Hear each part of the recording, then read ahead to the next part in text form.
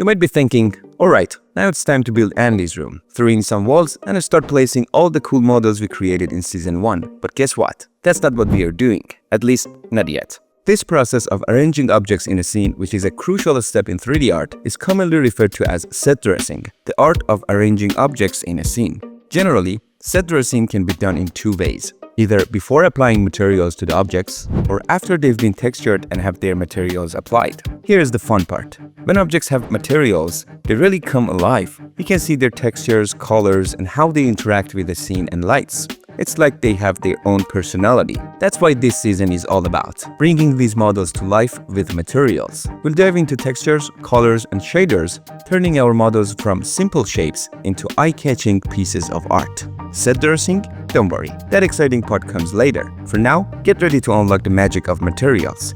So, is Season 2 all about adding materials to objects? Well, kind of. But there's actually one more step in between modeling and texturing, and it's called UV mapping. Think of it as the bridge that connects these two stages. If you've never heard of UV mapping or it sounds like a mystery to you, don't worry, you'll get familiar with it soon enough. So, welcome to Blender's story from zero to AndysRoom Season 2, UV and Materials Beginner's Guide. Let me pause here and share an important note about this season. If you've never worked with UV and materials before, let me assure you at the start, it's perfectly normal to feel like nothing makes sense. Your initial reaction might even be similar to how you felt the very first time you opened Blender. But remember how over time you get comfortable with Blender and start creating various models without needing to master every single modeling tool? This is exactly the same. It's a natural part of learning something new. There's no need to worry. In the coming episodes, we'll work on every model we created in Season 1 and apply materials to all of them. By the time we're done, you'll not only understand materials and UVs, you'll have them down so well, they'll feel like second nature. So here's my advice. Especially during the initial episodes, even if there is a part you don't fully understand, just follow along with the steps in the video. Do exactly what I do and trust the process. You'll see the magic for yourself. Alright? In this season, each episode is divided into 3 parts. In the first stage, we optimize the geometry of our mesh. This is a very important step before moving on to UV mapping and texturing. Plus, since we're working in AndysRoom, a scene filled with lots of objects, not optimizing the mesh can result in an overload of geometry. This will make the scene very heavy and significantly increase rendering time. In the second part, we'll focus on UV mapping. Finally, in the third stage, we'll create and apply materials to our 3D models. However, the first 2 episodes will be handled a bit differently. That's because this episode and the next one serves as kind of introduction. As always, you can download the free practice files for this course using the link provided in the description. These files include the textures and the 3D models we worked on in the first season. This way, if you don't have access to the original 3D models, you can still follow along. If you'd like and are able to support us, any contribution would mean a lot and help us continue creating content. No matter the amount, it makes a big difference. And if supporting isn't your thing, no worries. Simply here type 0, grab the files, and enjoy. Now if you're ready, let's dive in together. Before we can start adding materials to our objects, we first need to go through a short journey with a few stations along the way. These stations will guide us to a point where we're finally ready to begin the material process. Let's kick things off with Station 1. Let's start with some good habits. As we go along, the number of textures we'll be using will grow, and staying organized will save us from a lot of confusion later on. So, let's set up a folder structure together to keep things neat and problem-free down the road. First, I recommend creating a main folder, and preferably not on your desktop, because, that's not exactly ideal, and name this folder AndysRoom Texturing. Inside this main folder, create another folder and name it 00-trash_can. Then inside this folder, create yet another folder and name it Textures. Now copy the 00-trash_can folder 12 more times and rename them according to the asset names and numbers you see here. This will help us stay consistent as we work on each asset in future episodes. Next, when you download the practice file for this episode, you'll find it includes a simple texture. Copy that texture file and paste it into the texture folder inside the trash can folder. Moving forward, just follow this same method for each episode. Download the textures, place them in the corresponding textures folder, and you'll be ready to go without any hassle. As for your Blender save file, place it directly into the folder for the corresponding episode. This way everything stays tidy and in one place, ready for action. Alright, here's an important tip to always keep in mind. When you import textures into Blender, it reads or loads them based on the file path where they are stored. If you move the texture file to a different location or rename it, Blender won't be able to find it anymore. When you close and reopen Blender, anywhere you've used that missing texture will turn into a pinkish purple color. That's Blender's way of saying, hey, I can't find your texture. Now let me clarify, this won't happen while Blender is still open. But the moment you close and reopen it, surprise, pink everywhere. So here's a quick list of things not to do if you want to avoid the pink problem. 1. Don't rename the texture file or move it to a different location. Blender will go pink. 2. Don't rename the textures folder or move it somewhere else. Yep, pink again. 3. Renaming the Blender save file, no problem. But if you move it to a different folder or location, you guessed it, pink. 4.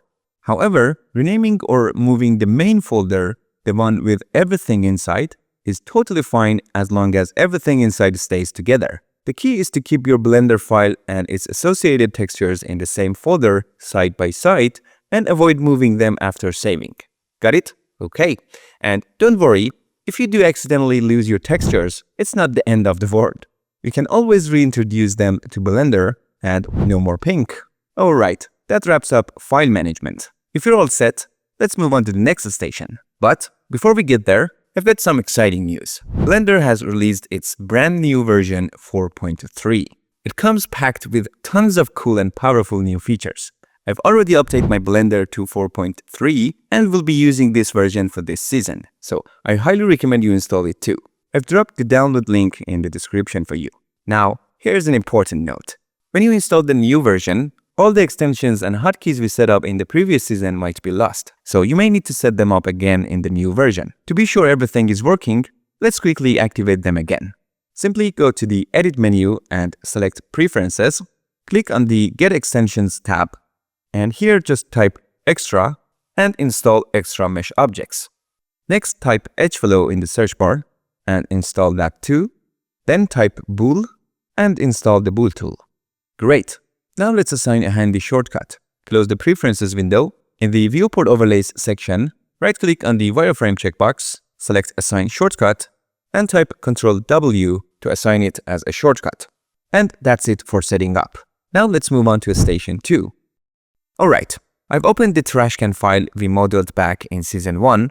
First things first, I'm going to press Ctrl-Shift-S to create a Save As copy. I'm going to name it 01-trashcan_texturing-01 and save it in the folder we created earlier. This way, the original modeling file stays safe and I can work on this version without any worries. Alright, let's move on. I'm going to delete these two blueprints since we don't need them anymore. Then by pressing 1 on the numpad, I'm going to switch to the front view. I'm going to select these two objects, press G and then Z, and move them up so they are aligned above the grid. Next, I'm going to rename the objects. I'm going to select this one, press F2 and name it Bin and press Enter. Select this one, press F2 again and name it Rim and press Enter again. Now I'm going to select both objects, press M to create a new collection and name the collection Trashcan. Look at that. The outliner is much more organized now and it's super clear what's going on in our scene. Alright, we've arrived at the final station and it's a really important one. In production workflows, rendering is typically one of the last stages. It happens after everything else: modeling, UV mapping, materials and texturing, lighting, camera setup, animation, and all the other tasks are complete. Rendering itself is a critical phase. But just because rendering is done at the end, doesn't mean we can ignore it until then. Why? Because the render engine has a direct impact on our workflow. It determines essential aspects like the type of scene lighting, camera setting, material and shaders, shadows, effects, and so much more. It even influences the final look of our work in a big way. That's why before diving into materials, we need to make an informed decision about which render engine we'll use. In the world of CG, there are countless render engines like V-Ray, Arnold, RenderMan, Octane, Redshift, and many more. Every software usually comes with its own default render engine, and Blender is no exception. Blender has two powerful render engines, Eevee and Cycless. Now, what exactly are render engines, and how do their settings work? Well, that's not the focus of this season. Instead, we'll only cover what's necessary to complete the AndysRoom project. For this season, the render engine we'll be using is Cyclist. What about the difference between Eevee and Cyclist? Don't worry about that for now. I won't overcomplicate things unnecessarily. If you're completely new to rendering and this all feels like uncharted territory, that's totally fine. As we progress, you'll get more familiar with it step by step, right? Now let's learn how to set up the Cyclist render engine. It's super simple. Just click on this icon, Render Properties. Here you'll find the render engine option, which is set to Eevee by default. You'll also see two other engines listed, Workbench and Cyclist. But before we switch the render engine to Cyclist, let's take a quick look at the viewport shading options in the upper right corner of the viewport. These options are closely related to the render properties settings. By default, the viewport shading is set to solid display mode. When this mode is active, Blender uses the Workbench render engine to display objects in the scene. That's right. As you navigate the scene or work on modeling, the reason you can see the objects with this particular shading and look is because Blender is technically rendering your scene. However, the Workbench render engine isn't a complex engine. It doesn't perform advanced calculations. It's designed purely to make it easier for you to work in the viewport and is not used for rendering final scenes. So even if you change the render engine here in the render properties to any of the three options, you won't notice any visible difference in this mode. To see the result of the render engine you choose, you need to activate the render display mode. When I enable this mode, the result you see is the render output from the engine selected here in the render properties. Currently, it's set to Eevee, so the scene is being rendered with Eevee. Now, if I switch it to Cyclist, the scene is rendered using the Cyclist engine instead. So when this option is active, it follows the setting in the render engine. Alright, as you can see, when using Cyclist, two things immediately grab your attention. First, your image gets filled with noise, which gradually decreases over time but doesn't completely disappear. This might feel a bit discouraging. Second, the scene seems to slow down and sometimes it might even lag a little, which could also feel a bit frustrating. Additionally, you might notice your computer's fan spinning loudly, something that doesn't happen in Eevee. But don't worry about any of this for now. We'll dive into all of these details in the rendering chapter, and you'll come to understand why despite these issues, Cyclist still has something special that makes us love it more and more. Alright, let's continue, and to prove that the solid display mode relies on the Workbench engine, I'll change the render engine to Workbench, and when I do, notice that this option, Material Preview Mode, disappears from the viewport shading menu at the top. Okay, now if I switch between these two modes, solid display and render display, you'll see there is no significant difference. Alright, I'll switch the render engine back to Eevee. And now let's check out the Material Preview mode. This mode is for when you want to view the materials on objects, but with Eevee as the render engine. Yes, this mode uses Eevee by default, so it doesn't depend on the render engine settings in the render properties. Even if you set the render engine to Cyclist, it won't affect this mode. So, the setting in the render properties only impact the render display mode or when you use the render image option from the render menu. Now, here's a very important question. We said that the Material Preview mode uses the Eevee render engine. So why is that when we set the render engine to Eevee in the render properties and activate the render display mode, the results are different? The reason lies in the viewport shading settings. If you click on this small arrow here, you'll see that in the Material Preview mode, these two options in the lighting section are disabled, while in the render display mode, they are enabled. If I disable both of these options here, you notice that the results of these two modes become identical. Perfect. In this section, there is another option called Wireframe Display. It simply shows the objects in the scene in a wireframe view. Simple as that. Alright? You can also use the shortcut key Z to switch between these modes. See how easily you can toggle between any mode you like using this method. Alright. Now, one last point in this section. Please keep in mind that since the Eevee render engine is much faster than Cyclist, we usually use this mode Material Preview, which relies on Eevee, for viewing textures and materials. This allows the scene to render quickly and makes it easier to work. Then, when we want to see the final render result, we switch to this mode, which is Rendered Display Mode. Just make sure that in this section, the render engine has been switched to Cyclist. Okay? That wraps up the basic introduction to viewport display settings. Now, since we're working with the Cyclist render engine, I'll change the render engine to Cyclist, activate the rendered display mode, and turn off these two options in the lighting section. By doing this, the scene is being lit by the image you see here. These types of images are called HDRIs, which are high dynamic range images that can be used to light a scene. This type of lighting is referred to as IBL or image-based lighting. Don't worry too much about this for now, as we haven't started discussing lighting yet. We'll explore these topics in more detail later. For now, because the light and its color can heavily impact how our materials look, we need to ensure that our scene has neutral lighting so we can see the materials' colors as accurately as possible without the light's color altering them. To do this, I'm going to click here, and you'll notice that as I select different HDRIs, the object's color changes slightly. For this reason, select this one for now, as the light color in this HDRI is more neutral compared to the others. It's worth mentioning that you can also add HDRI images that you download yourself to this list, but we'll leave that for a future section. Okay, I'm gonna press Shift A to add a plane, then press S and move my mouse like this to scale it up. Alright, that looks better. Now, one more thing to note about selecting the Cyclus render engine. After choosing Cyclus as the render engine, make sure to set the device to GPU compute here. This allows your graphics card to handle the processing, which results in faster rendering. If this option is disabled after enabling it, go to Preferences, navigate to the System section, and in CUDA tab here, ensure that your graphics card is activated. Alright, now we've selected the render engine, set the viewport shading to rendered display, and chosen a relatively neutral light for the scene, and now everything is almost ready for us to dive into materials. So, destination, starting with materials. Alright, let's start working with the bin object.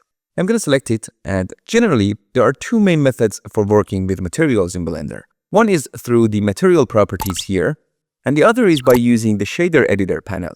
By default, the shader editor panel isn't included in the layout workspace. For now, we'll use the first method through the material properties, and later we'll dive into the shader editor, which is much more powerful. Now, if I click on this plus icon here, it creates a material slot and adds it to this section. A material slot alone doesn't do much.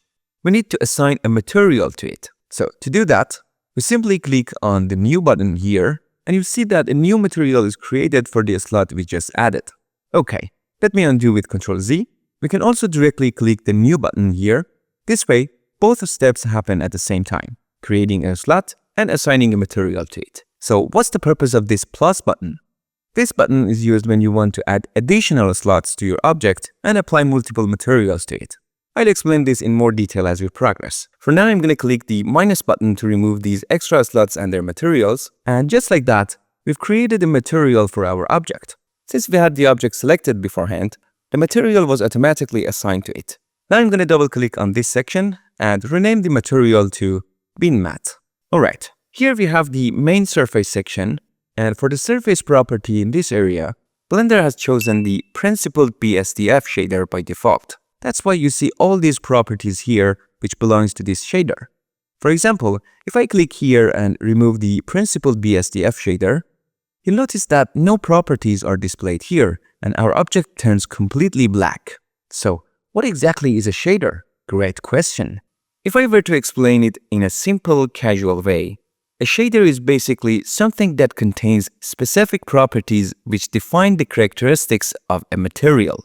That's why in the surface section, we need to choose a shader. The shader determines how the material reacts when light hits it. For this reason, when no shader is assigned to the surface of our object's material, the material doesn't react to light at all and it appears black.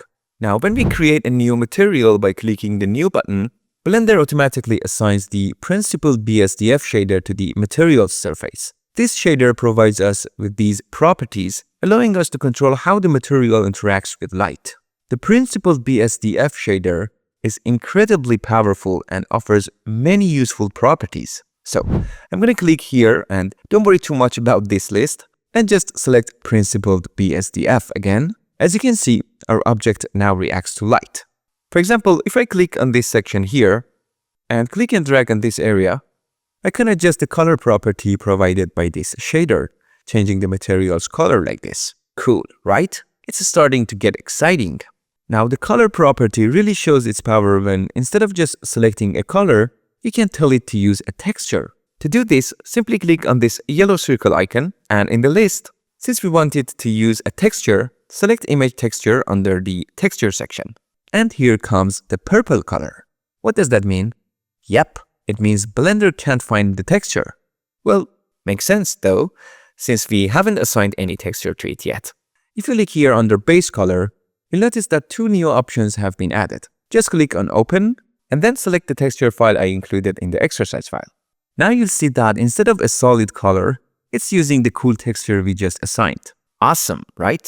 If you want to go back to using a color instead, just click on the X here, then click here and choose remove. This resets it to the default state and you can use the color property again. Super simple, right? Okay, I'm gonna select image texture again and load our texture file. And that's that. Let's move on. I'll click on this little arrow to collapse the base color section. The next property is metallic, which is straightforward. When it's set to 0, it means the material isn't metallic, and when it's set to 1, it means the material is metallic. For example, I'll set metallic to 1. Now, the next property we have is roughness, which controls how rough the material is. A value of 0 means the material isn't rough at all, it's super shiny. As you can see now, our material is a very shiny metal reflecting its surroundings, which currently is an HDRI image. The closer the roughness value gets to 1, the rougher the material becomes. A value of 1 means the material is completely rough. Okay, now just keep in mind that we usually set metallic to either 0 or 1. We don't typically use value between 0 and 1 for metallic because in the real world, the one we're living in right now, materials are either metallic or not. There's no such things as a semi-metallic material, at least not yet. So if you want to create physically accurate materials, always remember this. However, Blender doesn't restrict you. You can set metallic to value between 0 and 1 if you want. Blender leaves room for a little experimentation and creativity. Now, since the material for this trash can is supposed to be plastic, I'll set metallic to 0 and reduce the roughness significantly to create a relatively shiny plastic look. And there we go. Alright, that's enough for the bin material for now. We don't want to make it too complicated just yet. Let's move on to the rim object. I'm going to select it, click New here to create a material for it, double-click its name, and rename it to Rim Matte. Now I'll click on the color section and darken it. This part is also going to be plastic, so I'll leave the metallic value at 0 and reduce the roughness a bit. And that's done. Now, as you can see, the texture we assigned to the bin material is also showing on the inside of the trash can. But we want the inside of the bin to have a different plastic material, white in color without any texture. To do that and to make tasks like this much simpler, it's better to get familiar with the second method of working with materials, using the shader editor. But we'll cover that in the next episode. So don't forget to save your scene at this point so we can continue working on this project and complete it in the next episode. Alright everyone, we reached the end of the first episode. I recommend watching this episode again carefully before the next one comes out. It'll make understanding the next episode much easier. Thank you for sticking with me. Until next time, take care.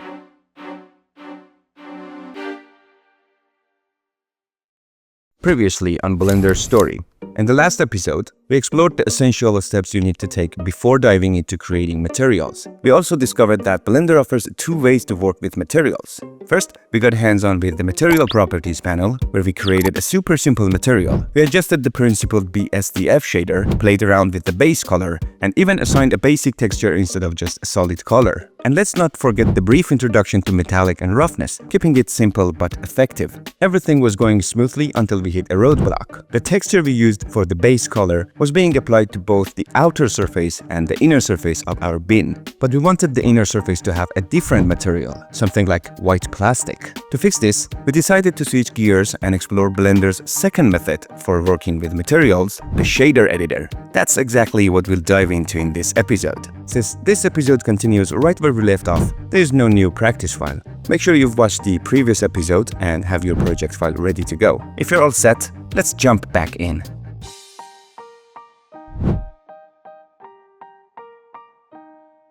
Before we start, notice that I've set the viewport shading mode to Material Preview. Remember, this mode uses the EV render engine, which processes much faster, perfect for material editing. Now, if you recall, we modeled this trash bin back in episode 3 of season 1. At the time, we weren't as familiar with Blender, so we didn't know about the solidify modifier. That's why, after creating the cylinder, we didn't give it any thickness. Here's the catch. In Blender, when a model's geometry lacks thickness, like this bin, the assigned material is, by default, displayed on both the front and back faces of the mesh. For example, I'm going to select this bin object, and using Shift-D, I'll make a duplicate and move it over to the side. Now I'll go to the modifier properties, click on Add Modifier, and from the Generate list, I'll add a Solidify modifier. The default thickness is fine for this, so I'll go ahead and click Apply to finalize it. Next, I'll switch to Edit mode by pressing Tab. I'm going to enable the Face Select mode by pressing 3 on the top row of the keyboard. Then I'll select this face in the middle, hold down Ctrl, and repeatedly press the plus key on the numpad, not the top row of the keyboard, until the inner faces created by the Solidify modifier are selected. Now I'll go to the Material Properties, click the plus button to add a new material slot, and then click New to create a material for this slot. Since we already have these faces selected, I'll click Assign, and just like that, the new material is applied to the selected faces. So simple, right? I'll double-click on its name and rename it to Bin Insight Mat. Now when I switch back to Object mode by pressing Tab, you're going to see that our bin has 2 materials. If you click on either of these material slots, you can adjust each material separately. For example, I'll lower the roughness for the inner material to make it shinier. You can also change the color or tweak any property you want. Now, this method is incredibly useful, but there is a tiny drawback here. Before I tell you what it is, I want you to guess. Drop your thoughts in the comments. What do you think the problem might be? Then continue watching the video to find out if you got it right. Come on, where is your courage? Take a wild guess and type it in the comments. Don't worry about being right or wrong, just go for it. Okay, now let's talk about the hidden drawback in the method we just used. When we add thickness to an object using the Solidify modifier, we're actually doubling the number of components in that object. Let me show you. If I enable statistics from the viewport overlays, you see some numbers pop up in the top left corner of the viewport. Look here. This object now has 1024 vertices, but if I select the original object, it only has 512 vertices, half as much. Doubling the components might not sound like a big deal for 1 or 2 objects, but imagine a scene with lots of objects. The extra components can slow down your scene dramatically and make your render times shoot through the roof. So while the method we used isn't wrong at all, it's super important to think about the objects we're modeling and the materials we're assigning to them. Ask yourself, will the camera ever get close enough to this object to reveal these details? Or is it just going to sit in the background as a secondary element? If the camera isn't zooming in, adding thickness or extra detail might not even be necessary. Take this bin for example. Compared to other assets in AndysRoom, it's not as important. The chances of the camera zooming in on it are really low, so we can skip adding thickness to it, especially since it increases the topology unnecessarily. With that in mind, I'll just select this object and delete it. Now let's move on and see how we can assign different materials to the front side and back side faces of an object without adding thickness. This can also be done in the material properties, but as I mentioned before, it's better to familiarize ourselves with the second method of working with materials, the shader editor. It makes the entire process of creating materials so much easier and more efficient. Alright, first thing first, move your mouse to this corner of the viewport, and when the cursor changes shape, hold down left click and drag it to the side. There we go. Now the viewport is split into 2 sections. Next, click on this icon, and from the list, select Shader Editor. And here it is, our amazing friend, the Shader Editor. This is where the magic happens. To get started, move your mouse over the Shader Editor region and press the N key to close its side panel since we won't need it for now. This is the same shortcut we use in the viewport to hide the side panel. Most of Blender's editors have their own side panels, and the shortcut to toggle them is usually N. Just remember, whenever you want to use a shortcut, always pay attention to where your mouse is positioned. Okay, let's keep going. The shader editor is basically just another way of viewing the material properties. Don't believe me? Let me prove it. If you don't see any nodes in the middle of the shader editor, make sure the bin object is selected. What? Nodes? What are those? Hold on, don't worry. You'll get to know them soon enough. Now, since we've selected the bin object, you can see its bin mat material here in the shader editor. Over on this side, you'll notice slot 1 is selected. If you click on it, you'll see it corresponds exactly to the material properties we had earlier. And right next to the slot, we have the bin mat material that's assigned to it. So both regions show the same properties. The only difference is how they're laid out. Alright, now let's take a closer look at these things in the middle. Make sure the bin object is still selected, otherwise you won't see them. Navigating the shader editor is super simple. To zoom in and zoom out, just scroll the mouse wheel or hold Ctrl and middle mouse button and move your mouse up or down. To pan, just hold the middle mouse button and move your mouse. Easy, right? Now, do you see some familiar names here? Surface, Principled BSDF, Metallic, Roughness. Sound familiar? No? Or maybe yes? Take a closer look and you'll realize these are the exact same properties we worked with in the Material Properties section earlier. They are part of the Principled BSDF shader, right? Alright, now let's take a bold step. Click on this minus icon here and delete the material.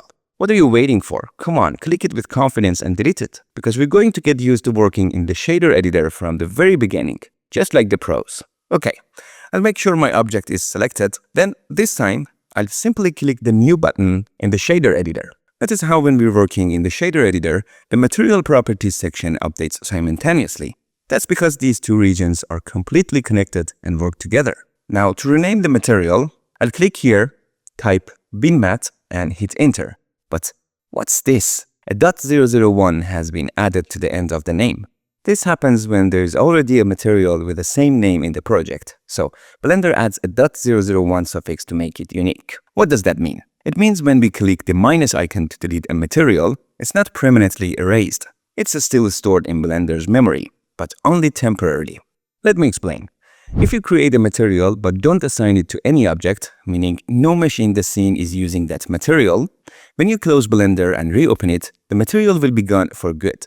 That's why you should pay attention when you see a 0 at the start of a material's name. That 0 is a warning sign. It means the material is not assigned to any object in the scene, and if you close Blender, you'll lose it forever. But if you want to keep it, no problem. Just select the unused material, click on the fake user option, the one with the shield icon, and don't forget to save your project. This way Blender will protect the material even if it's not being used in the scene, and it will stay safe in your project. For example, if you click here, you'll see a list of all the materials we've created in this project. And if you want, you can select any of them again. See? I wasn't just saying it for fun when I told you boldly click the minus button. Don't worry, you can trust me. Alright, I'm gonna rename the previous material to binmat old. Now, if I click here, you'll notice that a 0 has appeared at the beginning of the material name, binmat.001, which is the last material we created. This is the famous 0 we talked about earlier. It's giving us an alert saying, hey, this material isn't assigned to any object in the scene, and if you don't activate fake user and then close and reopen Blender, it'll disappear forever. But since we plan to use this new material, I'm gonna select it, delete the .001 suffix, and press enter. Done. See, now Blender didn't add that suffix again, because there's no other material with this name in the project. This is now a unique name. Alright, now, as you can see here, the surface socket is connected to the Principled BSDF shader, just like what we saw earlier in the Material Properties section. Now, to delete it, you don't have to click here and then click remove. You can simply select it from here and press delete on your keyboard. Now we're left with just the material output node here. The properties you see in this section are all neatly packed into this shape, which is called a node. That's it. In the shader editor, all we need to do is connect these properties to each other and establish links between them. You'll see more about this soon. Alright, let's say we want to add a Principled BSDF shader. Instead of clicking here and scrolling through the list to find it, you can simply hover your mouse over the shader editor panel and press Shift A. This brings up the Add menu, specifically tailored to the shader editor, where you can access all the material nodes available in Blender. So, I'm going to press Shift A, and since I know the Principled BSDF is a shader, I'm going to look for it under the shader category. And here it is. You'll notice that it's the exact same list we saw earlier. Okay, I'm going to select Principled BSDF from here, position it where I want with my mouse, and click to place it. Now, you'll see that nothing major has happened yet. That's because for the Principled BSDF to take effect, we need to connect it to the surface input on the output node. For that, simply click and drag from the BSDF socket to the surface socket, and here it is. The connection is made, and its effect is now visible. At this point, you might be thinking, wait, what? Isn't this harder than before? Here we had fewer options, and it was much easier to find the Principled BSDF shader directly. Plus, when you select it from the material properties, not only does it get added automatically, but its circuits are pre-connected too. Well, you're not wrong. It does seem simpler to use the material properties at first glance. But don't let appearances fool you. I promise when you start creating more advanced materials, the shader editor becomes your best friend. Why? Because it gives you a clear view of everything that's going on. All the nodes are laid out in front of you, making it super easy to see how they're connected and understand the entire process. You'll see what I mean as we progress through this episode. And here's a neat trick. When you press Shift-A, instead of manually searching for your desired node in the list, you can simply start typing the name of the node you want and it'll pop up for you to select. Easy peasy. Alright, if you take a closer look, you'll notice that these two sections are essentially the same. That's because this node is actually the same principled BSDF shader we had earlier. All the properties of the principled BSDF are what make up this node. They're just displayed differently.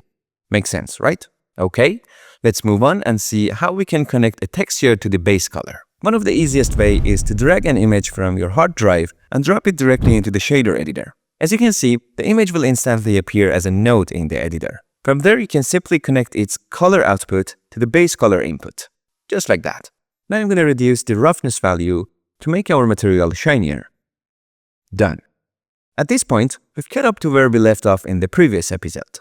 Let's take it a step further and see how we can assign a different shader to the back faces of this object. It's very simple. I'm going to select the existing principled BSDF, duplicate it with Shift-D, and place it below. Right now, this is just a duplicate of the shader that isn't connected to anything, so it doesn't do anything yet. If we connect this duplicate shader to the surface, you see it immediately takes effect on the object, and the connection with the previous shader is broken. This shows that you can't connect both shaders to the surface at the same time. To make this work, we need another node, one that can mix these two shaders together and let us connect the result to the surface. Makes sense, right? So, I'm going to move the material output node over a bit to clear some space, and then press Shift-A, and let's type mix, and you're going to see several nodes appear. But since we want to mix two shaders, we'll select the mix shader node. I'm going to place it here, and as you can see, the mix shader is a very simple node. It has two shader inputs and a factor input, along with a single shader output. Now, the colored dots on the left side of the node are called input sockets, and the ones on the right are output sockets. Don't worry too much about the meaning of the sockets colors for now. Just know this. Input sockets receive data from whatever is connected to them, process it in some way, and then send the result out through the output sockets. Alright, now I'm going to connect the mix shader node's shader output to the surface input. That is how the object instantly turns black. Why? Because nothing is connected to the mix shader's inputs yet. There is nothing for it to process. That's why the object appears black by default. Okay, so I'm going to connect the BSDF shader, the one we assigned a texture to for the base color, to the first shader socket on the mix shader. And immediately you can see the result on the object. Then I'm going to connect the second principled BSDF shader to the second shader socket on the mix shader. Now take a look. You're seeing both shaders being applied to the object at the same time. But on what basis does it decide how to display these two shaders on the object? It's all about the factor in the mix shader node. If you set the factor to 0, it shows everything connected to the first shader socket. If you set it to 1, it displays only what's connected to the second shader socket. So essentially, this factor slider acts like an opacity control, right? But we don't want to manually control it this way. Instead, we need the factor to understand that the shader with the texture should be applied to the front side faces of the object, while the second shader should be applied to the back side faces. For this, we need a node that knows these details about the object and can distinguish between the front and back faces. That's where the geometry node comes in.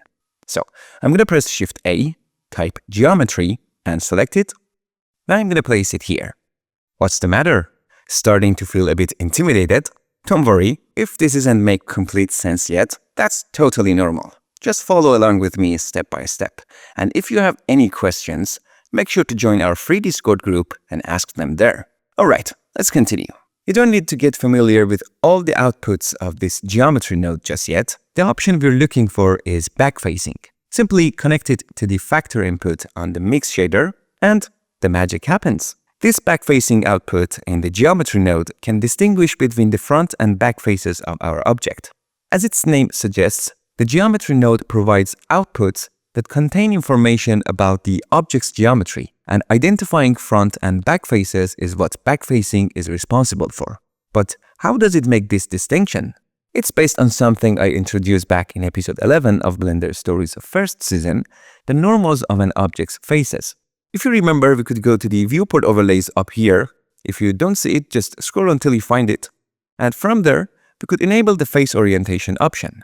When activated, it would show the direction of the face normals. Blue represents the front side of the faces, and red represents the back side of the faces. That's how backfacing determines the front and back sides of the object's faces. It uses this data. For example, let me select the bin, switch to edit mode using Tab, and select all the faces with A. And do you remember the shortcut for recalculating normals? That's right, it's Shift-N. Now I'm going to click here and select Inside. Notice how the direction of the face normals has flipped. If I turn off face orientation and go back to object mode using Tab, you're going to see that the result is now reversed. So backfacing uses the normal data from the object's faces. In cases like this, you could swap the shaders connected to the mix shader to correct the effect. However, I don't recommend this because it gets messy and unnecessarily complicates the process. Instead, it's better to make sure the normals of your object's faces are oriented correctly. Okay, now I'm going to press Ctrl Z several times to restore the shaders and reset the normals to their original state. And just like that, we've successfully assigned the second shader to the inner surface of the object. From here, you can easily adjust the roughness or change the color and other properties as you like. Rest assured that these changes will only affect the inner faces of the object. And that's it for creating your first material in Blender. All these nodes, connections, and the interactions between the shaders that we've set up are collectively referred to as a shading network or simply material. In this case, we named our material BinMat. So now that we've finished working with the material for this object, don't you feel something's missing? We've created our material and assigned it to the object, but what about UVs? Wasn't UV mapping a step between modeling and material creation? So why didn't we touch UVs here? And why didn't we run into any problems? Does this mean that UVs aren't that important? Can we skip this step altogether? Well, let me tell you, in your workflow, as long as you're not running into any problems, everything is fine. There's no need to worry. Just keep moving forward with your work. And when you encounter a problem or feel the need for something, that's when you go back to find a solution. For example, let me try to create that need for you and ask, what if we need to scale the texture or change its placement on the object's surface? How would we move it around and have control over it? Yes, this is where UVs can really help us. So, to handle the UV step, we can switch from the shader editor to the UV editor. To do this, simply click here and select UV editor. And there you have it. Your reaction might look like this. This is the perfect time to panic! But don't worry, I just wanted to give you a sneak peek of this editor so you're prepared for the next step. Alright, don't rush. Make sure you've fully understood this episode. If you need to, go back and watch this episode again, practice with it, and let this information sink in so it sticks in your brain. In the next episode, we'll dive into UVs and we'll wrap up this object.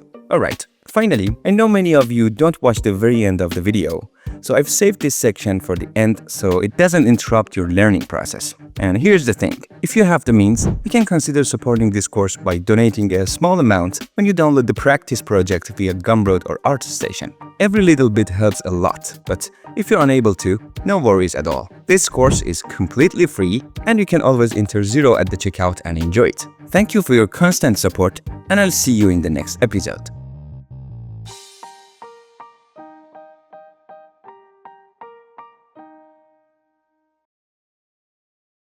In the last 2 episodes, we covered the basics. First, we explored the essential foundations before diving into materials, and then we created a simple material for the trash can. But we hit a roadblock. Our object didn't have any thickness, so the texture was showing up on both the front and back faces. Not exactly what we wanted, right? Our goal was to apply a different material, a white plastic, for the backside without adding thickness to the object. To solve this, we turned to the shader editor. After getting a basic understanding of how it works and playing around with some simple nodes, we used the geometry node to fix this problem, and we almost finished the material for the bin. Everything was going great until we hit another obstacle. What happens if we want to change the scale of the texture on the object, or maybe move it around on the surface? Why didn't we deal with the UV mapping during the whole process, and yet we managed to assign the material to our object without any major issues? Well, in this episode, we're going to tackle the UV editor, learn how to UV unwrap our trash can, and finalize its material once and for all. Okay, Since this episode is directly connected to the previous two, make sure you've watched those before continuing. Alright folks, ready? Let's get started. Okay, before we jump in, let me remind you, if UV unwrapping is new to you, this episode might feel a bit unfamiliar or even strange at first. That's totally normal. Here's my advice. Just follow along with me step by step. Do every action I do, practice with me, and I promise it'll all start to make sense. You'll be amazed at how quickly you'll get the hang of it. Also, if you haven't already joined our Discord server, now is the perfect time.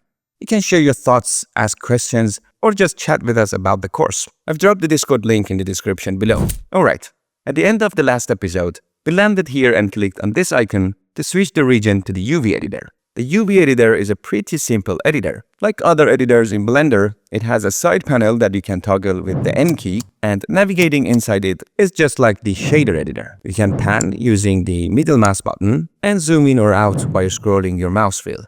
Alternatively, you can hold Ctrl and middle mouse button and move the mouse to zoom in and out. Now inside this editor, we don't see much, just this square in the middle. Even if we select objects in the scene, nothing really changes here. So here's the first thing to keep in mind. To view the UVs of your object in the UV editor, you must be in edit mode. Let me show you. I'm gonna start by selecting the bin object, then press tab to switch to edit mode. Whether your mouse is over the viewport or the UV editor, it doesn't matter. Pressing tab will toggle between object mode and edit mode in both. Once we switch to edit mode, you'll immediately notice some changes in the UV editor. Instead of just that square, we can now see the texture of our object. Plus, depending on which component of the mesh are selected, you'll see those components highlighted here in the UV editor. Another subtle change happens in the header at the top of the UV editor window. You'll see more options and icons appear when in edit mode, and fewer when you go back to object mode. Try it out, press tab to see the difference. Alright, switching back to edit mode again, I'll make sure the face select mode is active up here, and as an example, I'll click on this face to select it. Instantly, you'll see that the same face appear in the UV editor. Now if I hold shift and click on this other face, it gets added to my selection and boom, we can see it pop up in the UV editor too. Notice how these faces correspond to a specific part of the texture space shown in the UV editor? They're displaying exactly that part of the texture on the 3D object. Let's take it a step further. If I hold Alt and click on this edge, I can select the entire ring of faces on the bin object. And now, the UV editor shows only the portion of the texture space that's being mapped to these selected faces. But wait, why is this shape rectangular? What even is this? And who made it? We didn't create this ourselves, did we? Let's take a step back and tackle this like the philosophers of old by asking the right questions. Here is the dilemma. The image we're using as a texture is 2D, but the object we're applying it to is 3D. So, the big question is, how do we wrap a 2D image around a 3D object? The easiest way to handle this is by unfolding or flattening our 3D object on a flat surface. For example, with this bin object, we can simply mark one of these edges as a cutting line, then flatten it out like this in the UV editor. By doing this, we can decide which part of the texture will be displayed on the flattened surface and ultimately on the 3D object itself. Pretty clever, right? This cutting line we create is called a seam, and the process of flattening the mesh is known as unwrapping. Together, this whole process is called UV unwrapping. When we unwrap a mesh's UVs, we're essentially mapping the 3D object's coordinates onto a 2D space. The software uses these coordinates to understand precisely which part of the 2D image should be applied to which face of the 3D object. When this data is used to project the image, the process is called UV mapping. So, UV mapping is the technique of projecting 2D images onto 3D models. Now, here's an interesting point. If I select the bin object, press tab to enter edit mode, and then press A to select everything, you'll see that our object has already been unwrapped. Why is that? Well, in Blender, when you add primitive objects like cubes, spheres, or cylinders from the Add menu using Shift A, they come with default UV unwrapping. Since we start modeling this object from a cylinder, the current UVs belong to the original cylinder shape. That's why when we assigned a texture earlier, it was displayed almost correctly on the object. But here's the catch. We don't always work with simple shapes like cylinders. As soon as we start using tools like extrude, bevel, and others to add faces, the shape of the mesh changes, right? However, the UVs of the original primitive remain unchanged. This mismatch means that when we assign the texture to more complex models with lots of modifications, the texture doesn't display properly on the mesh.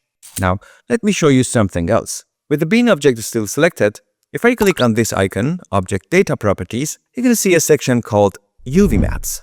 If I click on the minus icon here, it deletes the UV map for the selected object, and immediately, you'll notice that the texture disappears from the object. Why? Because Blender was using the default UV map to display the texture. Now that we've removed the UV data, Blender has no idea how to map the texture onto the mesh. Now, of course, there are various ways to project 2D images onto meshes, but UV mapping is one of the most common and practical methods. That's why mastering this skill can be a significant strength in your workflow. Alright, now that we've deleted the object's UV map, let's take action. Let's see how we can create a new UV map for this object. After all, the best way to understand and learn something is by doing it. The first step is to figure out how to mark seams and then unwrap the object.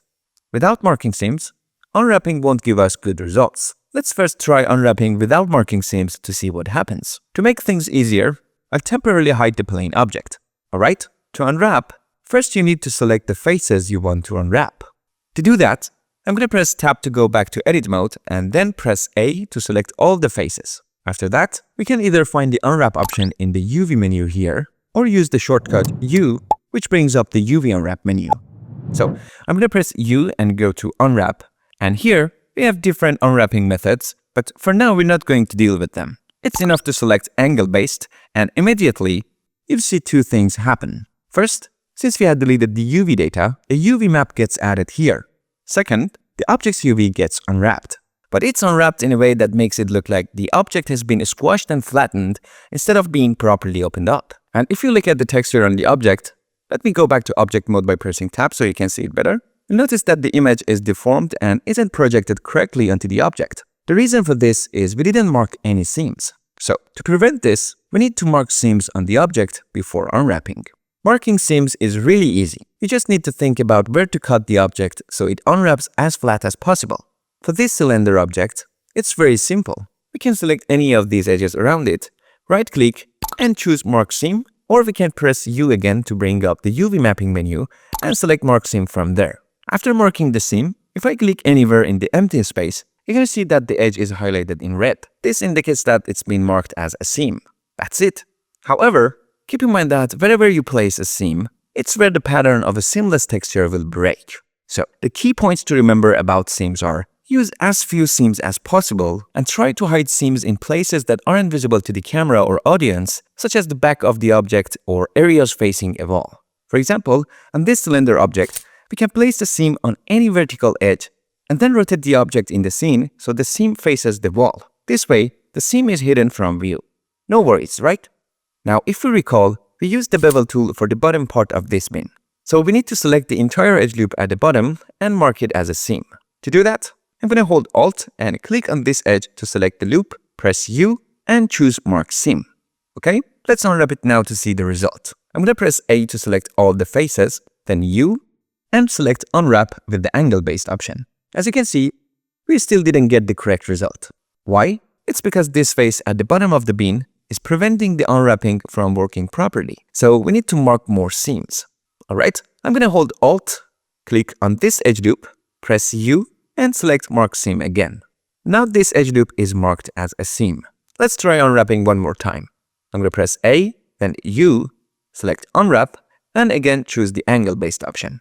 Okay, now you can see that the UV has been unwrapped correctly, but the problem is that the texture's orientation is currently displayed incorrectly. To fix it, simply click on an empty area to deselect everything, then hover your mouse over the part of the UV map that corresponds to the body of the bin, and press L to select the linked island. Pay attention, each of these separate and unwrapped sections is called an island. So, I hovered my mouse over this island, pressed L, and now I'm going to press R for rotation, and then I'll type -90 and hit enter. Now you can see that the texture is oriented correctly. Next, you can press G for grab or move, and move this island around. For example, you can place it here inside the UV grid for now. At this point, you might be wondering, wait a minute, why is the texture still visible on the object even when I move this island outside the UV grid? Isn't the texture supposed to stop showing outside the grid? Keep in mind that by default, when you use a texture, it repeats itself in all 4 directions of the UV grid. This is the default behavior for imported images, and it can be changed if needed. So even if you move the UV island outside the grid, you'll still see the texture. However, for now, remember that the UV islands should not go outside the UV grid. Don't worry about why just yet. Okay, let's continue and move on to the next step. As you can see, even though we've marked the seams correctly, the texture on the object is stretched and doesn't look proportional. Why do you think that is? If you look closely, you'll notice that the length of the object is greater than the length of the UV island. Let me press G and move this island a bit lower. Okay, so this UV island needs to be stretched vertically to match the length of the object. Right? To do this, simply press S for a scale. Now, since we're working in this 2D editor, there's no third dimension here, only two axes.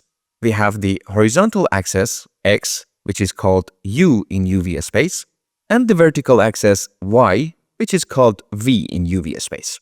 That's right, UV replaces the X and Y axis to avoid confusion with the 3D axis.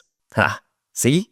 The term UV map sounded scary for no reason. So, after pressing S, you just need to press Y. Be careful not to press Z like you would in 3D space. It won't do anything here. So, I'm going to press Y and move my mouse. While keeping an eye on the texture displayed on the object, I'll adjust the length until the texture's proportions look similar to those of the image in the UV editor. Simple as that. Now, in the next step, we need to arrange these UV islands within the UV grid. To do this, we can either manually place the islands in the UV grid, or we can use packing.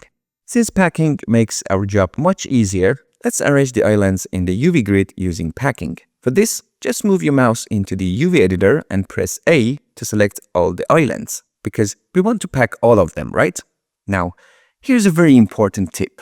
Keep in mind that selecting faces or components in the 3D viewport does not mean the corresponding UV islands are also selected in the UV editor. For example, if I click here in an empty space, you'll see that even though the faces of the object are selected in the viewport, nothing is selected here in the UV editor. Why? Because if something is selected in the UV editor, you should see it highlighted in orange, right? So, pay close attention to this. The UV editor only deals with the texture coordinates on the mesh. It doesn't modify the mesh itself. That's why, even though the faces were selected in the viewport, I moved my mouse to the UV editor and pressed A to select the UV islands. However, if you want the components you select in the viewport to also be selected in the UV editor, you just need to activate this option here, the sync option. When this is active, any component you select in either the viewport or the UV editor will also be selected in the other. Personally, I like to have this option enabled. Okay, now I'm going to press A, and as you can see, both islands are selected. Next, from the UV menu, I'll click Pack Islands, and the Pack Islands settings window will appear. Now, without changing any of the settings, I click Pack, and as you can see, it moves the islands and tries to place them neatly within the grid. But what's happened here is that it rotated this island, which caused the texture orientation on the object to change again. I want the packing to happen without rotating the islands. So, I'm going to press Ctrl Z to undo, then go back to the Pack Islands menu, and this time in the settings, I'm going to uncheck the rotate option to prevent the islands from being rotated during packing. Then I'll click Pack again. And now you can see that it packed the islands without rotating them. And the texture orientation remains correct. Great! That's how easily we UV unwrapped our object. So, the entire UV process can be summed up in 4 steps. First, we mark the seams. Second, we select all components by pressing A, then press U and choose Unwrap. Third, we ensure that the texture proportions are correct. No stretching or squishing. If there is any, we fix it by adjusting the scale of the UV islands and, if needed, correcting their rotation. Finally, in the 4th step, we select all the islands, go to the UV menu, click Pack Islands, make sure the Rotate option is turned off, and then click Pack to arrange the islands neatly inside the UV grid. That's it. Simple as that. Now, here's a very important tip. Keep in mind that the UV unwrapping usually comes after the 3D modeling phase, and it's typically followed by the material creation phase. However, I intentionally introduced the UV process after showing you the material phase so you'd better understand the issue that can arise and how to handle them. Since UV unwrapping comes after modeling, you need to ensure that your model's topology is as finalized as possible before unwrapping. Why? Because if you make changes to the mesh after UV unwrapping, you need to redo the UV unwrap. When the mesh changes, the UV mapping must be updated to match the new geometry. Makes sense, right? Of course, this doesn't mean you're doomed if you realize after unwrapping that the topology needs changes. It happens all the time. It's normal. Just try to minimize these instances as much as you can.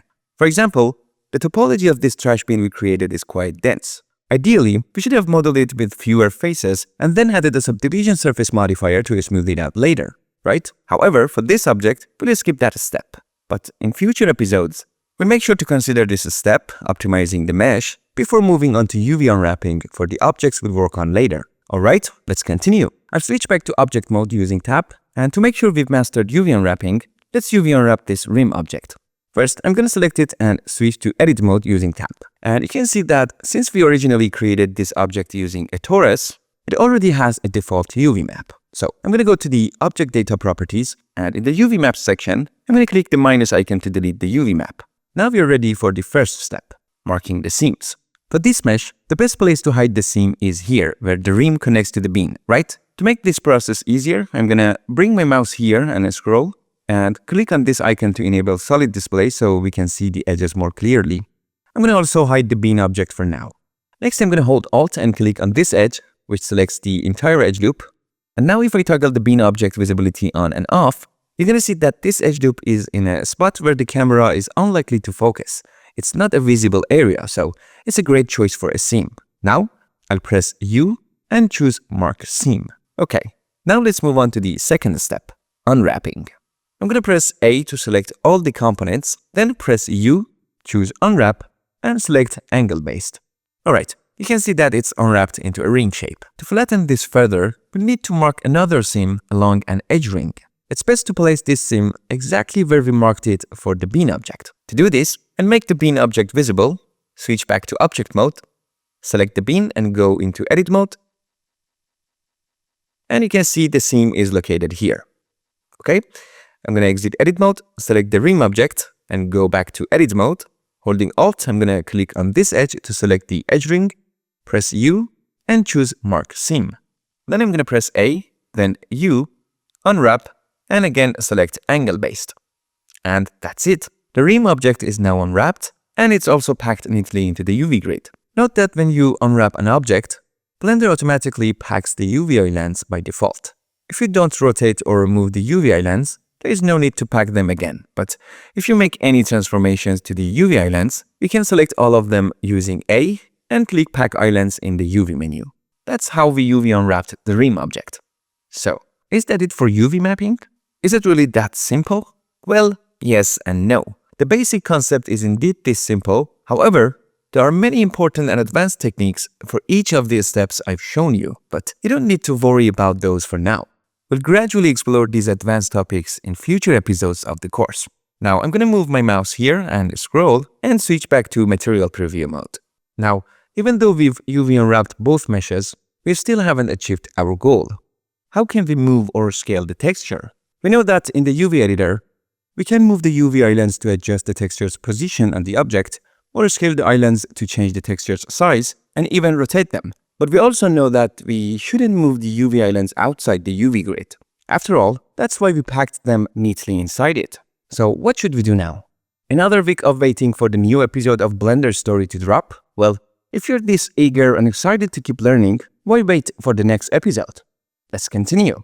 Alright, for what we want to achieve, we need to revisit our good friend, the shader editor. So I've switched from the UV editor to the shader editor. Let's make sure the bin object is selected so we can proudly admire the amazing shading network we created in the previous episode. Now, to control the size and position of the texture on our object based on the UV data we've created, we need to get familiar with two new nodes. The first one is the mapping node. So I'm going to press Shift A and type mapping and add it here. As you can see, this node has three inputs at the bottom: location, rotation, and scale, which are pretty self-explanatory, right? Now we just need to connect the vector output of the mapping node to the vector input of our texture image node. But as soon as we do this, you notice that the texture disappears from the object, and we can see the effect of changes like adjusting the scale in the mapping node. So we need to tell the mapping node what data to use for its transformations, right? As you can see, its vector input isn't connected to anything, meaning it's not processing any data. So it outputs nothing through its vector output. And that's why we're seeing no results. So we need to tell it to use the UV data of our object for mapping. To do that, I'm going to press Shift A and type texture coordinate and add the texture coordinate node here. This node has several outputs, each representing a different texture coordinate. For now, we need the UV texture coordinate, right?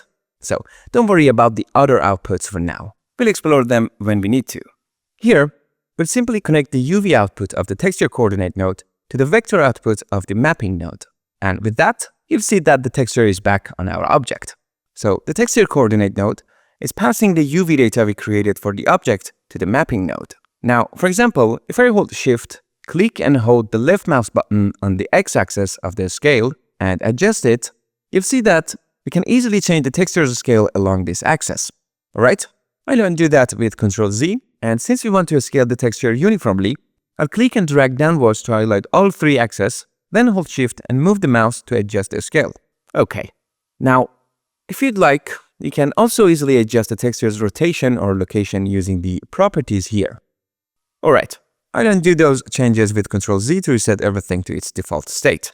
Now here's the important note. These two nodes, texture coordinate and mapping, are incredibly useful and commonly used when creating materials. They're so essential that there is even a shortcut for them. Let me delete these two nodes, select the image texture node, and use the shortcut Ctrl T. As you can see, it automatically adds both nodes and connects them properly. But if you try pressing Ctrl T, nothing will happen. Why? Because you haven't enabled the Node Wrangler add-on yet. What? I haven't mentioned it in this course before? Well, that's totally understandable. This add-on is specifically for material creation and is extremely important, so make sure you enable it. To do this, as always, go to Edit menu, then to Preferences, click on the Add-ons tab, and search for Node Wrangler and enable it here. Now make sure to select the image texture node here and press Ctrl T. Now you see that these nodes are added automatically. Once again, this add-on is super useful and essential. It provides a lot of handy features for material creation in the shader editor, one of which is this Ctrl T shortcut for adding these two nodes. Alright everyone, we're all done with this object. Here's something very important. The first 3 episodes of Season 2 of BlenderStory are extremely important. Be sure to watch and fully understand these 3 episodes, as grasping the upcoming content relies heavily on them. Alright, I hope you enjoyed this episode. See you in the next one. Take care everyone.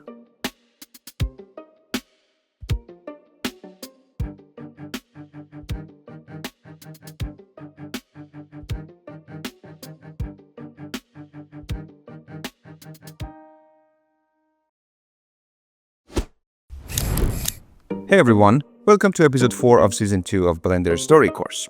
Right off the bat, let me say this, to get the most out of this episode, make sure you've already watched episode 4 of season 1. That's where we modeled the object we'll be working on today. And don't forget to check out the first 3 episodes of this season as well. They're all interconnected and each one builds on the previous one. So, the object we'll be working on today is the bookshelf. As always, I've included the practice file for this episode in the description and you can download it for free. This file contains the 3D model of the bookshelf that we modeled back in season 1. If for any reason you don't have your own model handy, no worries, just grab this file and follow along with me. One thing to note, the textures folder in this file is empty.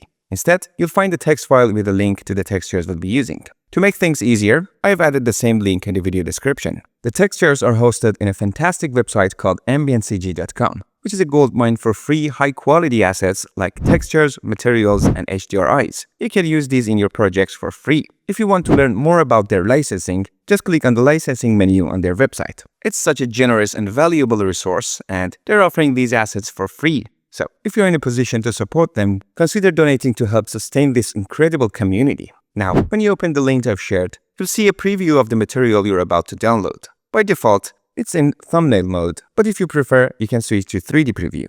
Here's a quick tip for navigating their 3D preview mode. Hold the left mouse button to orbit around the material, use the middle mouse button or scroll wheel to zoom in and out, and with the right mouse button, you can pan the view. They've also added some handy tools in this section. For example, you can choose different HDRIs to see how the material reacts under various lighting conditions. Plus, you can select simple meshes from the geometry drop-down menu to better visualize the material.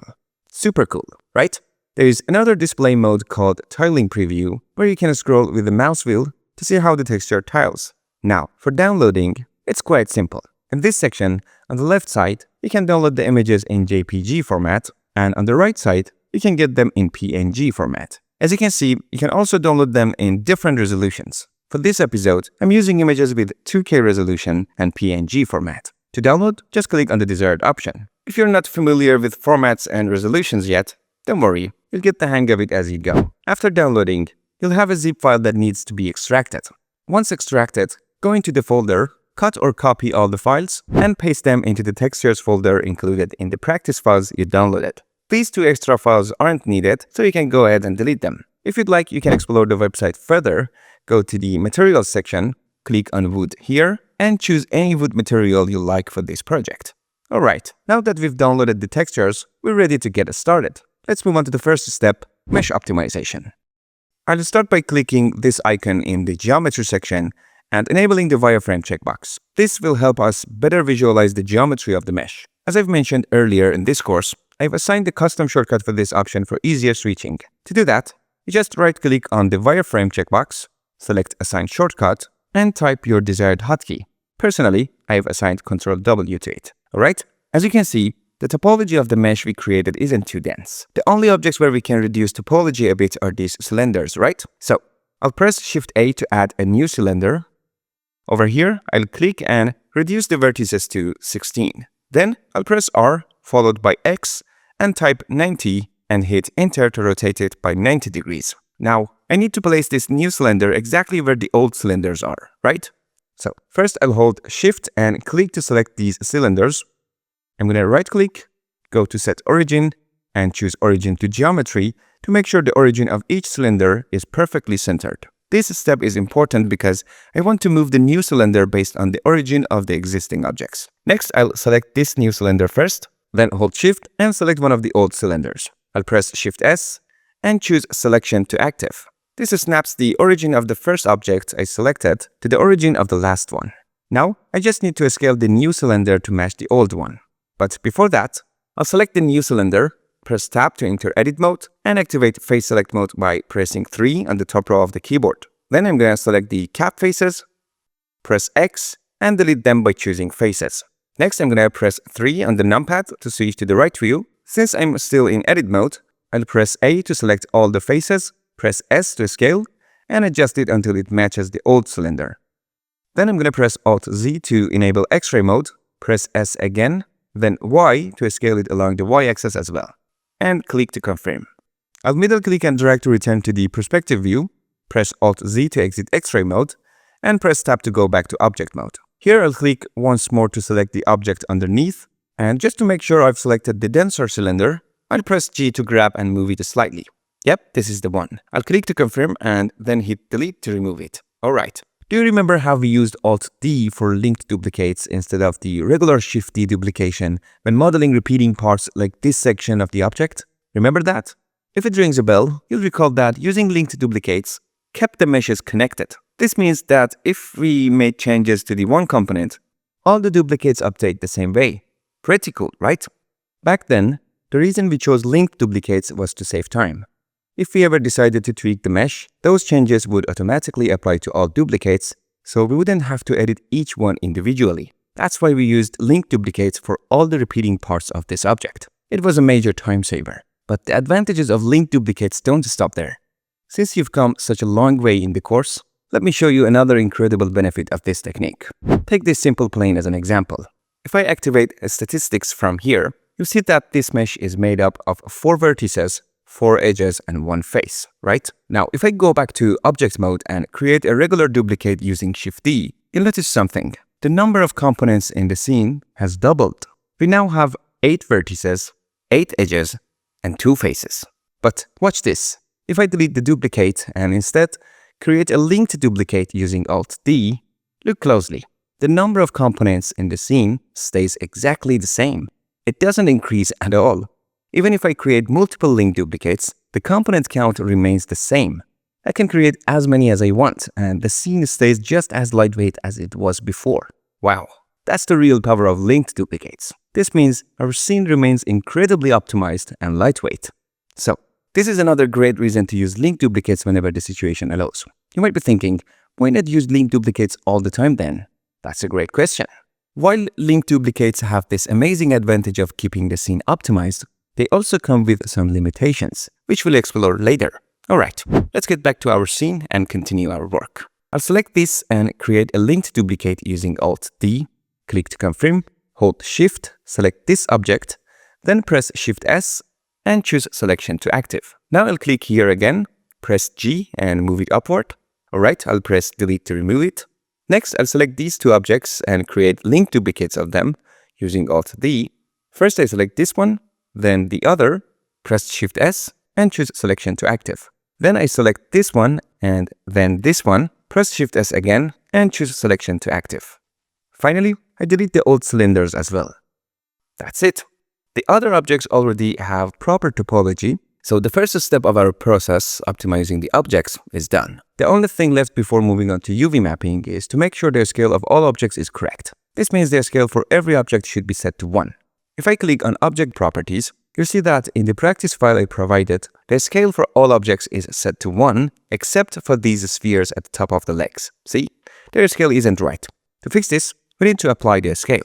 For example, if I select one of these spheres and press Ctrl A to open the Apply menu, then click on a scale, a message pops up saying that because this sphere is linked to other objects in the scene, applying their scale will break the link. Since we don't want to break this connection, I'll cancel it.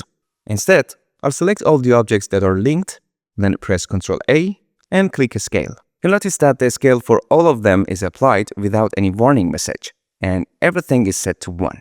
Alright, that's done. Now save your scene, and let's move on to the second step, UV unwrapping. First I select this one, then I move my mouse here to the corner, click and drag to split the viewport into 2 sections. Then I'll click this icon and choose Shader Editor. Wait, why the Shader Editor? Well, before starting the UV unwrapping process, it's usually a good idea to apply a temporary texture to our object. This helps us to ensure the UVs are correct and functioning as they should before we move on to the main material. Does that sound confusing? No worries. Let's do it step by step and it'll make more sense. I'll press N to close the side panel in the shader editor. Next, I'll click the new button at the top to create a material and name it UV texture. Now, I press Shift A, search for image texture, select the node, and place it here with a click. This node might look familiar, right? It's the same one that gets created when you drag an image into the shader editor and loads that image for you. But when you add this node manually using Shift A, it doesn't load any image by default. If you want, you can click Open to load an image from your hard drive. However, we're not going to load an image from our drive. Instead, we'll use an image generated by Blender itself. So, I'll click New, change the generate type to UV grid, ignore the other options, and just click New Image. Now, I'll connect the color output of the image texture node to the base color input of the principal BSDF node. But why can't we see the result on the object? That's because we're currently in solid display mode, whereas we need to switch to either material preview mode or rendered display mode. For now, I'll activate material preview mode, which uses the EV render engine, and you'll immediately see the result. Alright, as you can see, we assigned the material to this leg. However, since the other legs were created as linked duplicates, any material we assign to one of them will automatically be applied to the rest. This happens by default, but it can be changed. Don't worry about that for now, I'll explain it in detail later. Also, make sure to select this HDRI from here to ensure the lighting in the scene is neutral. This allows us to see the colors more naturally. Now, if you look closely, you'll notice that this texture was generated by Blender. It's usually used to check UVs because it helps us identify whether the texture we're going to use is distorted. Right now, you can see that the UV grid is stretched, which means the UVs for this object are incorrect. Ideally, this grid should look like square checkboxes, not rectangular ones. Now that we've created and assigned this temporary material to our object, it's time to confidently move on to UV unwrapping. So, I'll switch the shader editor to the UV editor and make sure this object is selected. Press Tab to enter edit mode, and immediately, you'll see the UV grid texture appear in the UV editor. Alright? First, I'll activate this option here, Sync Selection, so I can see the entire UV of my object even if all its components aren't selected. Also, any components I select will simultaneously be selected in the UV editor. As you can see, when we added the cube to start modeling the leg, this UV map, which belongs to the cube, was created by default. However, it doesn't match our current object, right? So, we need to work on this. Let's start by marking the seams. Notice that since this UV map was generated by default, you don't need to delete it from the object data properties under UV maps. Even though the object is unwrapped, there are no seams marked on it. Okay, I'll press 3 on the top row of the keyboard to switch to face select mode, select this top face and this bottom face, then press U and choose Mark Seam. Did you see that? There is no need to individually select each edge.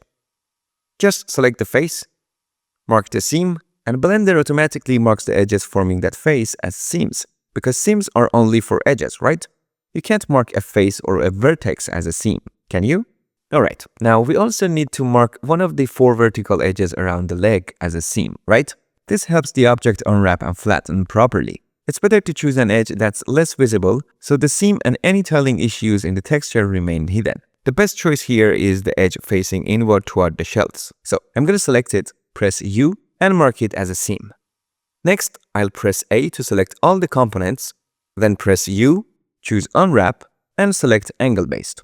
And just like that, our object's UV map is unwrapped and packed into the UV grid. And also, the problem with the stretched checkerboard texture is now resolved. This means that if we replace the checkerboard with our own texture later, it will display correctly and proportionally on the object. Fantastic! So now you understand the purpose of the checkerboard texture. Now, if I return to Object Mode, select another leg, and enter Edit Mode, you'll notice that the same edges we marked as seams for the first leg are also marked for this one. Why is that? That's right, because these objects were created using linked duplicates. They are linked and they inherit the same UV map and seams from each other. So we've just seen another great advantage of using linked duplicates. What could be better than this? What problems could possibly exist that would make you not want to use linked duplicates all the time? Don't rush, we'll get to that. For now, if you think you can guess what issue might arise, leave a comment to see if your guess is correct. As you can see, the seam is currently facing outward. So we need to rotate this leg so that the seam facing inward, right? To do this, remember how I mentioned that all transformations should be done in object mode to avoid affecting the linked duplicates? So I'll switch back to object mode, press R for rotation, then Z to constrain the rotation to the Z-axis, type -90 and hit enter. Now if I switch to edit mode, you see that the seam is now facing inward. Great! Back to object mode. Now let's move on to the other legs. I select this one, and as you can see, it seems is also facing outward. I'll make sure I'm in object mode, press R, then Z, type -180 and hit enter. To double check, I'll switch to edit mode, and yep, the seam is now facing inward. Now we need to fix the rotation of this leg as well. Again, in object mode, I'll press R, then Z, type 90 and hit enter. Switching to edit mode confirms that the seam is currently facing inward. Perfect. That's it for UV unwrapping the legs. Now, let's move on to the shelves. First, I'll select one of the legs and click on the Material Properties tab. And as you can see, whichever leg I select has the same material assigned to it. So, I'll click and drag this icon onto the shelf object to assign the material. And immediately, you'll notice that the texture scale isn't correct. Alright, I'm going to select the shelf object, press the / key on the numpad to isolate it, and press tab to enter edit mode. I select this face, then press 2 on the number row to activate edge select mode, hold shift, and add these edges to my selection. Next, I'm gonna press U and choose Mark Seam. Now I'll press A to select all the components, then U, and choose Unwrap followed by Angle Based. And that's it. This is the UV unwrap for the shelf object. Next, I'm gonna press / again to exit local view. And since these shelves were also created as linked duplicates, you see that the seams for all of them are correctly placed and they've been unwrapped properly. Alright, now I'm going to click and drag this UV grid material onto this object. Press tab to enter edit mode, select this edge, press U and choose Mark Seam. Then I'll press A, U, unwrap and select Angle Based again. Okay. You'll notice that the UVs of the other linked objects were also unwrapped correctly. Next, I'll click and drag this material onto the sphere. For these spheres, the default UV is fine for now. UV unwrapping a sphere can be done in different ways depending on the situation. For now, the only thing we can do to improve it is to go to edit mode, select all components with A, then press S followed by Y to scale it along the Y-axis. This adjustment will make the UV grid texture appear more square-shaped. Keep in mind that if you look at the sphere from the bottom or top, the texture will still look distorted. This is due to the way the UVs are unwrapped and the placement of the seams. But don't worry about this for now. Later, I'll show you how to handle objects like these. And that wraps up the UV unwrapping for the bookshelf object. Now it's time for the final step, creating a wood material for the bookshelf using the textures we downloaded. Okay, let's start by switching this panel to the shader editor by clicking on this icon. We'll begin with the shelf object. First, click on a slot 1 and remove it by clicking the minus button. Then click on the new button to create a new slot with a new material. Next, navigate to the folder where we stored the texture images. Although you could select all of them at once and drag them into the shader editor, let's start with the image that has color at the end of its file name for easier explanation. So I'll click and drag it into the shader editor, and you'll see that an image texture node is created, loading our image. Now, it's super simple. Just connect the color output to the base color input of the principled BSDF shader. Instantly, you'll see the texture applied to the object. If you zoom in, you'll notice the nice details on the surface. However, there is an issue. It looks too flat. So, let's move on to the other textures to see what they bring to the table. The next image is the one with roughness at the end of its name. If you take a look, you'll notice it's essentially the same as the color image, but in black and white. Alright. Drag this image into the shader editor as well. As the name suggests, it should connect to the roughness input, right? If you remember, the roughness slider in the principled BSDF shader defines how shiny or matte the material is. The closer the value is to 0, the shinier it gets, and the closer to 1, the rougher it becomes. But what happens if we let this black and white image control the roughness instead of a single value? Let's test it out. Connect the color output of the roughness texture to the roughness input of the shader. Immediately, the roughness slider disappears and this image takes over. If you look at the material on the object now, you see that each part of the texture has a different level of roughness. To better visualize the effect, switch the viewport shading mode to render display from this section. This will give you a more accurate view of how it looks. Keep in mind that since the render engine is set to EV in the render properties, what you're seeing in the render display mode is the EV rendering result. Because EV is faster, we'll leave the render engine as EV for now. As I navigate through the viewport, you'll notice that the roughness is no longer uniform, and the result looks much better. But there's still a problem. The wood material looks greasy when it should appear rougher. To fix this, since the roughness texture is a black and white image, we need to make a small adjustment to the image texture node reading this texture. Simply, from here, just change the color space to non-color. Since this is a grayscale image and not a colored one, Blender needs to treat it as black and white. For the color texture, the color space is set to sRGB, which is correct because it's a colored image. But for black and white images like roughness map, the color space should be non-color.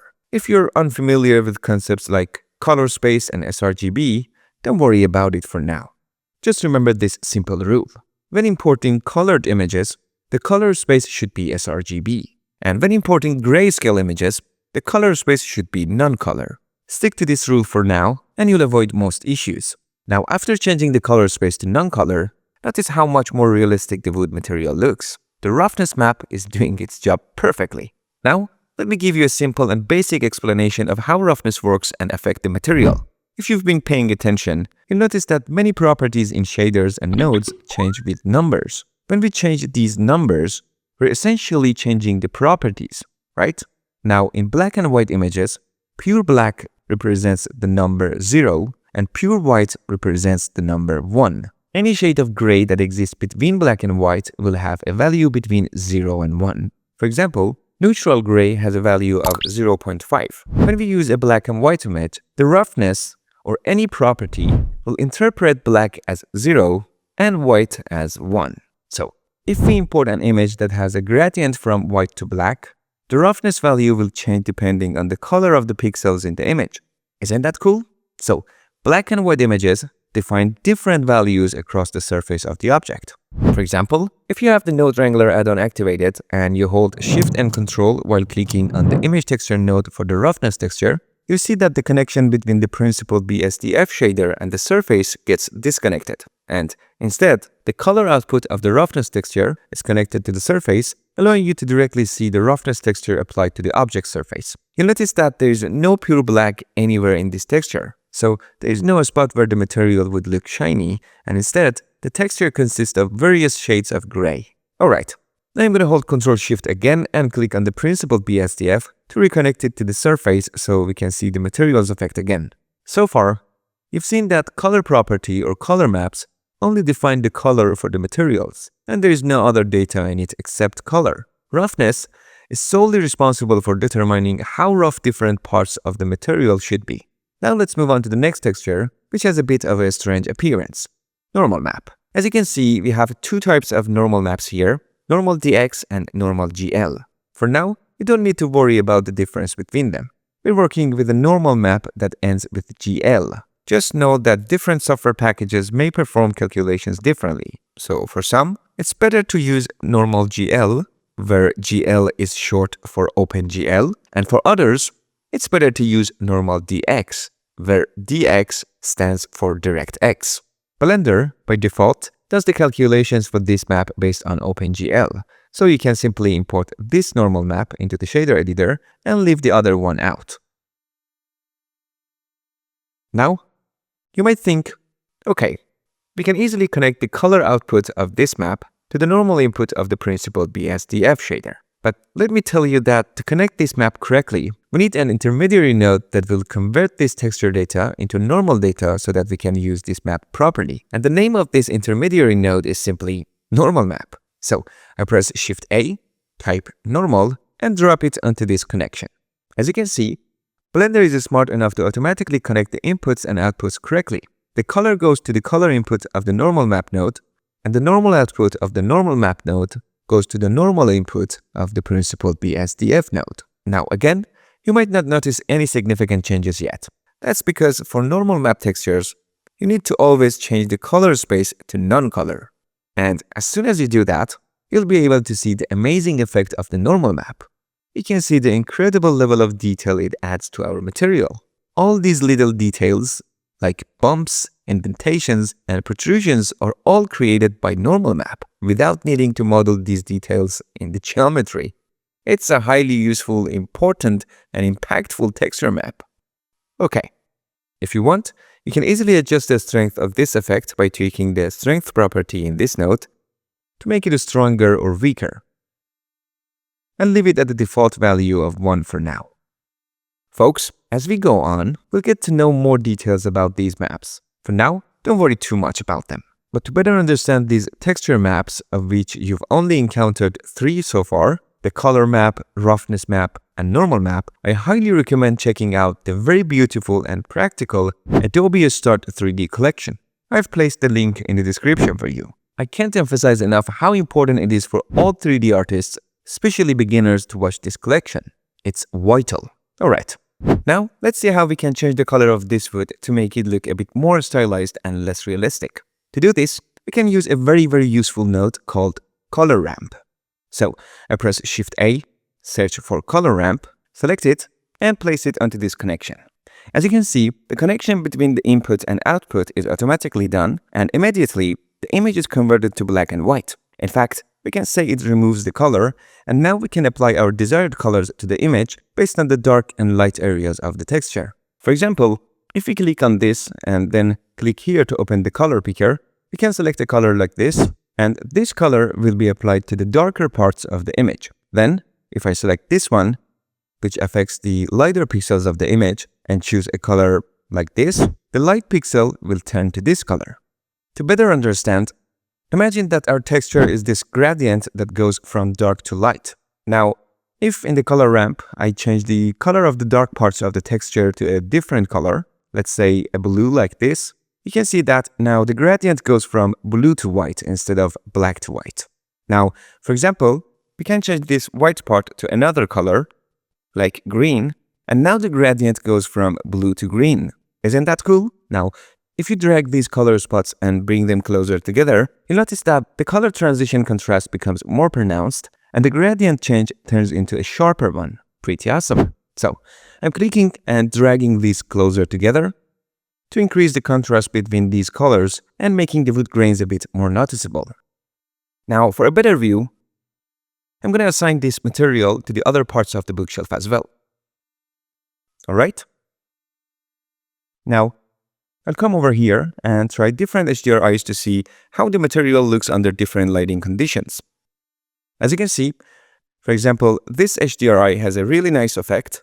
And since we're planning to work with a warm lighting for this room and the lighting I have in mind is closer to this HDRI, it could be a good option. If you'd like, you can also rotate the HDRI image by changing its rotation to check how the light angles affect your object in the same lighting setup.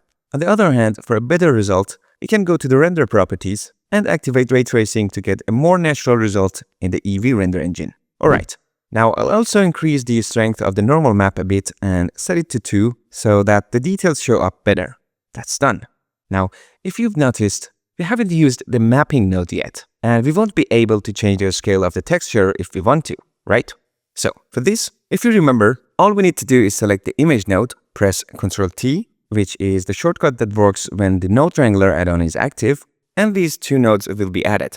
Now we just need to connect the vector of the mapping node to the vector of the other image texture nodes, so that if we want to apply any transformation, it will be applied to all the textures simultaneously, right? Because these textures are exactly the same and only their data differs. However, for now, I'm not going to adjust the scale or location of the texture. I think everything is fine as it is. I've just set these up so that when needed, we can easily tweak them. Alright, now to make the results even better, let's increase the bevel on the shelf edges a bit more to make the edges softer and improve how they react to the light. So, I'm going to adjust the rotation of the HDRI here so the light hits the edges, allowing us to better observe how the edges react to the light. Now I'm going to select all the shelves, go to the modifier properties, and to change the bevel amount for all 3 objects at once, I'm going to hold Alt, and to make the changes slower, I'll also hold Shift with Alt and adjust the amount to soften the edges just a little bit. Alright, as you can see, it now shows more reaction to the light. You can better notice its effect by turning the bevel on and off. Usually, for stylized objects, we can exaggerate the bevel amount a bit to enhance that cartoonish feel. Alright, now you can see that up to this point, it's looking pretty cool. However, there's a major issue, and that is, for example, if we look at the texture of this shelf, you can see that the textures are simply copied and there's no variation between the textures of these shelves. And this is exactly the issue that link duplicates can cause. Of course, for the other parts of this bookshelf, like the legs or these spherical sections, since their distances from each other are quite large, the texture repetition isn't as noticeable. But for these shelves, it's quite noticeable. That said, it's worth mentioning that usually different objects like books, decorations, and other things can be placed on this bookshelf, which can make the texture repetition less noticeable. But it's good to know that if we want to get rid of this repetitive pattern, here's what we should do. Alright, it's time to explore linked data in Blender and see exactly what happens when we duplicate using Alt-D. If you've noticed, when you add a mesh in Blender, if you look at the outliner, you'll see an orange triangle-shaped icon for the object we added, which indicates that the object type is a mesh. Next to it, there is another triangle-shaped icon that represents object data. And if you click the small arrow and open the mesh, you'll see that the object data is actually a child of the mesh, right? When you duplicate this object normally with Shift-D, another object is added in the outliner, and .001 is added to the name of the object. And you can't remove this suffix because you can't have 2 objects with the same name in the scene. The same goes for object data. For example, if I try to name the object data the same, Blender won't let me. Now, if I press Alt-D to create a linked duplicate, and then check the outliner, you see that the object data of these 2 objects now have the same name. And if I change the name of one of their object data, you'll see that the object data name of the other object changes to the same name. This means that the object data of these 2 objects is linked, so they share a lot in common. Now, if I add another mesh like this monkey or Suzanne and click on its object data icon in the outliner, it will take us to the object data properties. Here at the top, you can see the name of the object data, which is currently Suzanne, right? We can also change its name here, for example, to monkey, and you see that the name of the object data in the outliner changes to monkey as well. If I click here, we can see a list of all the object data in the scene. And we can choose which mesh use which object data. For example, if I select this object data, you'll immediately see that the monkey mesh changes into the cube mesh. Even though the object's name is still Suzanne, What's displayed is actually the object data, which is currently the cube we've selected for it. So, since all of these objects share the same object data, they are linked. So, everything is based on the object data. And the object itself is a type of container that doesn't display anything on its own. The object data determines what the mesh should be. Alright, now, when we assign a material to one of these linked objects, by default, the material is actually assigned to the object data.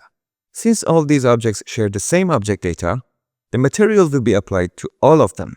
So in the outliner, you can see that this material is actually a child of the shared object data. However, since this cube has a different object data, this material isn't assigned to it. Alright, let's say I change the material's color to blue. Now the question arises, how can we assign different materials to linked objects while keeping them linked? The answer is simple. Instead of assigning the material to the object data, we assign it directly to the object or mesh, which, as we said, is a container. Alright, how do we do that? Just select the object among the linked ones that you want to have a different material, and in the material properties, if you click here, you'll notice that the material is assigned at the data level, so this means it's linked across all the objects. To change this, switch to the object level by clicking on this icon, and now you can assign a unique material specifically to that object. Notice that at the data level, everything stays as it is. We've just moved one level up to the object level to override the material. Now, if you click New to create a new material, you'll see that this new material in the outliner is no longer a child of the object data, but a child of the object. Now we can change its color, and the link between the objects is still intact.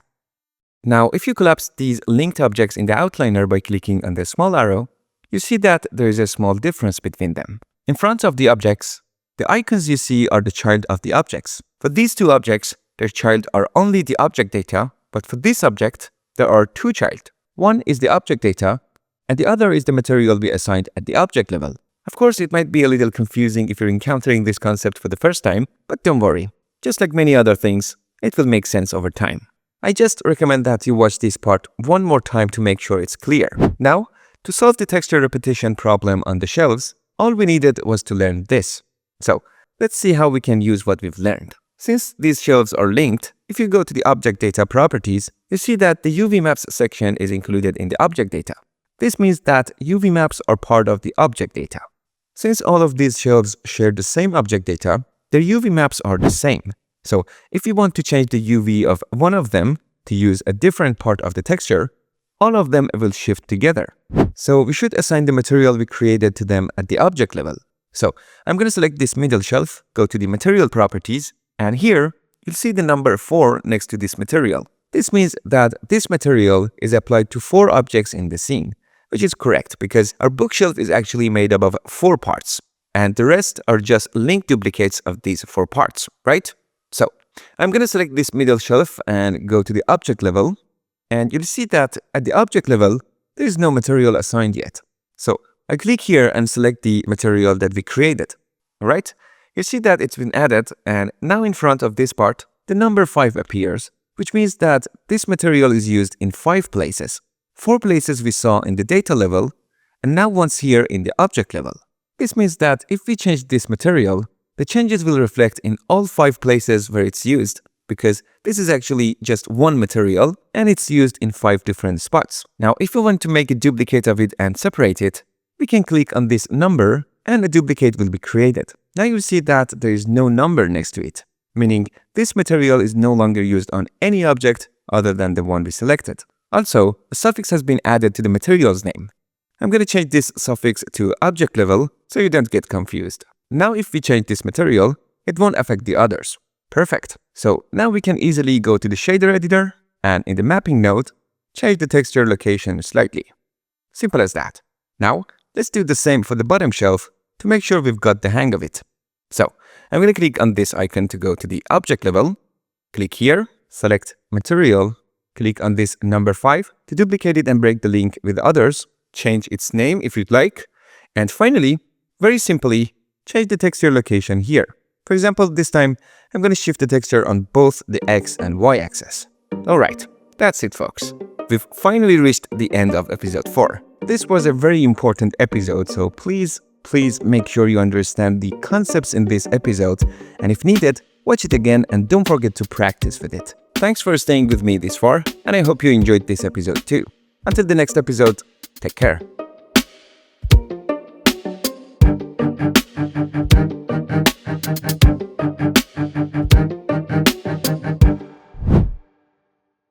In episode 5 of season 2 of the BlenderStory course, we're going to go a bit further into UV mapping and learn some more advanced topics. Important things like textile density and straightening UVs to display textures correctly on objects. The model we'll be working on is the same one we modeled together in episode 5 of season 1, the nightstand. We're going to UV unwrap this object from start to finish, tackle each problem that comes up along the way, and learn something new with every fix.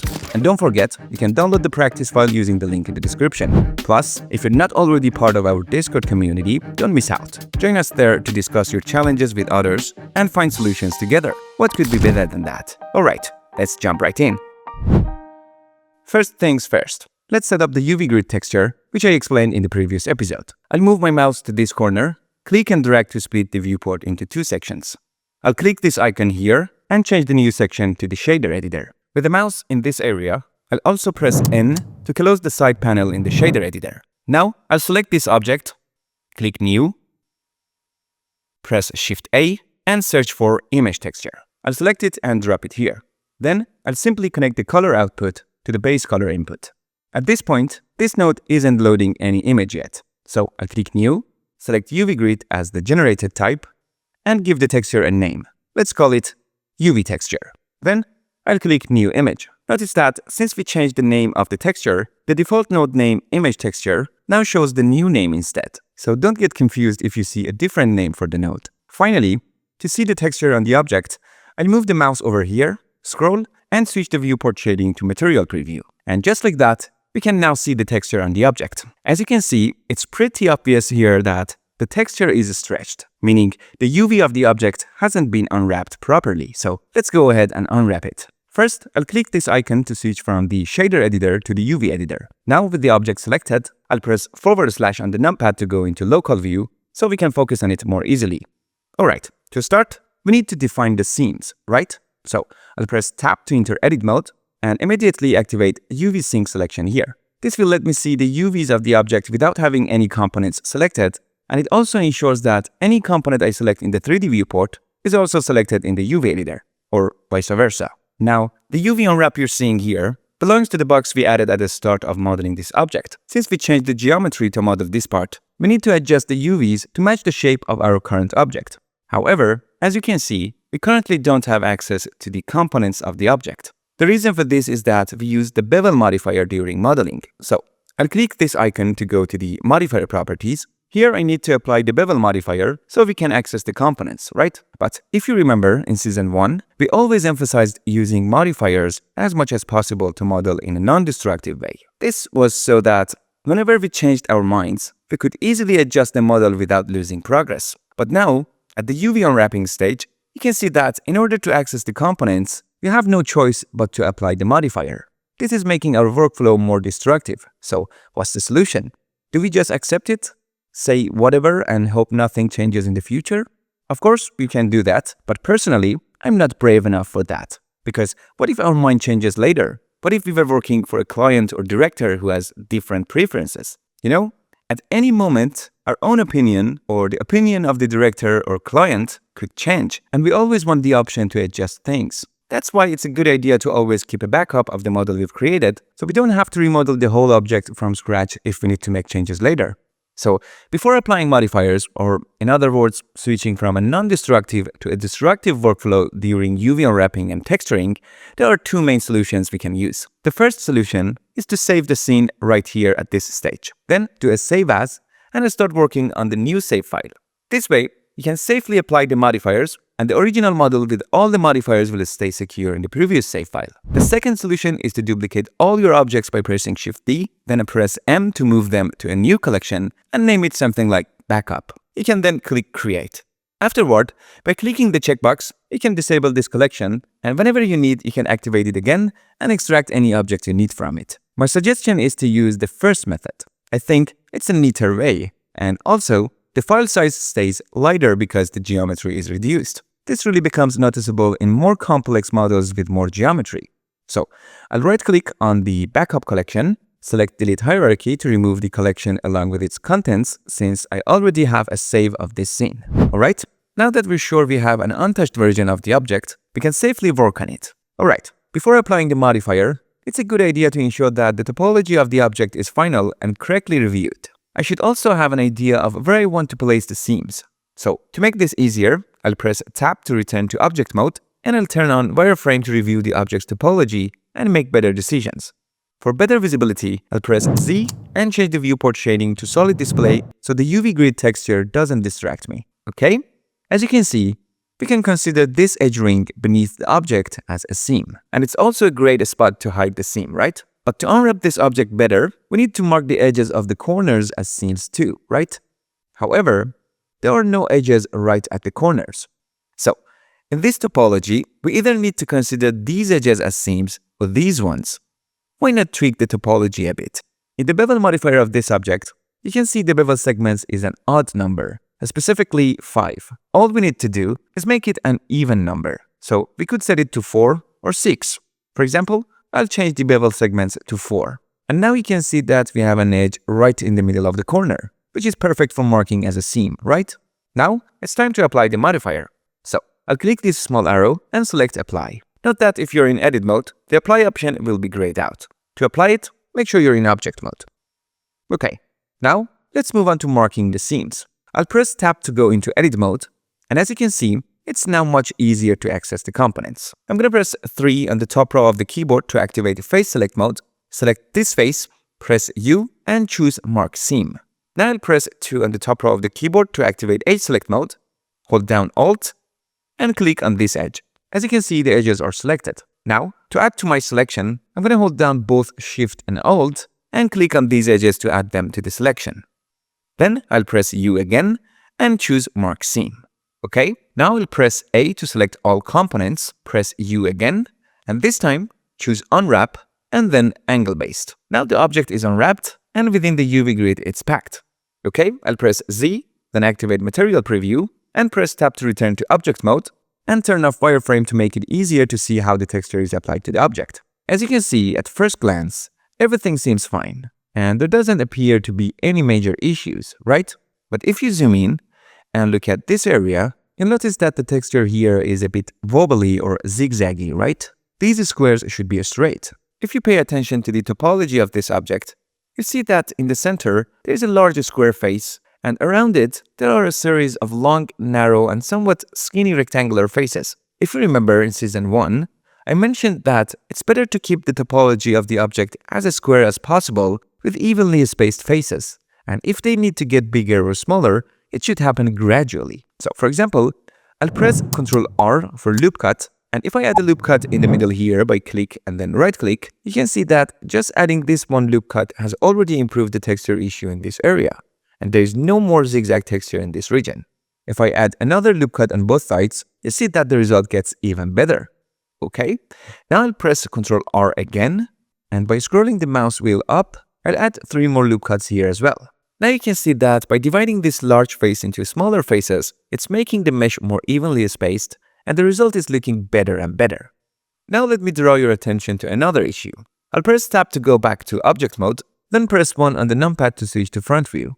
If you carefully examine the texture on the object, you'll notice that, despite the edges we've added, the texture squares are still not perfectly straight. Instead, they appear to be slanted. This is a very common issue, but it can be easily fixed using a technique called straightening the UV, which I'll introduce to you shortly. On the other hand, the seams we marked at the corners of this object might also reveal the seam of the texture, which is sometimes unavoidable. However, there are ways to hide seams in texturing, which are a bit more advanced, and we'll get into that later. If you look at the original Toy Story 1 animation, you see that they handled the corners of the nightstand in a way that makes it look like the design there is different. They cleverly covered it this way. Now that we've identified the main issues, let's focus on fixing them. The first issue was almost solved by adding the loop cuts, but I'll add 1 more loop cut between each of them so that these faces become even smaller and more evenly spaced. Okay. Now I'll press Z and choose Solid Display so we can see the mesh more clearly. If you look under this object, You'll notice that because we had an N-gun face down there, these loop cuts didn't wrap around and meet at the edges, so we need to connect them. I'll press 3 on the top row of the keyboard to activate Face Select mode, then press C to activate Select Circle, and click and drag to select these faces. Then I'll right-click to exit the Circle Select tool, then press I for Inset, and move them slightly inward. Now, all we have to do is select the vertex pairs that are facing each other and press J to connect them. To make this easier, I'll press Ctrl 7 to go to bottom view, activate Vertex Select mode by pressing 1 on the top row of the keyboard, select this vertex, hold Shift, and click on the other vertex to add it to the selection. Then I'll press J to connect them. I'll repeat this process for every pair of vertices. Now I'll zoom in a bit and connect the 2 vertices in the corner, and I'll do the same for the other 3 corner vertices as well. That's done. Now I'll press Z again, select Material Preview, and use middle click and drag to switch to Perspective View. Now let's move on to straightening the UVs so we can fix the slanted squares in these areas. To solve this issue, I'll go into Edit mode, press A to select all the components, and since we've changed the topology of the mesh, we need to unwrap the UV again so it matches the new topology. This time, I'll move the mouse to the UV editor, press U, and as you can see, when the mouse is in the UV editor and then you press U, the Unwrap menu pops up directly. However, if the mouse is in the 3D viewport, the UV mapping menu opens, and we would have to go to the Unwrap section and select Angle Based from there. So instead, we can move the mouse to the UV editor, press U, and choose Angle Based right here. Okay, after unwrapping, you see that in the UV editor, we now have 3 islands. Apparently, another seam has been automatically added, splitting the UV into 3 pieces. If I switch to Perspective View, you'll notice that when we performed the inset on that bottom face, a seam was created where the inset was made. To remove the seams, first we need to select the edges that were marked as seams. So I'm going to hold Shift and Alt and click to select these edges. And now I'm going to press U again and choose Clear Seam. This removes the red highlight from the edge loop, and we'll need to unwrap the UV once more. So I'll press A to select all components again, move the mouse to the UV editor, press U, and choose Angle Based. Now, as you can see, we're left with only these 2 islands. Next, we need to straighten the UV of our object. To do this, we just need to straighten one of the faces in the UV island we want to adjust, and make sure that the edges of the face have a 90-degree angle to each other. Let's do it and you'll understand it better. In the UV editor, you can switch between vertex, edge, and face by using the 1, 2, and 3 keys on the top row of the keyboard, which are the same keys we used in the 3D viewport to select components, right? So I'll press 2 to activate Edge Select mode. Let me zoom in a bit here. Okay. Now, for example, I'm going to select this edge, and to straighten it, I'll press S to scale, then press Y and type 0, then hit Enter. You might not notice a huge change here. Let me zoom in a bit more so it's clearer. You may not see much of a difference, and you might think this edge was already straight. But it's important to do this to make sure that this edge is exactly straight along the horizontal axis. Now I'm going to select this edge, press S, and then press Y to restrict the scaling to the Y-axis. Note that since we are in a 2D space, I'm using the Y-axis, okay? Now I'm going to type 0 and hit Enter.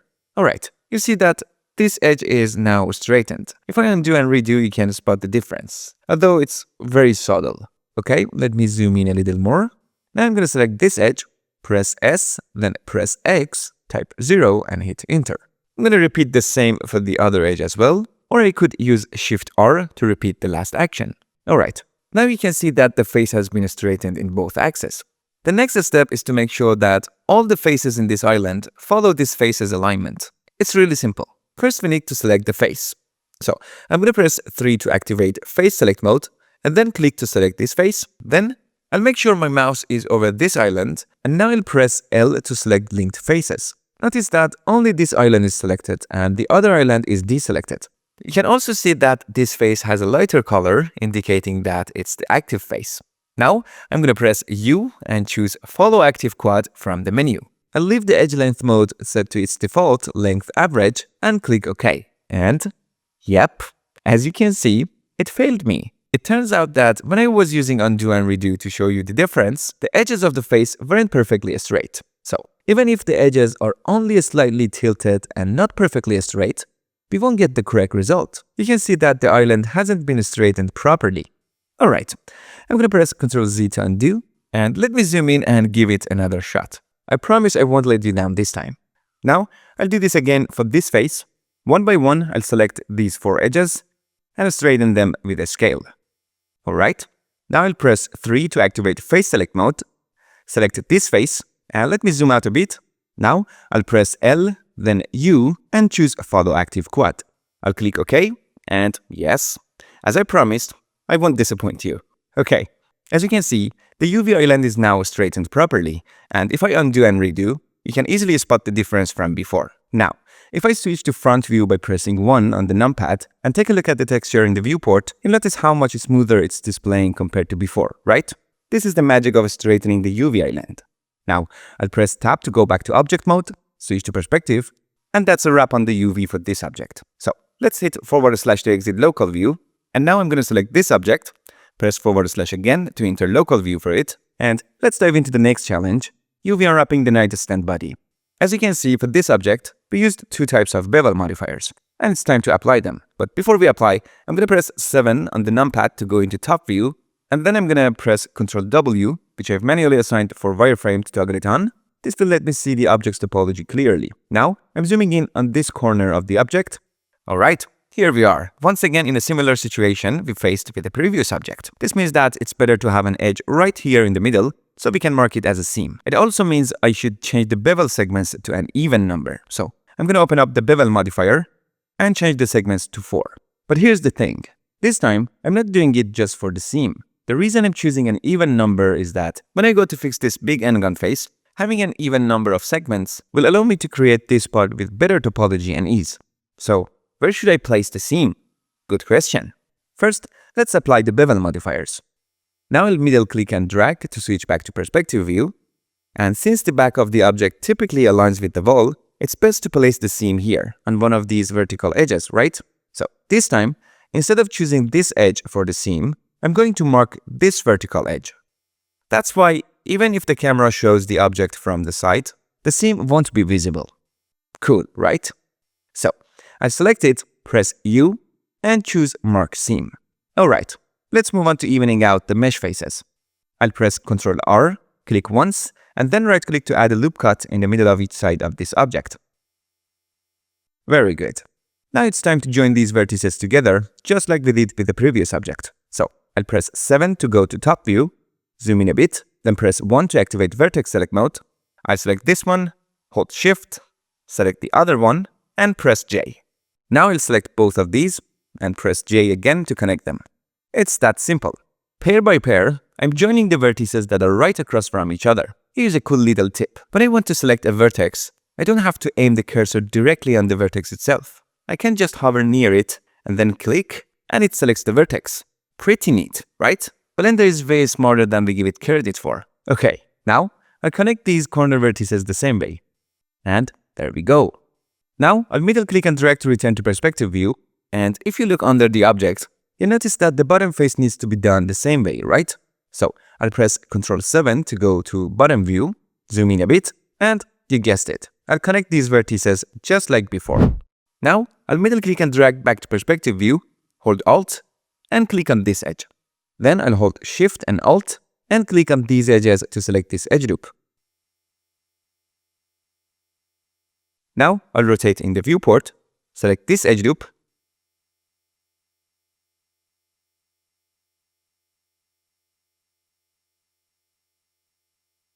press U and choose Mark Seam. Next I'm gonna press A to select all, U again, and select Unwrap followed by Angle Based.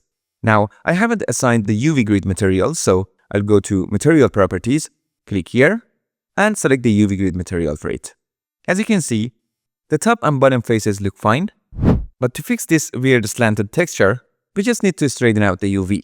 So in the UV editor, I'm gonna select this edge, press S, Y, type 0 and hit enter. After that, I'm going to select this, press Shift R. I'm going to select this one, press S, X and type 0 and press enter. Then I'm going to select this one and press Shift R again. Now I'm going to activate face select mode by pressing 3. Select this face, press L, then U and choose follow active quads. and here I'll click OK. And immediately, you'll see that the UV is straightened out, and the texture on the object is displayed correctly. But down here, the texture is a little distorted. No worries though, I'll press Ctrl 1 to add a subdivision surface modifier with level 1, and just like that the problem's gone. As the mesh faces becomes more refined with the smaller squares, the distortion is smoothed out. And there you have it. This object is all set. Now, I'll hit / to exit local view, and this time, I'm going to select the nightstand's leg object and hit / to enter local view again. As you can see, this object also has 2 bevel modifiers and a mirror modifier. So first, I'm going to open up the first bevel modifier and change the segments to 6, which is an even number. By now, you know why, right? It feels great that we are on the same page.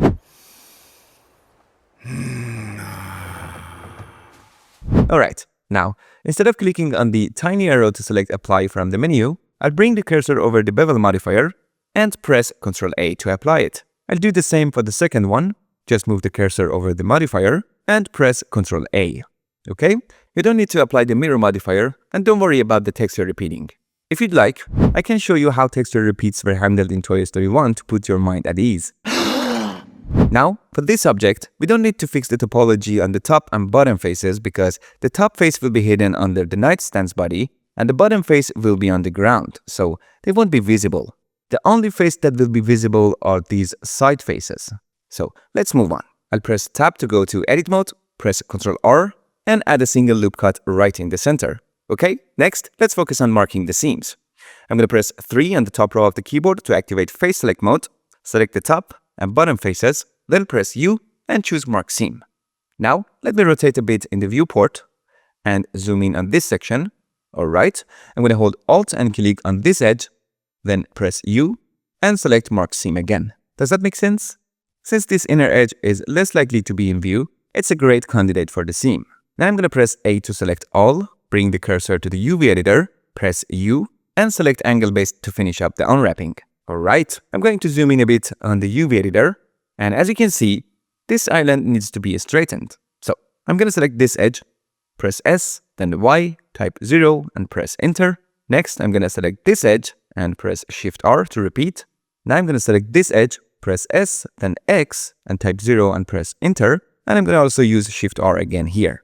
Now, I'm going to select this face, press L, then U, and choose Follow Active Quads, and hit OK. That's done. Next, let's assign the UV grid material and see the result. Okay, as you can see, if I zoom in a little here, there is an issue with this part. But no worries, I'm going to simply add a subdivision surface modifier with level 1 by pressing Ctrl 1. I think it would be better with level 2. Yep. Now we can see that the issue is fixed and the texture is applied properly.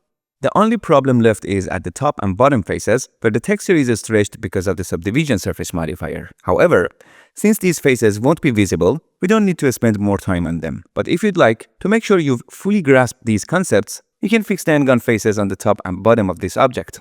Okay, this object is done. I'm going to press / to exit local view. And next, let's move on to the drawers. I'm going to select the top drawer, enter local view by pressing /, change the bevel modifier's segments to 4, and apply it using Ctrl A. I'm going to turn off the subdivision surface modifier for now, then press Tab to go into Edit Mode, and start selecting edges. I'm going to hold Alt and Shift together to select these edges like so. Super easy. Now, let's go to the other side and select the edges over there. Okay, I'm going to press U, choose Mark Seam, press A to select everything, press U again, and select Unwrap followed by Angle Based. Done. Next, I'm going to go to the Material Properties, assign the material, and there we go. Okay, now I'm going to go back to straighten this face using the same method I showed you earlier. So, first I'm going to select the edges and scale them 1 by 1 to straighten them. Then, I'm going to select this face, press L, then U, choose Follow Active Quads, and click OK. I'll use the exact same method for this island and straighten it out as well. I'll straighten the edges along the appropriate axis with a scale, then select the face, press L, and after that, I'm going to press U, choose Follow Active Quads, press OK, and there we go. Now, I'll go to the modifier properties, enable the subdivision surface modifier, and that's it with this. Now, I'll exit local view by pressing /, and this bottom object is going to get the same UV unwrap as the previous one. So, no need to show you again and waste time in the video. I just unwrapped it the way I showed you earlier, straightened the islands, and assigned the material. Now, let's move on to the handle objects. I'm going to select it and enter local view, then press Tab to go into edit mode. I'll simply select these edges, press U, and choose Mark Seam. After that, I'm going to press A and unwrap it. Now, I'll assign the material to it. Alright? You'll notice here that the UV island needs to be rotated so the texture appears correctly on the object. So, I'll move my cursor over the island, and notice that if I'm in vertex select mode or edge select mode, pressing L will select all the components shared between the two UV islands. Here, I just need to switch to face select mode by pressing 3 on the top row of the keyboard, and this way, after pressing L, only the island that the cursor is on will be selected. Once the island is selected, I'm going to press R for rotation and rotate it until the texture lines up correctly on the object. I'll do the same with this other island, select it with L and rotate it. Okay, that's it for the handle. For the bottom handle object, just repeat these steps, or you can use Alt-D to make a linked duplicate, then select both objects, press Shift-S, and choose Selection to Active to place it exactly at the position of the last selected object. Then, just click here once more, press G to move it, and simply delete it. Now, there's just this cylindrical object behind the handle left. So, I'm going to select it, go into local view, then hit Tab to enter edit mode, select the cap faces, press X and delete them. I'm going to select this edge, press U and Mark Seam, then press A and unwrap it. And now I'm going to assign the material to it. Okay, I'll return to object mode and exit local view by pressing /. Now, I'm going to use Alt-D to make a linked duplicate. I'll first select this one, and then that one, press Shift-S, and choose Selection to Active. Finally, I'm going to select the previous object, move it out, and delete it. And that's it. The UV unwrap is done for all the objects of this nightstand. Now, if you take a look at the object, you see that the UV grid texture has been applied correctly to all parts of our model. The image is straight and smooth, and there is no distortion. But there is one super important detail here. If you pay attention, you'll notice that the size of the UV grid texture on different objects in this 3D model isn't the same. On some objects, the squares of this texture are larger, and on others, they are smaller. And this is where textile density comes into play, and understanding it becomes necessary. Don't worry, we're not going to go too deep into technical stuff here. We're just going to cover the basics of textile density and keep it really simple. The detailed explanation can wait for later, much later. So, simply put, when you see this kind of thing, different texture sizes on different parts of the object, it means that the textile density of the UVs is not the same. This means the textile density for this object should be uniform so that we don't run into problems with the texture resolution we want to apply to the object. The texture should have a consistent resolution across all parts of the object. For example, if we apply our material with the current textile density, this is how it will look. But if the textile density were like this, the material would show up differently on the object. So, to put it simply, we need to adjust the UV dimensions of this object so that the UV grid texture, which we're using as a guide, appears at the same size all over the object. That's it. Simple, right? Now that we've got a basic understanding of textile density, let's see how we can make the textile density consistent across different parts of this model. It's really simple. First, we select all the objects, then press Tab to go into edit mode. In the UV editor, you can see that all the UV islands from the different objects are now overlapping. Now, I make sure my mouse is over the UV editor, press A to select all the islands, and then it's really easy. Just go to the UV menu and select Average Islands Scale. By doing this, Blender scales all the selected islands in a way that makes their textile density uniform based on the object's scales relative to each other in the scene. Now, if I press Tab to go back to object mode, you can see that the UV grid texture has the same scale on all the objects, right? But if you zoom in a bit, you'll notice that the texture scale on these two drawer handle objects is much smaller, right? The same thing goes for the legs of the nightstand. Can you guess why? Well, the issue comes down to the scale of these objects. If you look at the object properties, you see that the scale of these objects is not set to 1. And if you remember, I've always emphasized throughout this course that the scale of the objects should always be set to 1. So, to fix it, since these two are linked duplicates, I select both of them, press Ctrl A, and choose a scale to apply their scale and set it to 1. Now, I select these two objects again, press Ctrl A, and apply their scale. Similarly, I select the legs and apply their scale too. Now you'll see that their scale has been changed to 1. Okay? Now, we need to select average islands scale for them again. So, I'm going to select all the objects, press Tab to go into edit mode, make sure my mouse is over the UV editor, press A to select all the islands, and from the UV menu, I choose average islands scale again. Now, you see that the texture scale is the same across all parts. Everything looks great. Now, there's just one last step, and that's packing these islands into the UV grid. You haven't forgotten about packing, right? Okay, for this, we first make sure all the objects are selected, press Tab to go into edit mode, then in the UV editor, press A to select all the islands, and then from the UV menu, we select Pack Islands. Here, we make sure the rotate option is turned off, and click Pack. And as you can see, all the UV islands are packed into the UV grid. Perfect. Now, I press Tab to go back to object mode, and everything is ready for material creation.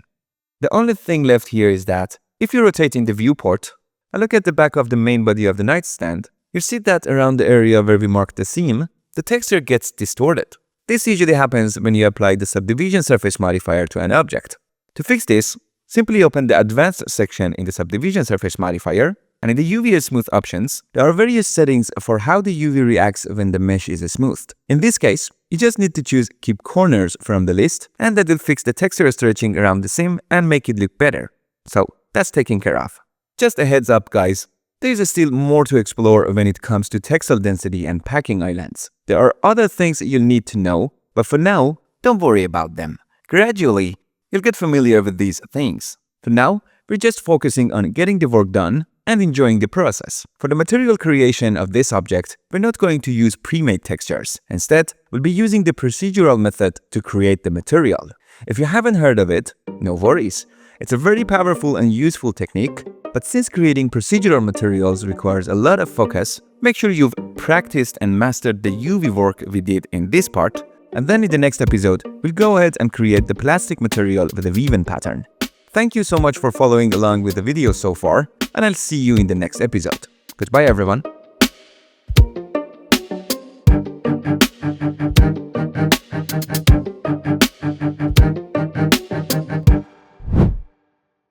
Welcome to episode 6 of season 2 of the Blender Story series. In the last episode, the UV mapped the nightstand model together, getting it fully prepared for creating materials. Now in this episode, we'll take the next step, creating a procedural woven plastic material and assigning it to our model. Before we dive in, make sure you've downloaded the practice file from the link I've provided in the description. Also, if you haven't watched the previous episode and practiced UV mapping the model, please go back and complete that first so you can easily follow along here.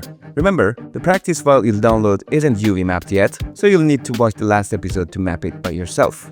Alright, before we start building the material, let me explain something quickly. Broadly, there are two main methods for creating materials in Blender, texture-based and procedural. Each has its own advantages and disadvantages, and honestly, we could spend an entire video diving into the theory behind them. But here's the thing, Blender's story isn't about theory, it's all about experience. My advice? At the beginning of your journey, don't stress too much about understanding every technical detail or trying to figure out the why behind every method. Those questions can wait until later, after you've gained more hands-on experience, tried different things, and lived through the process. Think of it like being a child. Just dive into the fun without worrying about the consequences. Later, when you've grown and matured as an artist, everything will naturally start to make more sense, and you'll appreciate the deeper technical details even more. For now, let's focus on experimenting and enjoying the process. So, don't worry about the differences between these two methods for now. Just know that up until now, we've been using the texture-based method, downloading images and connecting them to the relevant properties in the Principled BSDF shader to create materials. But today, we're doing something different. In this episode, we'll create a material entirely from scratch using nodes, so no image textures involved. It's an incredibly powerful and exciting method. So, if you're ready, let's get started. Alright, first things first. I'm going to temporarily hide Molly's nightstand collection, Then I'll press Shift A to add a new plane. We'll assign the material to this plane temporarily for testing. Once we're done, we'll delete the plane and apply the material to our actual object. Sound good? Now, I'll make sure the plane is selected. Then I'll switch this section to the shader editor by clicking on this icon and selecting shader editor. Next, I'll click New button to create a new material and name it something like woven plastic. Alright, now I move my cursor to the 3D viewport and press 7 on the numpad to switch to the top view. Then I hit the period key on the numpad to frame the selected object. This makes it super easy to see the texture we're creating in the real time. Also, make sure your viewport shading is set to material preview so the material is visible on the object. Before we dive into creating, let me remind you of something we talked about in Season 1 during the modeling lessons. It's always essential to have a reference image of what you're making. And not just that, analyze it properly before you start. Here's the reference image we're working with. If you look closely, it's made of two main elements. The first is a square with a vertical gradient. The colors go from black on the left and right edges to white in the center. In woven patterns, these threads or bands are called warp. The second is another square, but this one has a horizontal gradient. It's black at the top and bottom edges and transitions to white in the center. These threads or bands are called weft. And if you notice, these squares are arranged in a checkerboard layout, right? Now that we understand the structure and how these elements are arranged, we can make better decisions when creating them. Alright, let's start with the vertical threads. In the shader editor, press Shift A, go to Texture, and you'll see a list of all the nodes Blender offers to generating procedural textures. Among them, we'll select Wave Texture and place it here with a click. To directly see what this procedural texture node is generating, just hold down Ctrl-Shift and click on the Wave Texture. Remember, this shortcut works because of the Node Triangular add-on we activated back in episode 3 of this season. If you haven't enabled it yet, go back and check that out. Alright, now I'm going to select the Principled BSDF shader and delete it since we don't need it right now. And once we've built the texture, we'll bring it back. As you can see, this Wave Texture node has several properties. Many of them are self-explanatory. You can tweak them and instantly see what they do. Some, however, might be confusing at first glance and will need more explanation. But that's not our goal today. For now, we'll only focus on the properties we actually need, okay? You'll notice that these vertical gradients were super easily created with this node. Next, we need to create the horizontal gradients in the same way. To do that, I'll select the Wave Texture node, press Shift D to duplicate it, and place it here. Then I'll hold down Ctrl-Shift and click on the new node to preview it directly. Finally, I'll click here and switch the axis from X to Y. And now, as you can see, the bands are horizontal in this node. If I use Ctrl-Shift to switch between the nodes, you can clearly see the difference. So in the first step, we've created the two foundational elements of our texture. Next, we need to shrink their sides and then arrange them in a checkerboard pattern. So let's move on to the next step. Let's focus on the warp first. The goal here is to use a checkerboard pattern to display these vertical bands in a checkerboard arrangement. Let me show you how it works. First, press Shift A, go to the texture section, and this time choose Checker Texture. Place it here and hold Ctrl and Shift, then click on the node to preview it. As you can see, this is a very simple node that generates a checkerboard pattern. You can also change the colors of the pattern using these two properties. Now, I want to use this checker pattern as a mask. What that means is, I want Blender to display the wave texture only where the white sections of the checker pattern exist and hide it wherever the black sections are. To achieve this, I've changed the first color input to white and the second color input to black.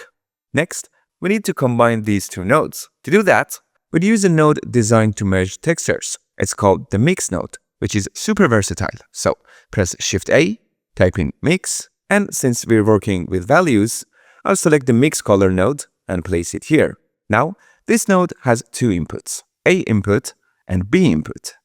I'll connect the checker texture to the A input and the wave texture to the B input. Once connected, I'll press Ctrl-Shift and click on the Mix Color node to preview the result.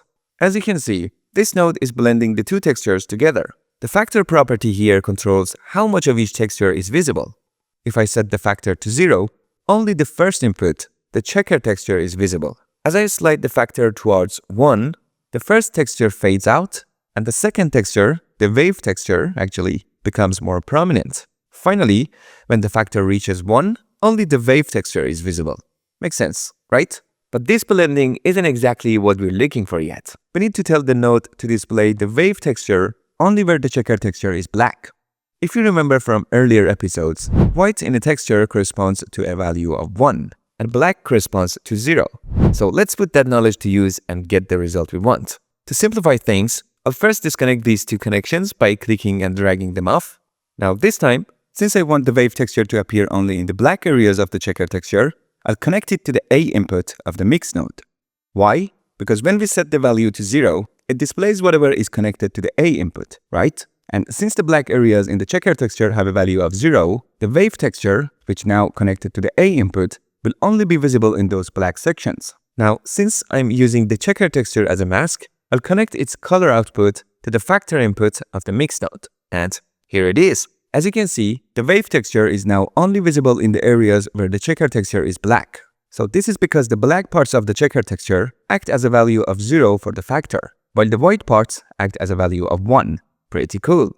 Now, why are these areas showing up gray? That's because wherever the checker texture is white, it displays the second input or B input. To fix this, we simply need to change the color of the B input to black.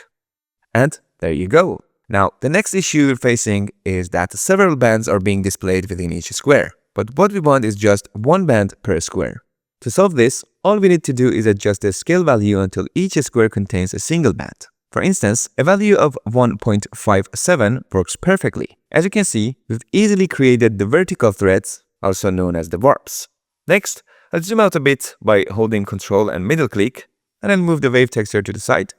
Now, for the wefts, we'll do something just as simple. Select these three nodes, press Shift-D to duplicate them, and place the duplicates here. Now, I'll hold Ctrl-Shift and click on the new mix color node to see the result. Okay, to change the band direction, we just switch the wave texture axis to Y. Okay, so this means we no longer need this wave texture node, so I'm going to select it and press X to delete it. Alright, now, one more small adjustment is needed here. Can you guess what it is? If you can, that means you've fully understood the concept. But if not, don't worry. It's completely normal since this is likely your first time working with these ideas. By now, you've probably realized how crucial it is to practice these steps yourself. Let me give you a hint.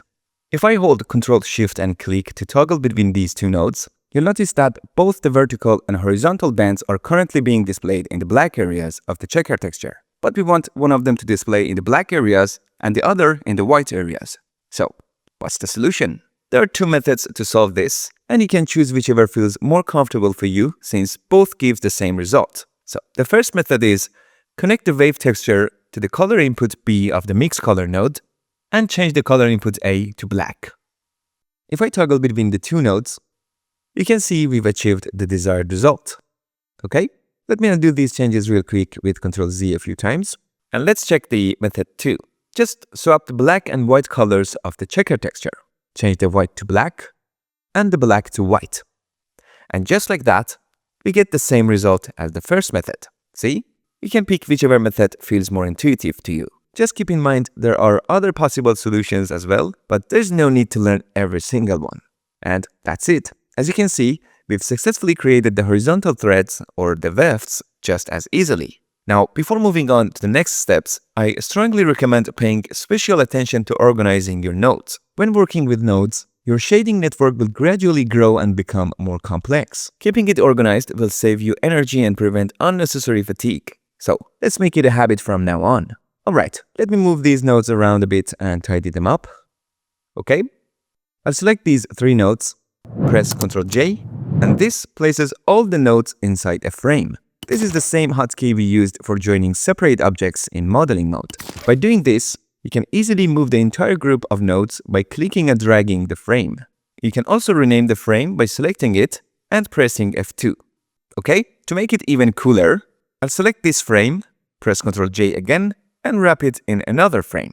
Now, if you move one frame, everything inside it moves along. Okay, next I'm going to select the outer frame, press N to open the side panel, and go to the Node tab, then enable the color to pick a color for this frame. Let's choose something like this. Alright, now I'm going to select the inner frame, press F2, and name it Warps. Then I'm going to select both of these frames, press Shift-D to duplicate them, and place the duplicates here. After that, I'm gonna select this node, hold Shift and also select these two. I'll drag them into the frame a bit so that the frame recognizes them as its contents. And move the frame around slightly to confirm, and yep, they are grouped under it.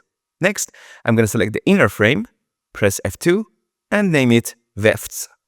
If you'd like, you can also change the color of this frame. For example, I'll pick this color. Finally, I'm gonna press N to close the side panel. See how much better and more organized it looks? It's great. This way, if we save our project and come back to it years later, it will still be easy to understand how we created this material. Alright, let's move on. In the next step, we need to figure out how to combine these two nodes, right? For that, there is a node called Math. If you're anything like me and not a fan of math, it might seem a little intimidating at first. But since I'm sure your math skills aren't worse than mine, and I managed to handle it just fine, you'll have no trouble with it either. So I'll press Shift-A, type Math, select it, and place it here. As you can see, the label for this node is set to Add by default. That's because its calculation mode is preset to Add. You can click here to change it to any of these options, but don't worry, we don't need any of them. The default Add mode works perfectly for us. So let's leave it as it is. Now, I'll simply connect the output result of the mix color nodes to the inputs of the Add node. Once that's done, if I press Ctrl-Shift and click on the node to preview it, look at that. We've successfully created the texture we wanted exactly like the reference. Awesome! Okay, the main part of the work is now complete, but we're not done with this material just yet. Honestly, I wanted to wrap up this part here because I wanted to make sure you've practiced this section thoroughly and understood it well. However, I trust you, so I kindly ask you to pause the video here, go back, and try doing all these steps from scratch. Once you're confident you've got it down, come back and continue watching the video. Okay, let's move on. First, let's set up a system that allows us to easily adjust the scale of the pattern we just created. To do this, you can select any of these nodes, let's say this one, and then press Ctrl-T. This will add the nodes I introduced in the previous episodes, right? Okay, let me zoom in a bit. Alright, now first make sure the UV is connected to the vector input of the mapping node. After that, simply connect the vector output of the mapping node to the vector inputs of all these nodes. Okay, now we can easily adjust the scale of the texture by clicking and dragging downward over the scale properties and moving your mouse left or right. But wait, I want to show you a simple yet super handy node so that you won't have to select all three scale axes every time you want to adjust them. This node is called Value. So press Shift-A, type Value, select it, and place it here. This node is incredibly simple. It only has one output labeled Value. All you need to do is connect it to the scale input of the mapping node. Right away, you'll notice the texture disappears. That's because the value is set to 0 by default, meaning the scale on all axes is currently 0. So, to return it to its original state, just set the value to 1. Now you can adjust the scale uniformly for all axes just by tweaking this single property. Okay, for now, I'll set the scale back to 1. Now let's tidy up the shading network a bit more. Here's a neat trick I want to share with you. Hold down Shift, then right-click, and drag over these connections. Look at that. You see all the connections aligned beautifully, making everything much more organized, right? The point that just added here is called Reroute node. Notice that you can't move it by simply clicking and dragging. If I click on it, you'll see it prompts me to connect it to an input. This means that this point currently works exactly like the vector output of the mapping node. From now on, I can connect it to other nodes directly. To move it, just use the G key. So you should select it, press G, and place it wherever you want. So the shortcut for creating a reroute node is Shift right-click and drag. Make sure not to accidentally press Ctrl right-click and drag because that will disconnect the links. So there you go, another hotkey learned. Hey, take a good look at this shading network. We built this ourselves. Who would have thought we'd get this good so quickly, right? That is awesome! I mean, it's disturbing, but it's awesome! Okay, enough celebrating. There's still a lot more to get excited about. So let's keep going and see how we can use the texture we created. Alright, now we need to get familiar with displacement map. If you haven't heard of it before, it might seem pretty cool. A displacement map is simply a grayscale image used to add details to materials.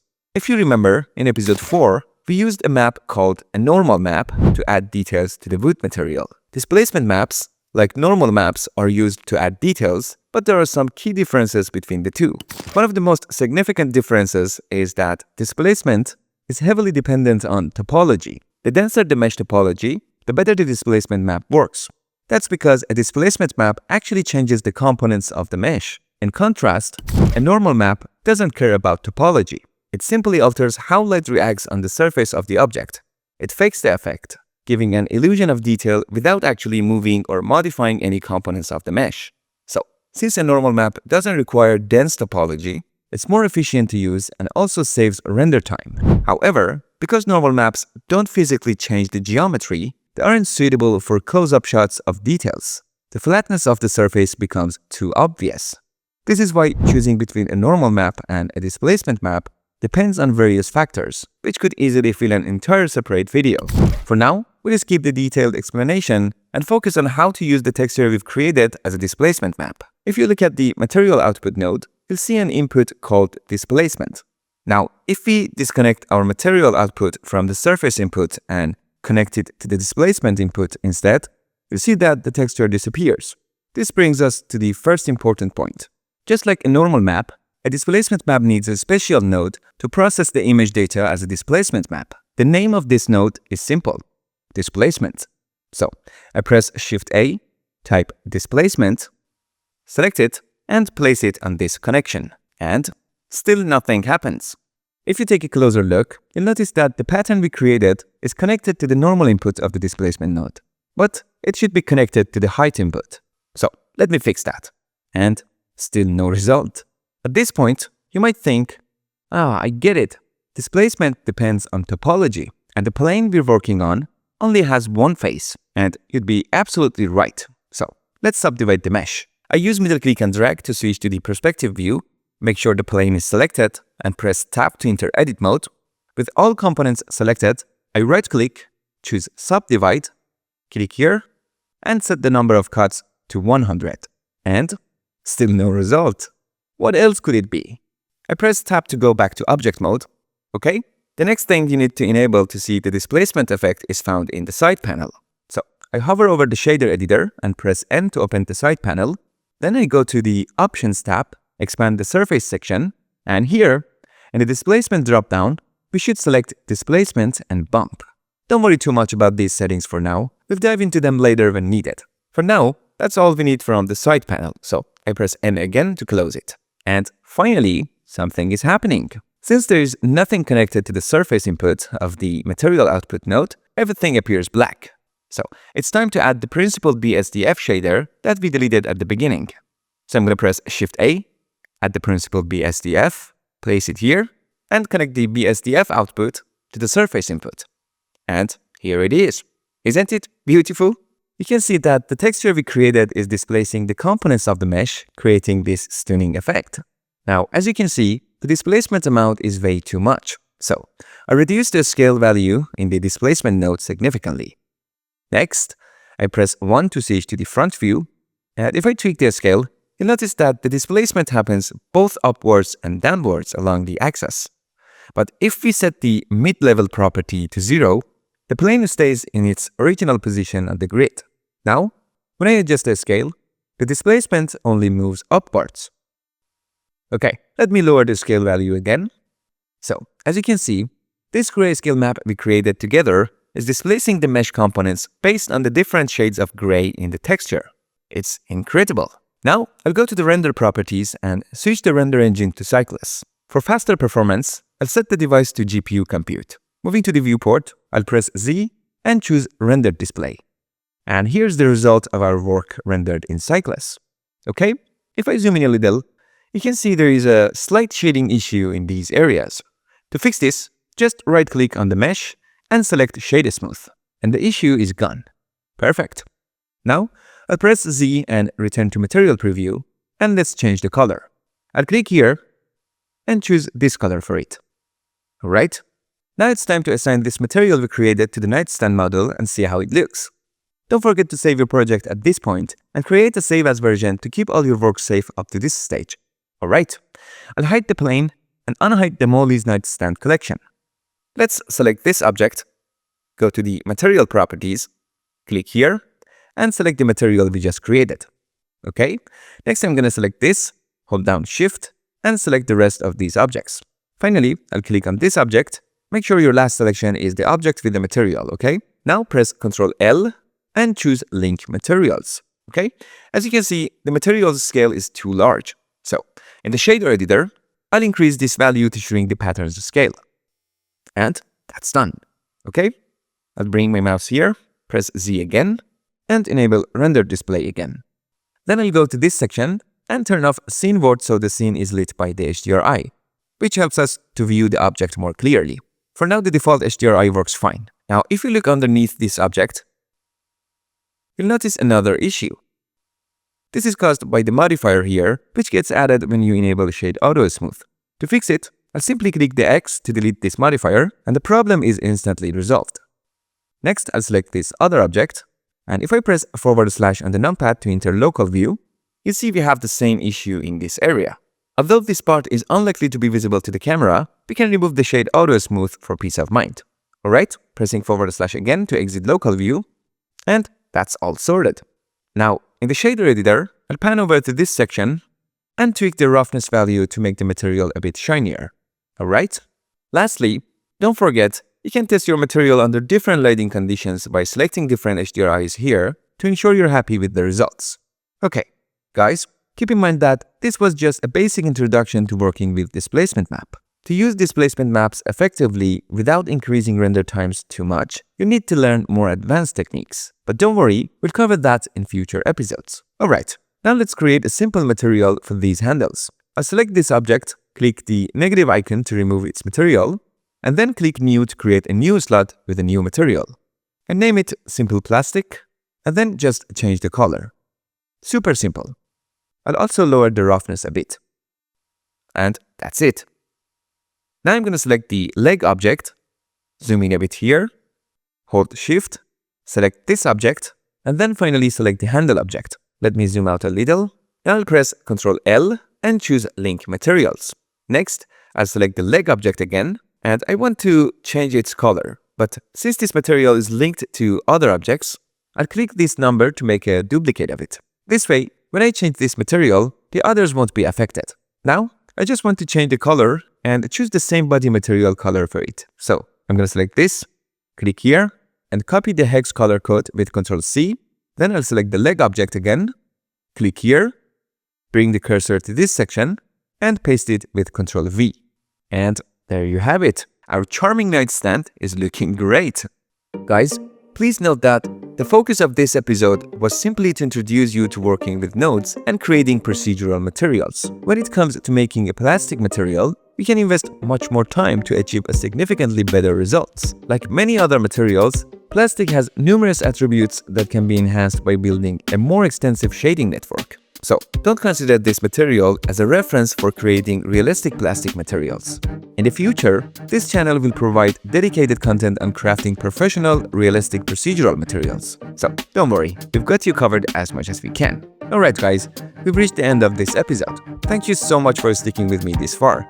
I hope you enjoyed this episode and found it useful. I'll see you in the next episode.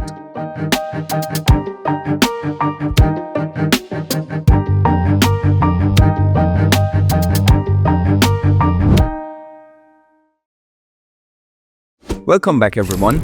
This is episode 7 of season 2 of Blender Story series. Today, we're diving into creating materials for Andy's nightstand. But before we jump in, let's talk about something super important that you'll face again and again when working with materials: textile density. Have you ever noticed how textures get blurry when you zoom in on an object? Or why some objects look sharp while others look pixelated? That's all because of textile density. We briefly touched on this in episode 5, but today, we're going a bit deeper. Don't worry, it's still beginner friendly. I'll show you 3 simple ways to fix these issues, and we'll also explore one of the coolest workflows for creating materials, UDIMs. Don't panic, it's not too advanced, I promise. This episode is super important, so don't skip this lesson. If you need to, watch it twice. Trust me, you won't regret it. These concepts will save you tons of headaches later on. As always, remember you can download the model we're using today for free from the link in the description. And if you haven't joined our Discord community yet, now is the perfect time. It's completely free and it's a great place to ask questions, share your work, and learn together. Just click the link in the description. It takes less than a minute, I swear. Okay, now if you're set, let's dive in. Today, we'll use the texture-based method to create materials.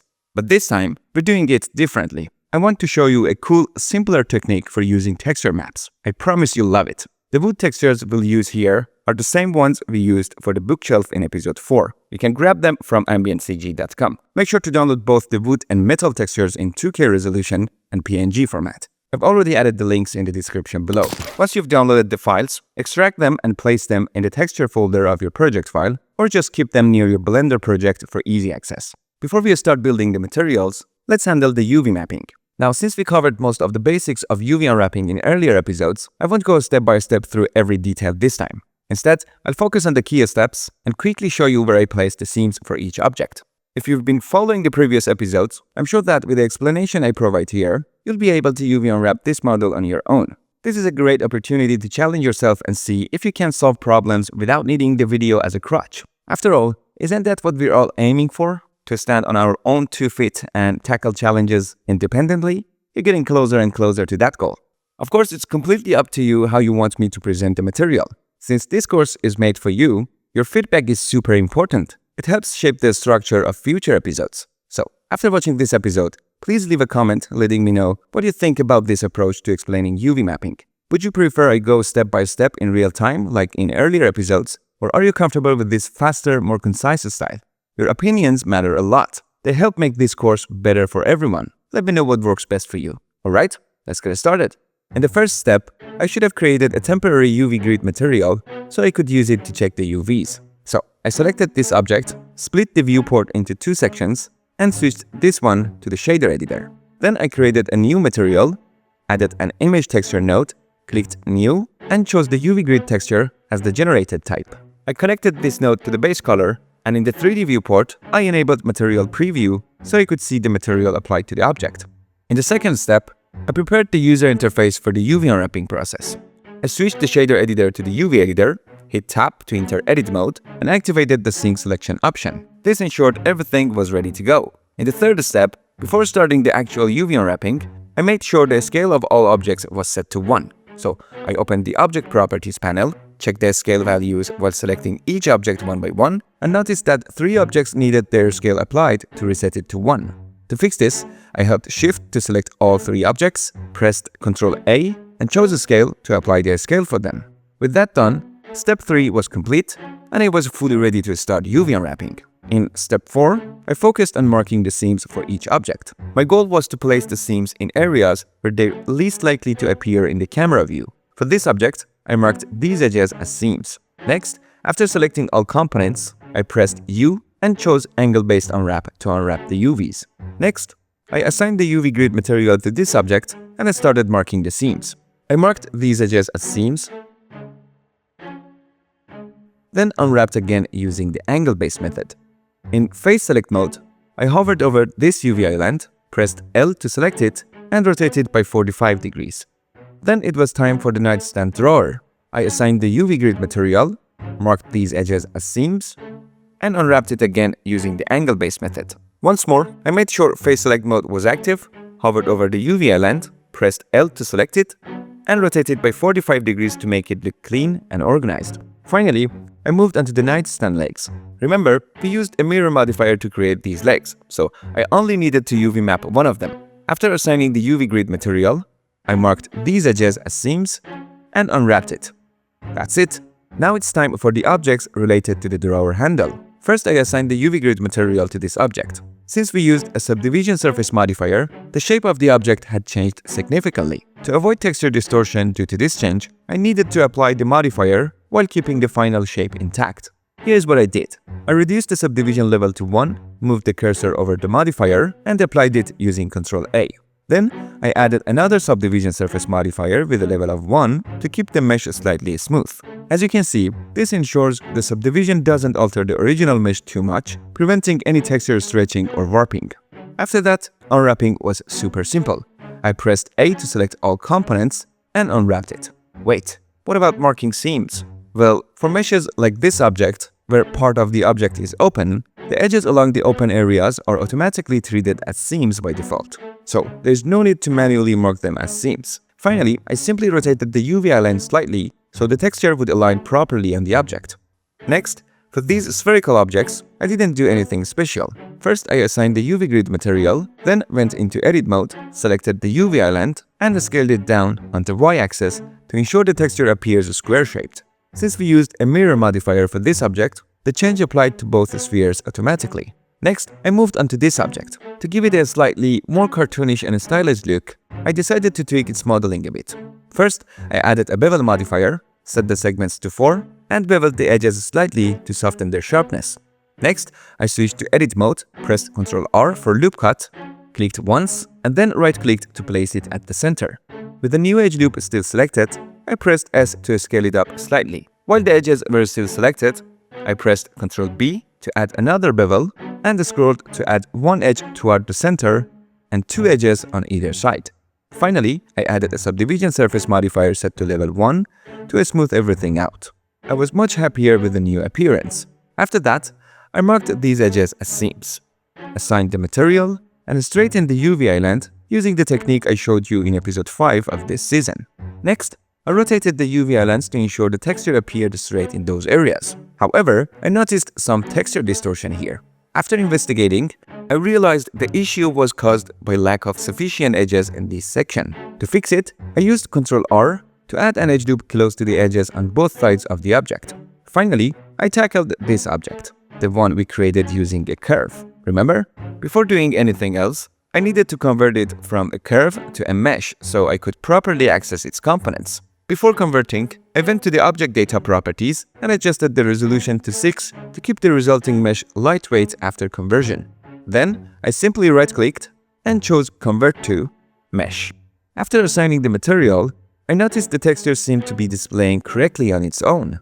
When I entered edit mode, I confirmed, yes, Blender had already UV unwrapped and straightened the UV for us. This is such a great feature. So, all I did was select the entire UV island and increased its scale along the x-axis to ensure the checker pattern remained square-shaped. As you can see, the checker grid perfectly follows the curve and displays beautifully. After unwrapping all the objects, it was time for an important step: equalizing the textile density across all UV islands. You might remember this from episode 5 of this season. To do this, I first selected all the objects, switched to edit mode using Tab, and pressed A to select all the UV islands. Then from the UV menu, I chose Average Islands Scale. Okay, now the textile density of all objects is uniform. Next, in the final step, I packed the UV islands. With all the islands still selected, I went to the UV menu, chose Pack Islands, disabled the Rotate option, and clicked Pack. Blender uniformly scaled all the islands without messing up their textile density and neatly arranged them within the UV grid. And that's it. The UV unwrapping process for this object is finally complete. Now, we're ready to start creating materials together. Guys, make sure you try unwrapping this object yourself. If you run into any issues or have questions, I'm here to help you solve any problems. Alright, let's move on to creating materials using that cool new technique I promised at the beginning of this video. First, I'll select this object and switch this section to the shader editor. Now, by clicking on this icon, I'll remove the temporary UV grid material we created earlier. Then I'll click New to create a fresh material and name it Wood_Nightstand. Now, instead of dragging each texture into the shader editor one by one and connecting everything manually, here is a faster way.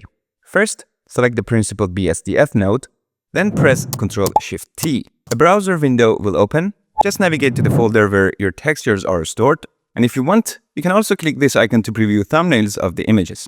Now select the textures you need. I'll choose these 4: Color, Displacement, Normal GL, and Roughness, and click Principled Texture Setup. Look at this. Check out what Blender just did for us.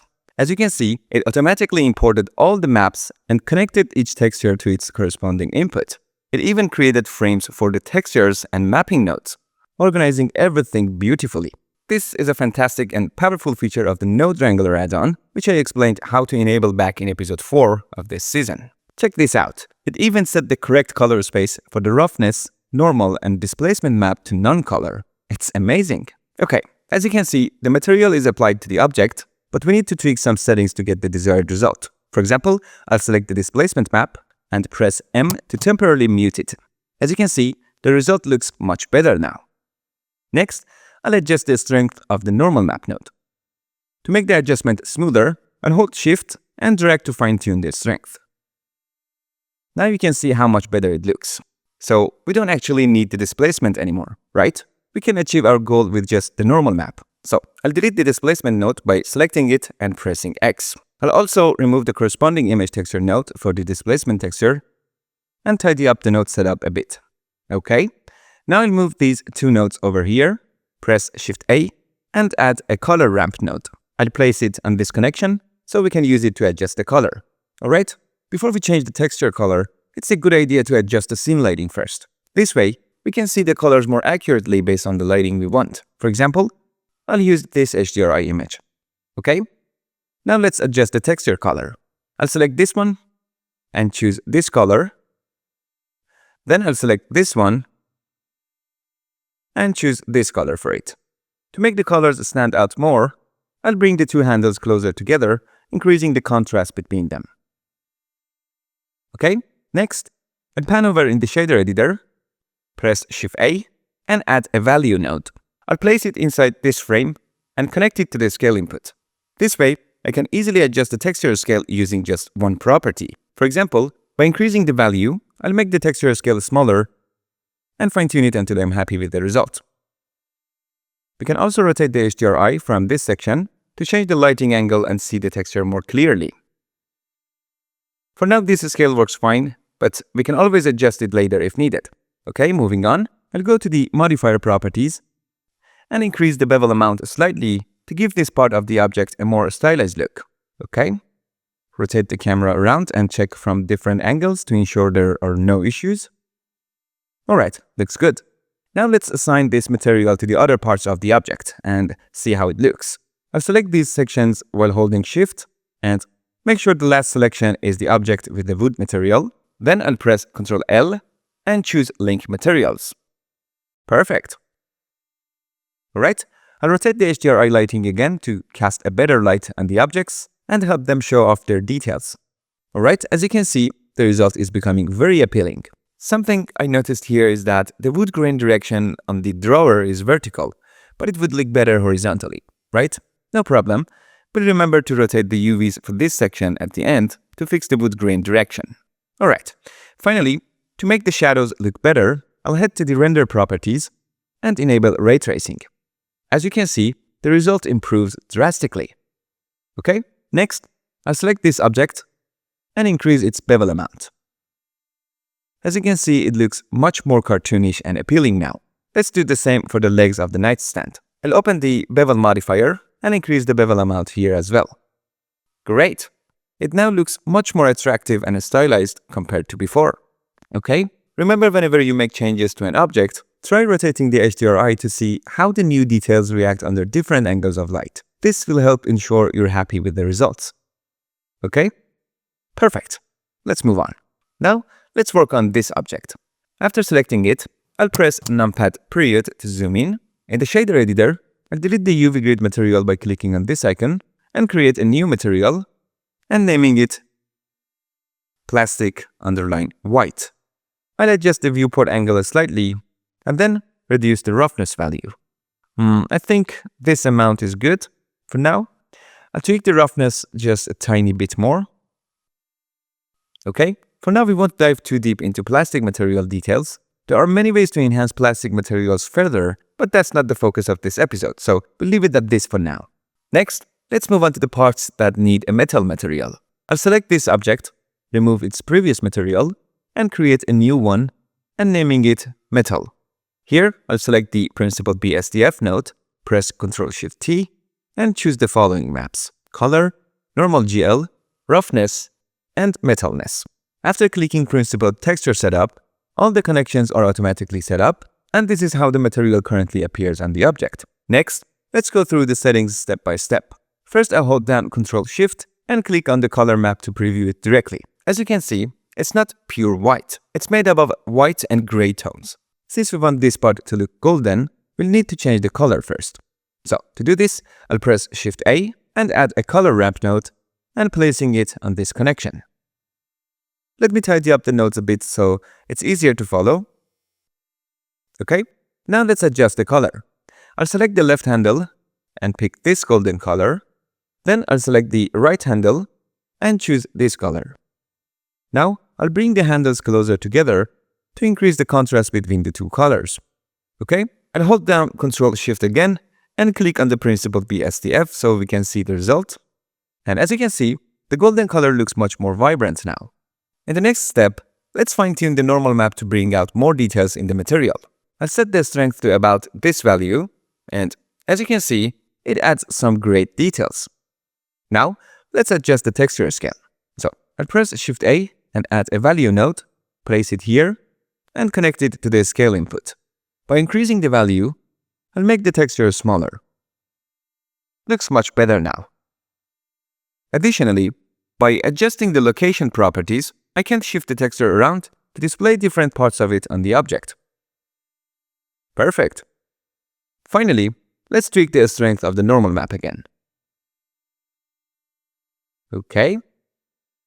That looks good. Now let's talk about the roughness map. If I preview it using Ctrl-Shift and click, you'll see it's a simple grayscale image with various details. This map determines which parts of the material should be shinier and which parts should be rougher based on the darkness or lightness of the image. Darker areas means less roughness or shinier, while lighter areas mean more roughness. If any of this seems unfamiliar, make sure you've watched episode 4 of this season, where I explained how grayscale images like this work. If you haven't seen it yet, check it out. It'll help clarify things. Now let's assume we're happy with the effect of the roughness map, but we want a bit more control over it. Okay? I'll connect the principled BSDF to the output, and here you can see the roughness map is directly connected to the roughness input, and the numeric property for adjusting roughness is no longer available. So, what should we do? It's actually pretty simple. We can control the roughness by adjusting the contrast of this map instead. To do this, we can use a color ramp node again. So, I'll press Shift-A and add a color ramp to the connection. By moving the black and white handles closer together, I simply increase the contrast of the map. As you can see, this allows us to easily control the effects of the map. If I preview the color ramp using Ctrl-Shift and click, you'll notice how it modifies the roughness map. That's it. Now, I'll reconnect the principled BSDF to the output and fine-tune the roughness value once more. Great. Next, let's take a look at the metallic map or metalness map. When I preview it using Ctrl-Shift and click, it appears completely white, right? This white color corresponds to a value of 1 for the metallic property. However, if I adjust the location of the texture on the object, you'll notice some black spots in the map. These black areas simulate scratches or wear on the metal, and in these sections, the metallic value is actually 0. This map is simply a grayscale image, and its color space should be set to non-color for proper functionality.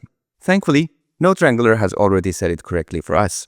Alright, now let's apply this material to the remaining objects. I'll select these two, hold Shift, and finally select the last object that already has the material applied. Then, I'll press Ctrl-L and choose Link Materials. And here's the result. Okay, something that might catch our attention here is why the details don't seem to appear clearly on these objects. Or why do the details look blurry when we zoom in closely? The texture we're using is 2K. Is its resolution so low that it's causing this issue? Well, this is where textile density comes into play again. And this time, we need to dive a bit deeper into the topic. It's an issue many beginners face, and understanding it will significantly improve your material creation skills. It's one of those things that takes you a step closer to becoming a pro. That said, I don't want to get too technical or overly advanced. I'll try to explain it as simply as possible. Okay, let me switch from the shader editor to the UV editor. If I select these objects and enter edit mode using Tab, you can see that the UV islands of these objects are only displaying a small portion of the 2K texture on the object. That's why when we look at this object from a distance, we don't notice the low quality of the texture on these objects. The same applies in the UV editor. From this distance, the texture looks sharp. But if I zoom in on the area where the UV islands of these objects are mapped and bring the 3D viewport camera closer to the object to match that zoom level, you see that the image appears blurry both in the UV editor and on the object itself. So when a UV island is this small, it's as if the texture has been zoomed in this much before being displayed on the object. which is why it looks low resolution. So in situations where the camera needs to display the object up close, we can improve the texture quality on the object by enlarging its UV island. This way, more pixels from the texture will be mapped onto the object. Alright, I'll move my mouse over to the UV editor, press A to select all the UV islands of the selected objects, then press S, type 2, and hit enter. By doing this, we're telling Blender to use twice as many pixels from the texture for these UV islands compared to before. Now, if I zoom out a bit in the UV editor to see the full UV island and keep the camera distance unchanged in the 3D viewport, you'll notice that the texture on the object appears more sharper. Now, if I repeat the same steps, press S, type 2 and hit enter, the UV islands will become 4 times larger than their original size, meaning they'll display 4 times as many texture pixels on the object. As you can see, the image on the object becomes gradually sharper. So this is the essence of texel density. By enlarging the UV island, we've effectively increased the texel density for this object, allowing it to display more texture pixels. Now, of course, since we made the UV island larger, the texture scale has changed on the object, but we can easily adjust that later in the shader editor whenever needed. Okay, remember what we learned earlier. Texel density should be consistent across all UV islands of different parts of our 3D model so that the texture resolution looks uniform throughout the object. Earlier, we used average UV islands to maintain consistent UV scaling, but now that we've made the UV islands of these objects 4 times larger, the texel density balance is lost. For example, if you look at the wood texture on this part of the object, you'll notice that it appears blurry compared to the texture of the object where we increase the texel density. So, to maintain consistent texel density, we now need to scale up the UV islands of the other objects by 4 times as well. This way, all the objects in the model will have the same texel density, right? Okay, let's do it. First, I'll select only this object, switch to Edit mode by pressing Tab, then zoom out in the UV editor so I can see the UV island. Now, I'll move my mouse over it, press L to select the UV island, and then press S, type 4, and hit enter. Now back in Object mode, if I zoom in a little, you'll notice that the wood texture on the object is no longer blurry from this distance. It now looks consistent with the object next to it. That's great. You can see that the wood grain appears much sharper and the texture no longer looks blurry. It's much crisper than before, right? However, the changes we made have introduced a new issue, one you might have already noticed. Okay, before addressing this problem, let's first increase the texel density of the remaining objects by the same amount, and then we'll tackle the issue. So, I'll select the remaining objects, enter Edit mode using Tab, move my cursor to the UV editor, press A to ensure all UV islands are selected, then press S, type 4, and hit enter. Okay, now if I go back to Object mode, you can see how much the image resolution has improved across all parts of the object, making everything look much sharper. Alright, since we adjusted the scale of the UV islands, if I select all these objects and enter Edit mode, you'll notice that the UV islands in the UV editor are overlapping significantly, so we need to pack them again. First, I'll make sure all islands are selected, then click Pack Islands from the UV menu. In the pop-up window, I'll ensure the Rotate option is disabled and click Pack. Okay, as you can see, Blender adjusts the scale of all islands to fit them inside the UV grid. But we don't want that. Doing so reduces the texel density, which lowers the sharpness and quality of the texture on the object. So, I'll then do a few steps using Ctrl-Z to bring the UV islands back to the texel density we set earlier. Then I'll click Pack Islands again from the UV menu, but this time, I'll also disable the Scale option. This ensures Blender doesn't adjust the scale of our UV islands during packing, keeping the texel density intact. Now, if I click Pack, you'll see that Blender packed the islands without changing their scale, though they no longer stay within the 0 to 1 UV grid. Okay, let me clarify what we mean by 0 to 1 in the UV grid. It refers to the main UV area in the UV editor, where the coordinates range from 0 to 1 on both the X and Y axis. So here's the issue that arises when we increase the texel density of the UV islands. And it's actually quite natural. Since we made the UV islands 4 times larger, they no longer fit within the standard 0 to 1 UV grid. This is expected because their size has increased significantly. So what's the solution? If these UV islands extend beyond the UV grid but everything looks fine in the viewport when you check the model, does it really matter? Well, here's the thing. If you're working alone or as a freelancer and plan to render the entire project directly in Blender, there's absolutely no issue. You'll get the exact same result in the render that you see in the viewport. In this case, you could technically call it a day right here. However, if you're working on a team and collaborating with others, and the model will be passed along to other artists. Imagine what happens when they open the file and check the UVs. Oh my god. In more advanced pipelines, when it comes to tasks like baking textures, working on the model in texturing software like Substance or Mori, or using the model in game engines like Unreal Engine or Unity, these kinds of UV setups can cause a lot of issues. Covering all those potential problems is beyond the scope of this episode. So, that's why the industry standard, the one everyone agrees on, is that all UV islands must stay inside the 0 to 1 UV space, and they should never extend beyond that boundary. If none of the terms I mentioned, like texture baking, game engines, or a specific software sound familiar to you, don't worry, it just means you haven't needed them yet, so this won't cause you any trouble for now. That being said, it's still important to know how to handle this situation properly and start adopting good habits early on. So, let's take a step toward becoming more professional. There are several ways to solve this issue, each with its own pros and cons. In this part, I'll introduce you to the 3 most common methods. You don't need to follow along step by step for the first 2 methods, just sit back, relax, and watch. However, I strongly recommend practicing the 3rd method alongside the video to ensure you fully understand it. Alright, from this point on, this part requires extra attention. So if you feel like you need some time to process everything we've covered so far, I suggest pausing here and coming back to the rest of the video later, okay? If you're ready, let's dive into the solutions. Right now, we're using a 2K texture. And to make sure the texture displays properly on the object, we had to scale up the UV islands by 4 times, right? In the previous state, when the UV islands were 4 times smaller than they are now, they all fit easily within the UV grid. So, we need to find a way to avoid making the UV islands 4 times larger, because only in that case will the UV islands fit properly within the UV grid. So, in this case, we could use a texture that's 4 times larger than the current one, meaning an 8K texture. This way, there is no need to scale the UV islands, and they'll all fit perfectly within the UV grid. Smart, right? Unfortunately, it's not as simple as it sounds, because this method has a major drawback, and you might already be able to guess what it is. When you use a higher resolution textures, the file size increases dramatically. As you can see, the 2K texture is only 47 MB, but the 8K texture is 824 MB.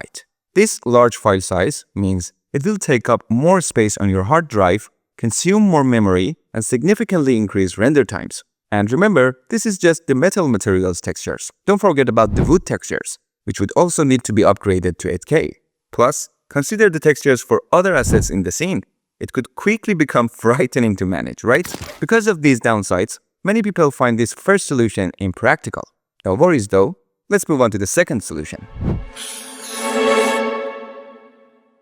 Let me show you how this works. These objects use the metal material, right? I'll select them, and since this object's UV island doesn't take up much space, I'll include it in the selection as well. Then, I'll switch to Edit mode, go to the UV editor, press Home key to frame the UV grid, and zoom in a bit. Okay? As you can see, we previously scaled these UV islands up by 4 times, so their textile density is already appropriate. Now, I'll simply click Pack Islands from the UV menu, ensuring the scale and rotation options are disabled, and click Pack. As you can see, even though they were scaled up by 4 times, they still fit nicely within the UV grid without any issues. Okay? Now let's tackle the wooden parts. First, I'll select these objects, enter Edit mode, and zoom out a bit. As you can see, we also scaled up the UV islands of these wooden parts by 4 times earlier. However, even though we excluded the metal UV islands to free up space in the UV grid, the wooden UV islands are still too large to fit comfortably.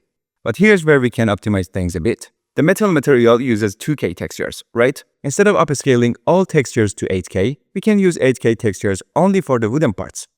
This way, we can scale the wooden UV islands back down to their default size, meaning you need to make them 4 times smaller. Well, that's very easy. I'll select all the wooden UV islands, and here's a cool tip about Blender. You can easily use math symbols in Blender, and it will do the calculations for you automatically. For example, since I want these UV islands to be 4 times smaller, after pressing S for scale, I can simply type /4 and hit enter, and Blender will shrink the size of these UV islands by dividing them by 4. Awesome! Now let's pack them again. And as you can see, they fit perfectly within the UV grid. Finally, we just need to replace the wooden materials textures with the 8K resolutions in the shader editor. Simply click this icon for each node and select the corresponding 8K textures based on the map type. Just remember, after replacing the textures, double check that the color space is set correctly. For maps like roughness and normal, ensure it's set to non-color. As you can see, the wood texture now displays at a much higher resolution, right? With this second method, we've optimized things slightly. This time, only the wooden material needed the higher resolution textures, while the metal material stayed at 2K. However, this approach still relies on higher resolution textures, so it doesn't fully solve the file size and render time issues we discussed earlier. While it's better than the first solution, it's still far from ideal for many workflows. So, what's the next option? This method is super exciting, really cool, and of course more advanced.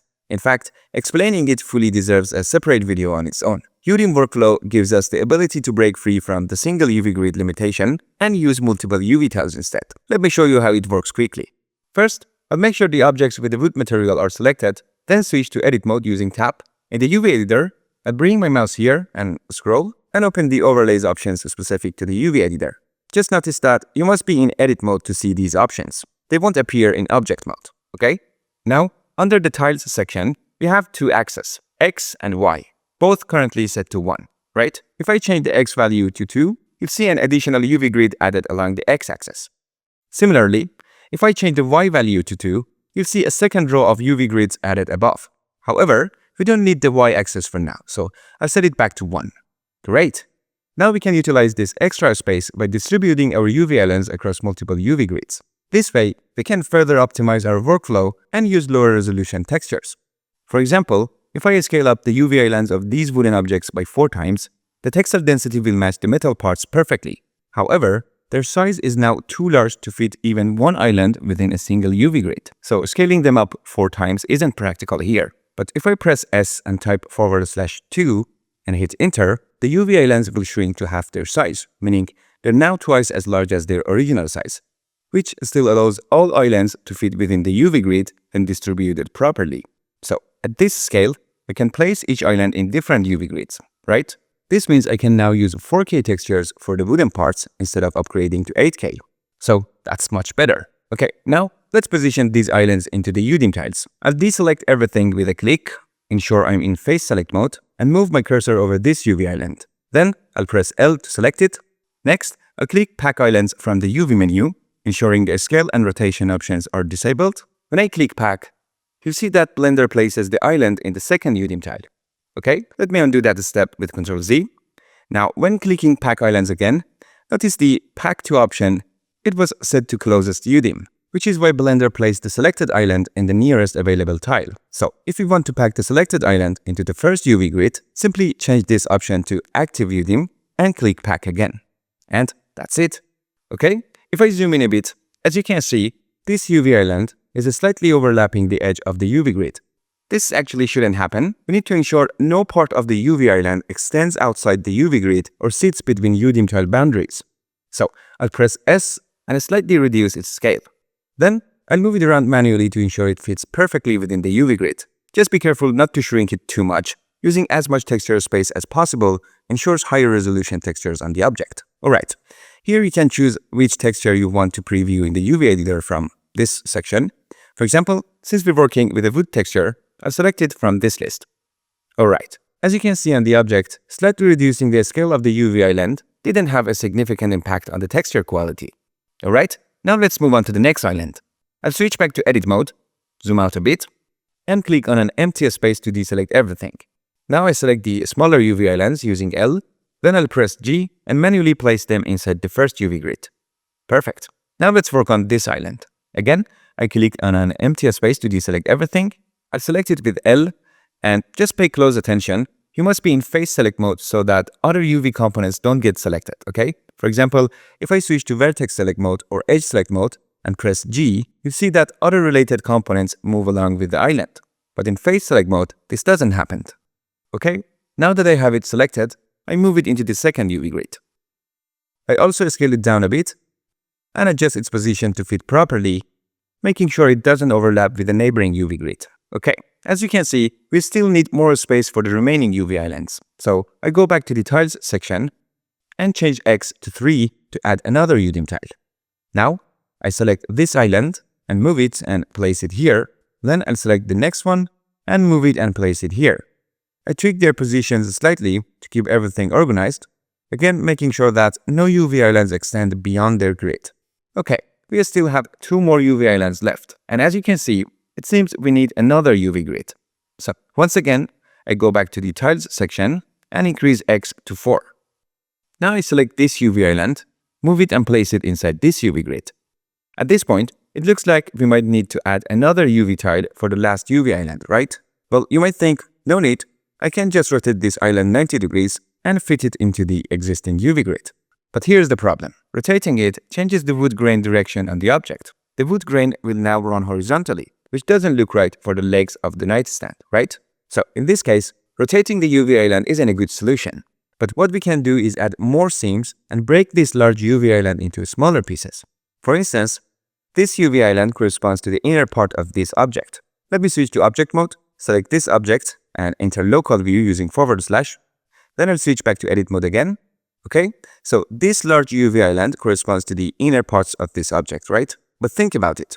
How likely is it that the camera will ever see the inside of this object? Not very likely, right? So we can safely add more seams here to split the UV island into smaller sections, making it easier to fit them into the UV grid. To do this, I'll hold Alt and click to select these edges, then hold Shift and Alt and click to add these edges to the selection. You can also see in the UV editor which parts of the islands correspond to the edges we selected for the object. Okay, I'll move my cursor to the 3D viewport, press U, and mark these edges as seams. Next, I'll head back to the UV editor, ensure Face Select mode is active, select these separated sections, and move them around using G. For now, I'll leave them here. Next, I'll exit edit mode by pressing Tab, exit local view using /, select the wooden objects again, and switch back to edit mode. Okay.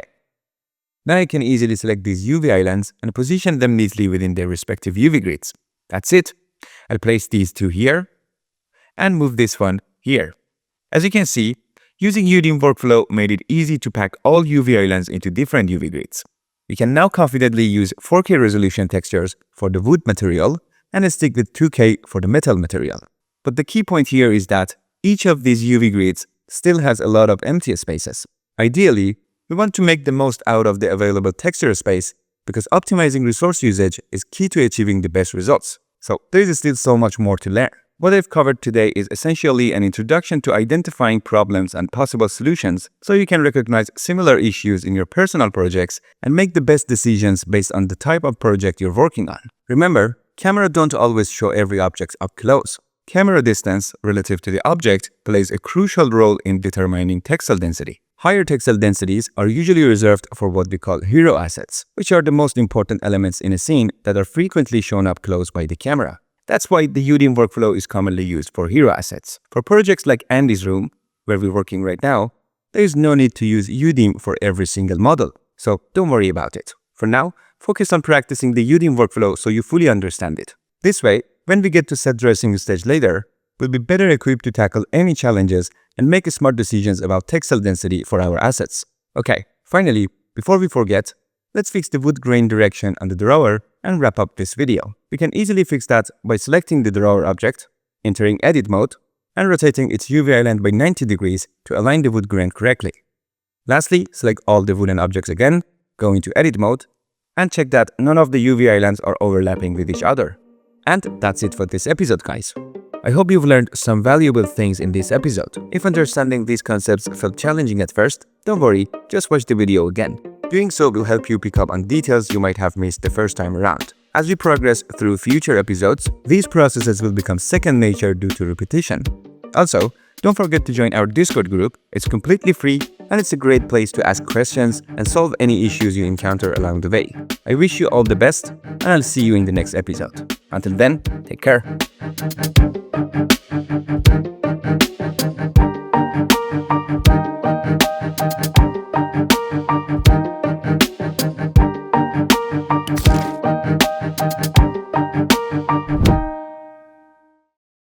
In episode 8 of season 2 of BlenderStory, we're finally getting to Andy's chair. This episode is divided into 2 parts. In the first part, as always, we'll tackle UV unwrapping this model. But guess what?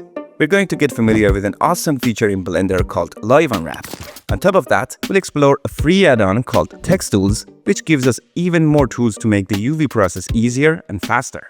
With this add-on, we can do many things that we had to do manually in previous episodes, but now with just one click. This saves so much time and make our workflow smoother.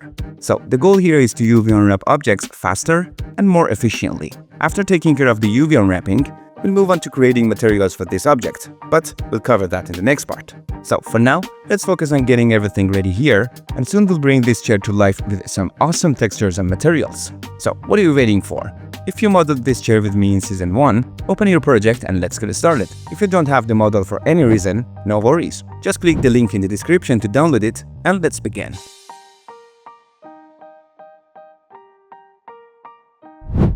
Alright, in the first step, before we start UV unwrapping, we need to make sure the scale of all objects is set to 1. Now, in my scene, most of the objects already have the correct scale, but these ones don't. So, I'll hold Shift, select them, then press Ctrl A and choose a scale to apply it. There's also one more object that needs this, so I'll select it, press Ctrl A and apply the scale. The rest of the objects already have their scale set to 1, so we don't need to worry about those. Now, let's create a UV grid material. This will act as a guide to make sure our UVs are correct and that the textures display properly on the object. I showed you how to create a UV grid material back in episode 4 of this season. If you haven't seen it yet, I recommend checking it out, especially from minute 9 to 10:27. But today, we're going to do this using a powerful free add-on that we'll be exploring in this episode. With this add-on, we can create a UV grid material super quickly with just one click and assign it to our object.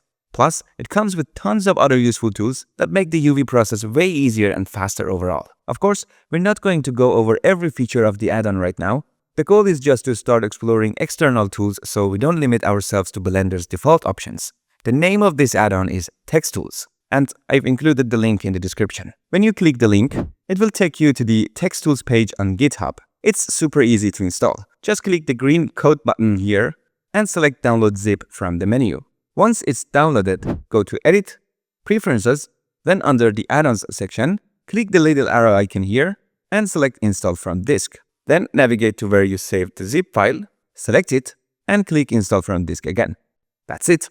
Alright, let's see what this add-on can do for us. First, I'll split the viewport into 2 sections by clicking and dragging from the top left corner of the viewport to the right. Then I'll change this section to the UV editor. Once we're in the UV editor, I'll press N to open the side panel, and if you've installed the Text Tools add-on, you should see its tab right here. Okay, now I'll select this object, and if I press Tab to switch between Object Mode and Edit Mode, you'll see it's not limited to a specific mode, which is great. So, whether you're in Object Mode or Edit Mode, you can still access Text Tools and use it. Now, to create a UV grid material, it's super simple. First, specify the texture size here. I'll choose 2048 or 2K as an example. Then, just click the checker map button here to create the UV grid material. As you can see, it quickly creates the material and assigns it to the object we selected. It also switches the viewport shading to material preview, so we can see how the material looks on the object. Very cool, right? Every time we click the checker map button, it applies a different UV grid texture to the object, and you can pick whichever one you like. This is amazing. Can you believe how much easier it makes things for us? Okay, now let's assign the material to all the objects. I'll select everything and click the checker map button again. Alright, you'll notice that since we had already assigned the checker map to this object earlier, it's now using a different texture. To reset and apply the same texture to all objects, I'll click the trash can icon here to remove the checker maps from all objects, then click checker map again. Now, the same UV grid material is applied to every object we selected. Perfect. Now let's move on to the next step. While we're in the 3D viewport, I'll press Z and switch to solid view for now. Let's start making our scenes. I'll select this object and press / on the numpad to enter local view. Alright, let's open the modifier properties panel here. You can see that we used 2 modifiers to create this object, subdivision surface and simple deform. And this one right here, that's actually added by the Text Tools add-on to create the checker map material. So make sure not to delete it, because if you do, the checker material will be removed. Now, to start, I'll disable the simple deform modifier by clicking on this icon. And if I turn off subdivision surface as well, you can see that the original shape of the object looks like this. We need to apply this modifier so the object's shape gets closer to its final form. This way, when we apply textures, they won't stretch too much because of the shape changes. So I'll turn the modifier back on, set the levels viewport to 2, move my mouse over the modifier, and press Ctrl A to apply it. Now the original shape looks like this. Then I'll press Ctrl 2, which adds a subdivision surface modifier with levels viewport set to 2. And if I toggle this modifier on and off, you can see there is hardly any difference between the smooth and original shapes. So this means the texture we apply will probably display correctly without stretching too much. Okay, next, I'll click and drag this modifier to position it above the simple deform. So the order of these modifiers stays exactly the same as before. We discussed modifiers in detail back in Season 1, so if you want to learn more about them, make sure you've checked out those episodes. Alright, now I'll temporarily disable the subdivision surface modifier so we can focus on marking seams. Okay, let's get started. First, I'll press Tab to enter Edit mode, and in the UV editor, I'll enable this option called UV Sync Selection. This allows me to see the UV islands even when no components are selected. Okay. Now, let me introduce you to one of the Blender's coolest features that I mentioned at the beginning of the video, Live Unwrap. When you enable this option, Blender automatically updates the UV unwrapping and packing whenever you mark or clear seams on edges. It's super easy and saves a lot of time. Let's try it out so you can see how it works. To enable this feature, remember that you must be in Edit mode. You won't find this option in Object mode. Okay? So right now I'm in Edit mode, and then I'll press 2 on the top row of the keyboard to switch to Edge Select mode. Now look at the top right corner of the 3D viewport. There is an Options menu here. If I open it, you'll see the Live Unwrap option here. Let's go ahead and enable it. Okay, this is the back surface of our object. I'll hold Alt and click on this edge to select the edge loop. Then I'll press U to mark this edge loop as a seam. If I choose Mark Seam like usual, you'll notice something cool. Not only does it mark the edge loop as a seam, but because the Live Unwrap option is active, it automatically unwrapped it in the UV editor. And even better, it packs the UV islands neatly into the UV grid. This is such an awesome and helpful feature. It simplifies our workflow so much. It means we don't need to manually select all components, press U, and then select Unwrap, and then go to the UV menu to pack the islands. Super convenient, right? Okay, let's continue marking the other edges as seams and finish UV unwrapping this object. I'll select this edge, hold Ctrl plus Shift, and click on this edge to select these edges. Then I'll hold Shift and click on this edge. Again, holding Ctrl plus Shift, I'll select this edge. Okay. Now let's repeat the process for the similar edges on the other side of the object as well. Alright. There we go. Now I'll press U again and choose Mark Seam. And immediately, you can see the UV islands update in the UV editor. Amazing, right? Now I'll press Z and switch to Material Preview to check the result. Okay. I'll also re-enable the subdivision surface and simple deform modifiers, and you can see that the checker map is displaying beautifully on the object. Okay, let's continue. If you look at the UV islands, you'll notice they need to be rotated 90 degrees, so the texture direction looks correct on the object, right? Let's see how we can easily do this using the Text Tools add-on we just got familiar with. First, I'll press A to select both UV islands. Let me close the Text Tools section here to give us more space. Now let's open the UV Layout section, and you can see it provides a bunch of tools for arranging UV islands. Don't worry too much about all these tools. You don't need to learn them all right now. For rotating the UV islands, we only need these two options. 90 degree CCW rotates the selected island 90 degrees counterclockwise, and 90 degrees CW rotates them 90 degrees clockwise. So we'll just use the 90 degree CCW option here, and as you can see, it easily rotates the islands for us. Now, as you notice, the islands are outside the 0 to 1 UV grid, so to pack them inside, we can simply choose the crop option here. When we do that, the islands neatly fit within the UV grid. Perfect. Now I'll press Tab to go back to Object mode, then press / to exit Local View. Okay? Now let's move on to the next object. I'll select it and press / again to enter Local View. This one is exactly like the previous object. It's super simple. First, I'll reduce the levels viewport of the subdivision surface modifier to 2 and apply it with Ctrl A, and add a new subdivision surface modifier with a level of 1. Then, I'll move this modifier above the simple deform modifier. Also, I'll disable subdivision surface and simple deform. Next, I'll press Tab to enter Edit mode, press Z, and switch to solid view so we can see the edges more clearly. Now, I'll hold Alt and click on this edge to select the edge loop. Then, I'll press U to mark it as a seam. Again, because Live Unwrap is enabled, you can see that it automatically unwraps and packs the UV islands. Now, I'll Alt-click on this edge, but note that I don't want to mark it as a seam. I've only selected it as a guide, okay? Then I'll select this edge, hold Ctrl plus Shift and click on this edge to select it. On the opposite side, I'll hold Shift and select this edge, then hold Shift and Ctrl and click on this one. Okay. Afterward, I'll go to the other side of the object and repeat the process to select the corresponding edges. Alright. Now I'll hold Alt and Shift and click on this edge which I had selected as a guide to deselect it. Then I'll press U and choose Mark Seam. That's it. Finally, I'll turn the modifiers back on and you can see that this object has been unwrapped just as easily. Alright, let's exit Local View and move on to this object. Now to UV unwrap this object, let me introduce you to another really cool tool from the Text Tools add-on. Let's say we want to mark this edge loop and this edge loop as seams for both of these objects. If I press U and choose Mark Seam like usual, you can see how the UV islands unwrap. Let me zoom in a bit here in the UV editor. Okay. If you watched episode 5 of this season, you might remember that now we need to straighten this UV island so the texture displays correctly and straight on the object, right? And to straighten the UVs, you have to select a face, flatten the edges around it along the X and Y axis, choose that face as the active face, press L to select the entire island, then press U again and choose Follow Active Quads. You can see that the process of straightening UVs involves quite a few steps. If you have many objects like this in a scene, it could become very time-consuming.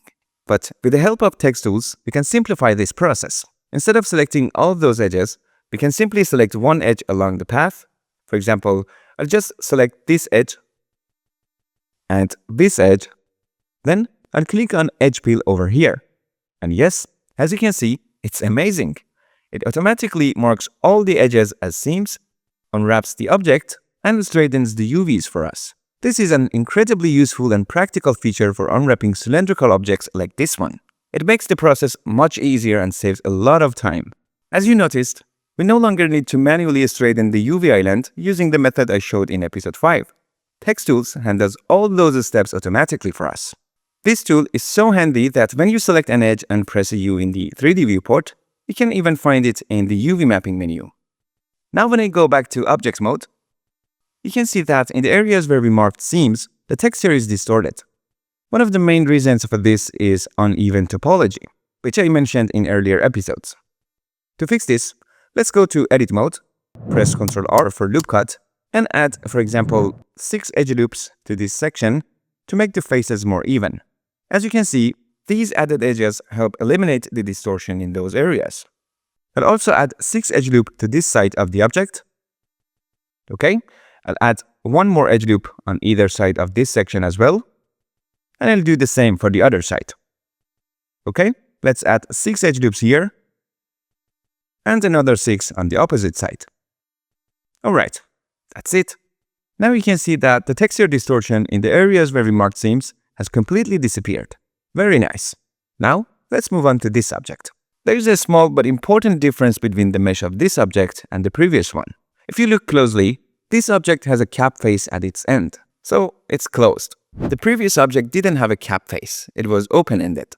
This small difference actually prevents the Edge Peel tool from giving us the result we want. For example, if I select this edge and click Edge Peel here, you see that everything looks like it worked correctly at first glance. But if you look closely, you'll notice that Edge Peel also marked these 2 edges on the cap face as seams, and those faces flattened along with the main cylindrical part of the object.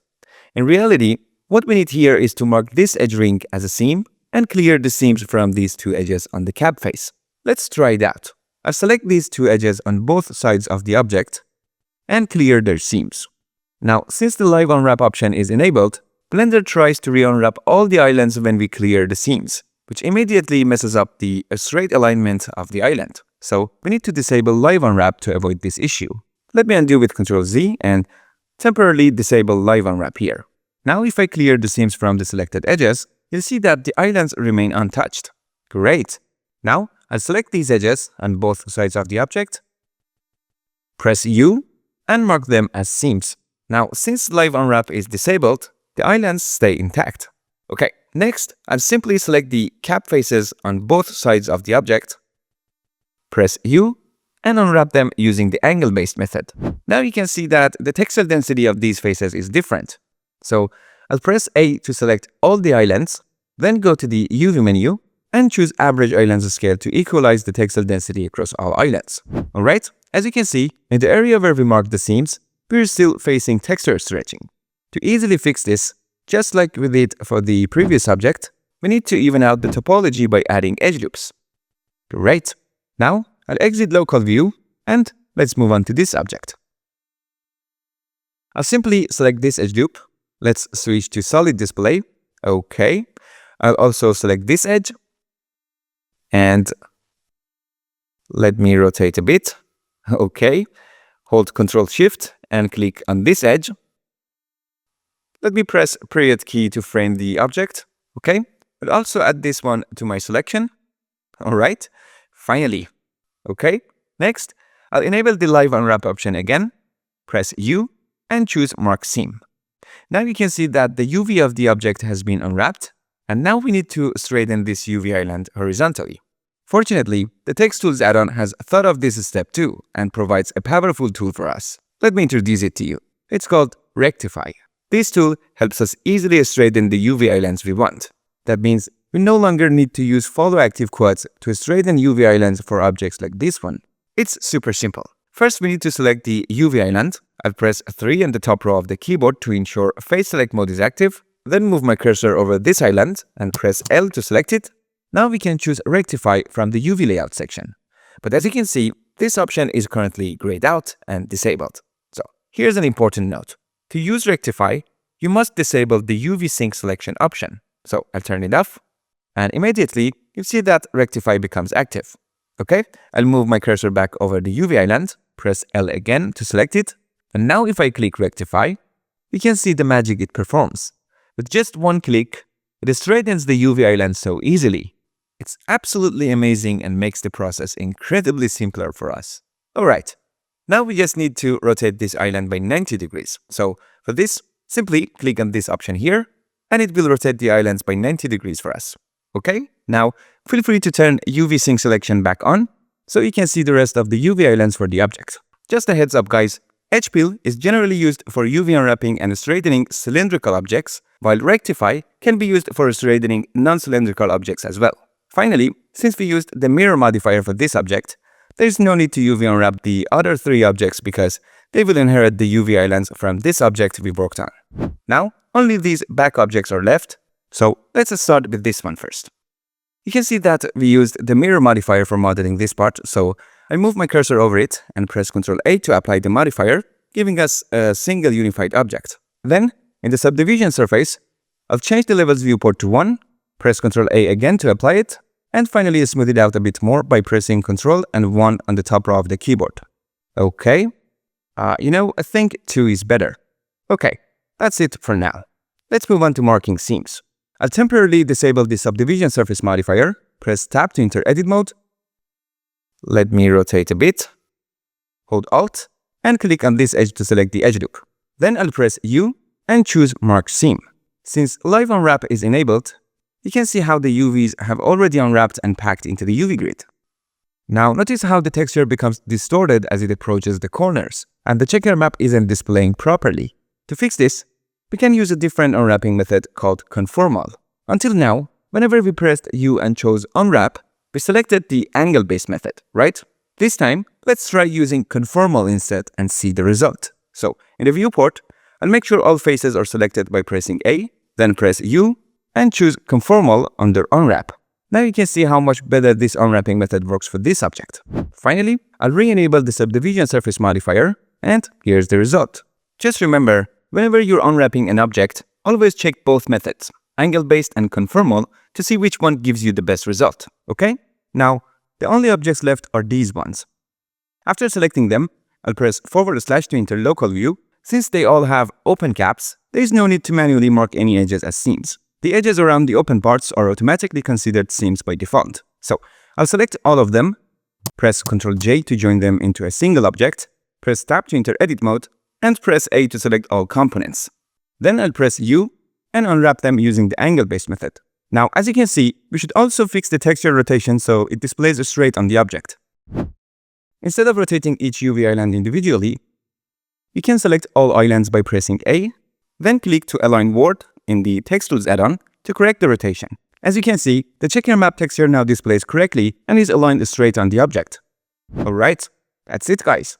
As you can see, we were able to UV unwrap and this chair model together quite easily. However, if you notice, the textile density across all the objects in this model isn't currently consistent. Let's quickly fix that. I'll select all the objects, press Tab to enter edit mode, move my cursor to UV editor, press A to select all the UV islands, then click on average UV islands from the UV menu. Now, the textile density is consistent across all objects. Alright, now we're fully ready to move on to creating materials for this model. But first, we need to pack these UV islands into the UV grid.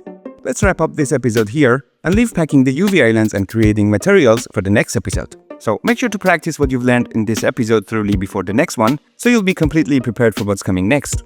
Guys, thanks a lot for sticking with me until the end of this video. I'll see you in the next episode.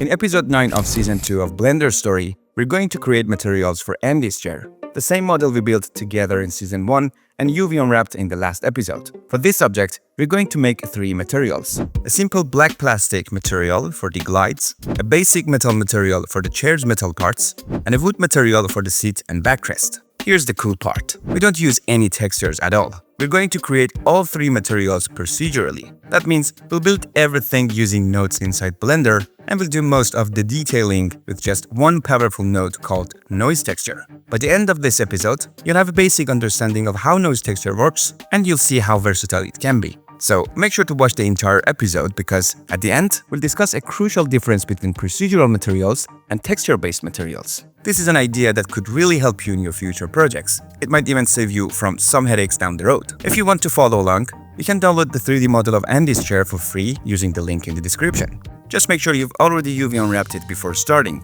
If you haven't done that yet, go watch the previous episode first, unwrap the model, and then come back to this one. Alright, if you're ready, let's get started.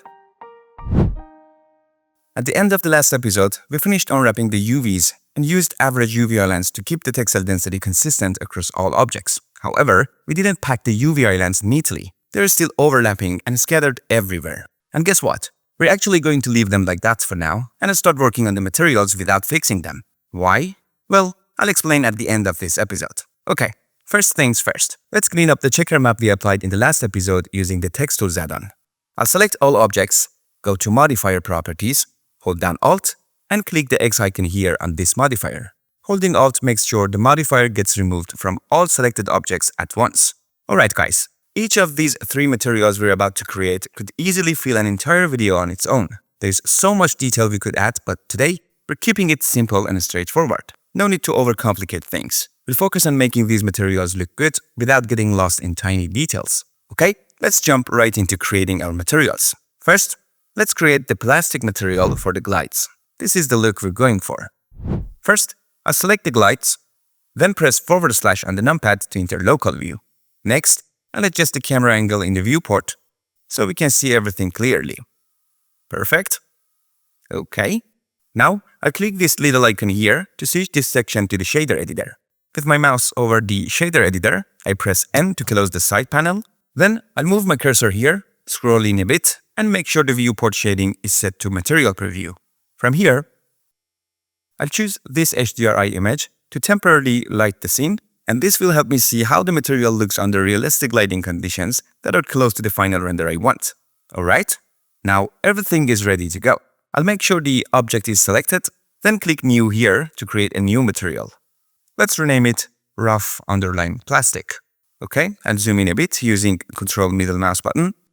Then click here to change the base color to black.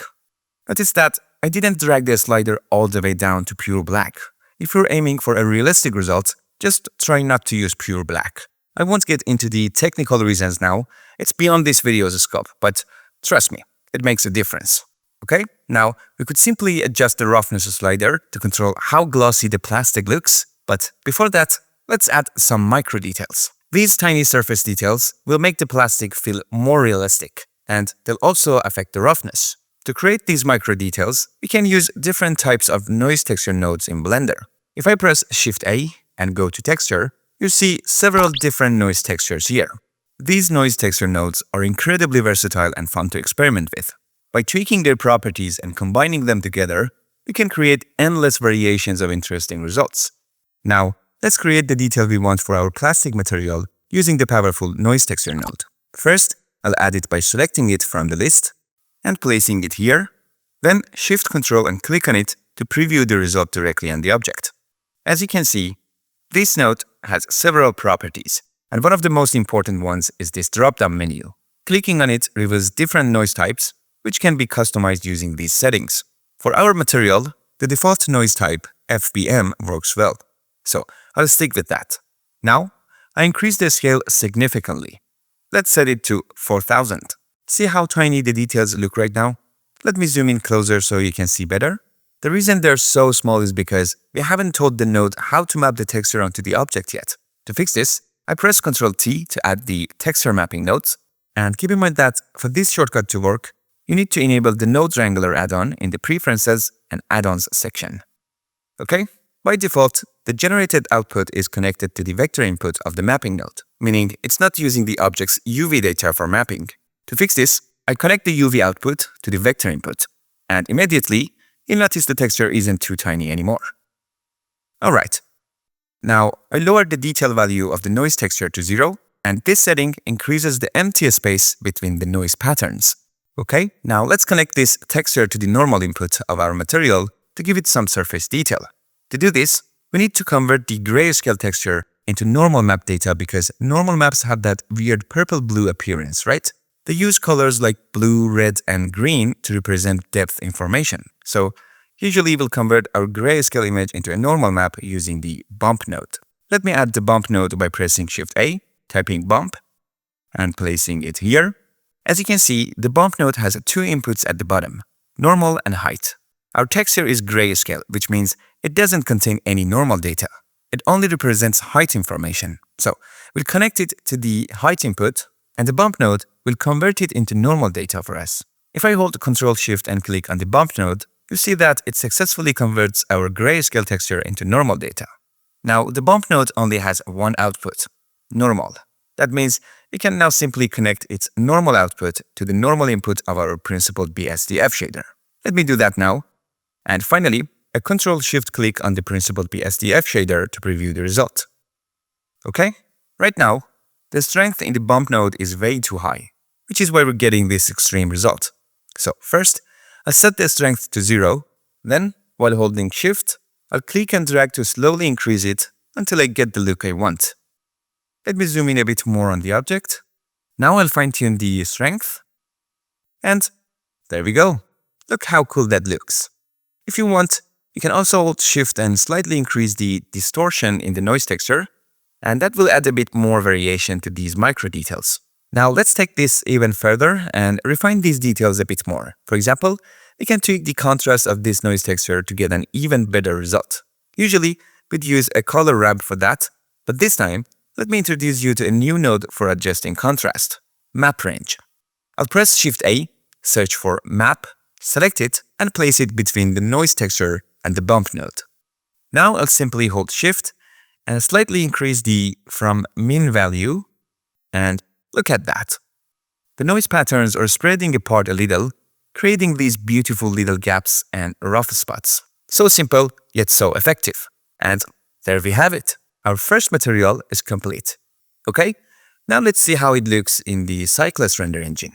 I'll head over to the render properties, switch the render engine to Cyclist, and change the device to GPU compute for faster rendering. Then I'll select render display here. We also need to adjust the scene lighting to match what we had before, so I'll turn off the default scene world and scene light, and make sure the HDRI image we're using is still selected.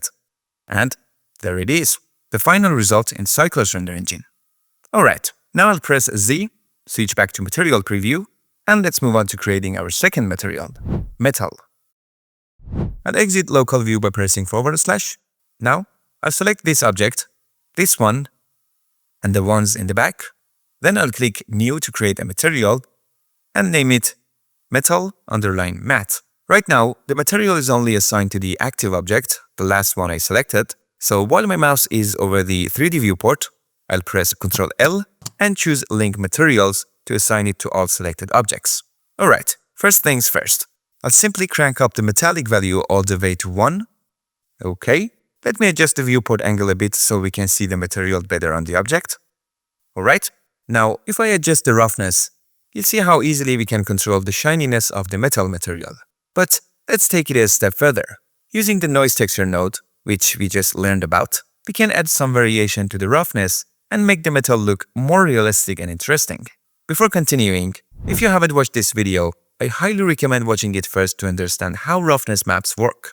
Then come back and continue with this tutorial. Alright, I'll press Shift A, search for noise, and add a noise texture node. I'll place it here, and while it's selected, I'll press Ctrl T to automatically add mapping nodes. I'll connect UV to vector, and then link the factor output to the roughness input. Okay? Before we tweak the noise texture, keep in mind that this is one of those moments where the render engine and its settings can significantly affect the final result. That's right. As our material setups get more advanced, the render engine starts to play a bigger role. So we need to gradually familiarize ourselves with it. But don't worry, we'll dive deep into lighting, camera, and rendering in the next season. For now, we're just briefly touching on it. Let me show you why the render engine is so important at this stage, especially when working with reflective materials like this metal material.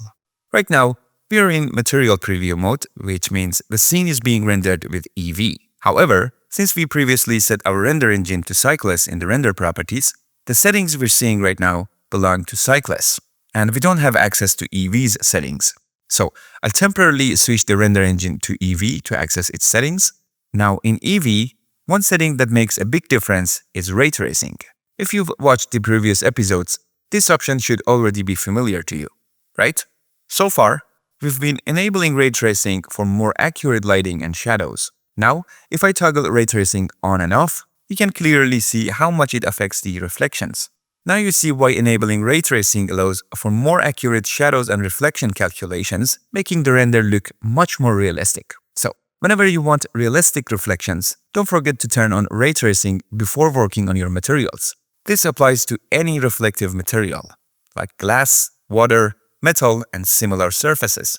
Alright? Now let's see what happens if we switch the render engine back to cycless. I'll change the render engine to cycless, and to see the result, I'll also enable render display mode. And as you can see, the metal material looks so much better and more realistic now. Notice that we haven't changed anything in the material itself. We only switched the render engine. Yet the difference in the final result is huge. So choosing the right render engine before creating reflective materials is critical.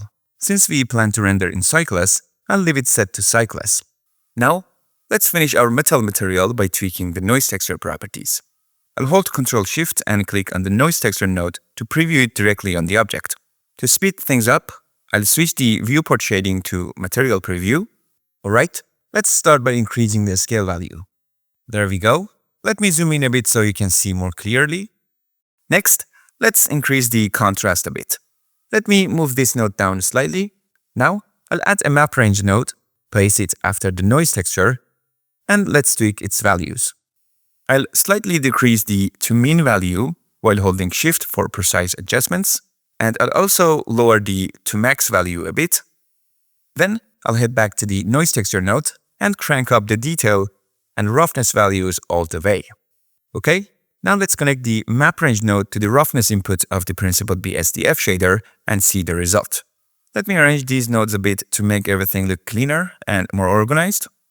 Perfect. Now I'll hold Ctrl Shift and click on the Principled BSDF node, and here's our result in EV. Now I'll press Z and switch to cycless, and here's the result in cycless. You can see how the noise texture added some great detail to our metal material, making it much more appealing. If you want, you can experiment with the to mean and to max values in the map range node to adjust the contrast of the noise texture and fine-tune the roughness of your material. Okay, to wrap things up, let's darken the metal color slightly. And that's it. Our metal material is finished. Let's check how it looks on the back objects. Okay? And yes, it looks really amazing. Alright, now I'll press Z and switch back to Material Preview. And next, let's move on to creating a simple procedural wood material for the seat and backrest to wrap up this episode. I select these two objects and create a new material and name it wood _ chair. Then hover over the viewport, press Ctrl L and choose Link Materials to assign it to the other object. Now, in the first step, we're going to create a texture like this one, convert it into a normal map, and connect it to the normal input of the principled BSDF shader, just like what we did for the plastic material on the glides. To start, I add a noise texture and place it here. While it's selected, I press Ctrl T to add mapping nodes, then connect UV to vector. Now let's preview it directly on the object by holding Ctrl Shift and clicking on the noise texture node. Okay, without tweaking any settings in the noise texture node for now, if I go to the mapping node and increase the scale only along the x-axis, you see that just by using non-uniform scaling, we're already getting close to the result we want. But before moving forward, notice that the texture direction on this object is incorrect. So we need to rotate its UV lens by 90 degrees to fix it. Let's quickly take care of it. I select the object, press Tab to enter edit mode, and switch this section to the UV editor. Here, make sure UV sync selection is enabled so we can see the UV islands. Now I'll press A to ensure all UV islands are selected, press R for rotation, type 90 and hit enter. There we go. The texture direction on the object is now correct. I press Tab to go back to object mode, switch this section back to the shader editor, and let's continue building our texture. Now in the noise texture, I increase distortion to 5, crank up detail to the max, and if needed, you can adjust scale for a more uniform look. For example, I'll set it to 4. Alright, now let's connect this to the normal input using the method we learned earlier. First, I add a bump node and place it here. Then, I connect factor to height and normal to the normal input of the principled BSDF node. I hold Ctrl Shift and click on the shader to preview it. For better visibility, let's temporarily change the material's color to something more appropriate. There we go. And this is the result so far. Now, the bump strength is a bit too high, so I first set it to 0. Then, while holding Shift, I gradually increase it until I reach the desired result. Alright, for now this looks good and we can always come back and tweak it later if needed. Okay, you can already see how cool it looks. Now, let's take it a step further and add wood grain to refine the material even more. In the shader editor, I move this node a bit to the side.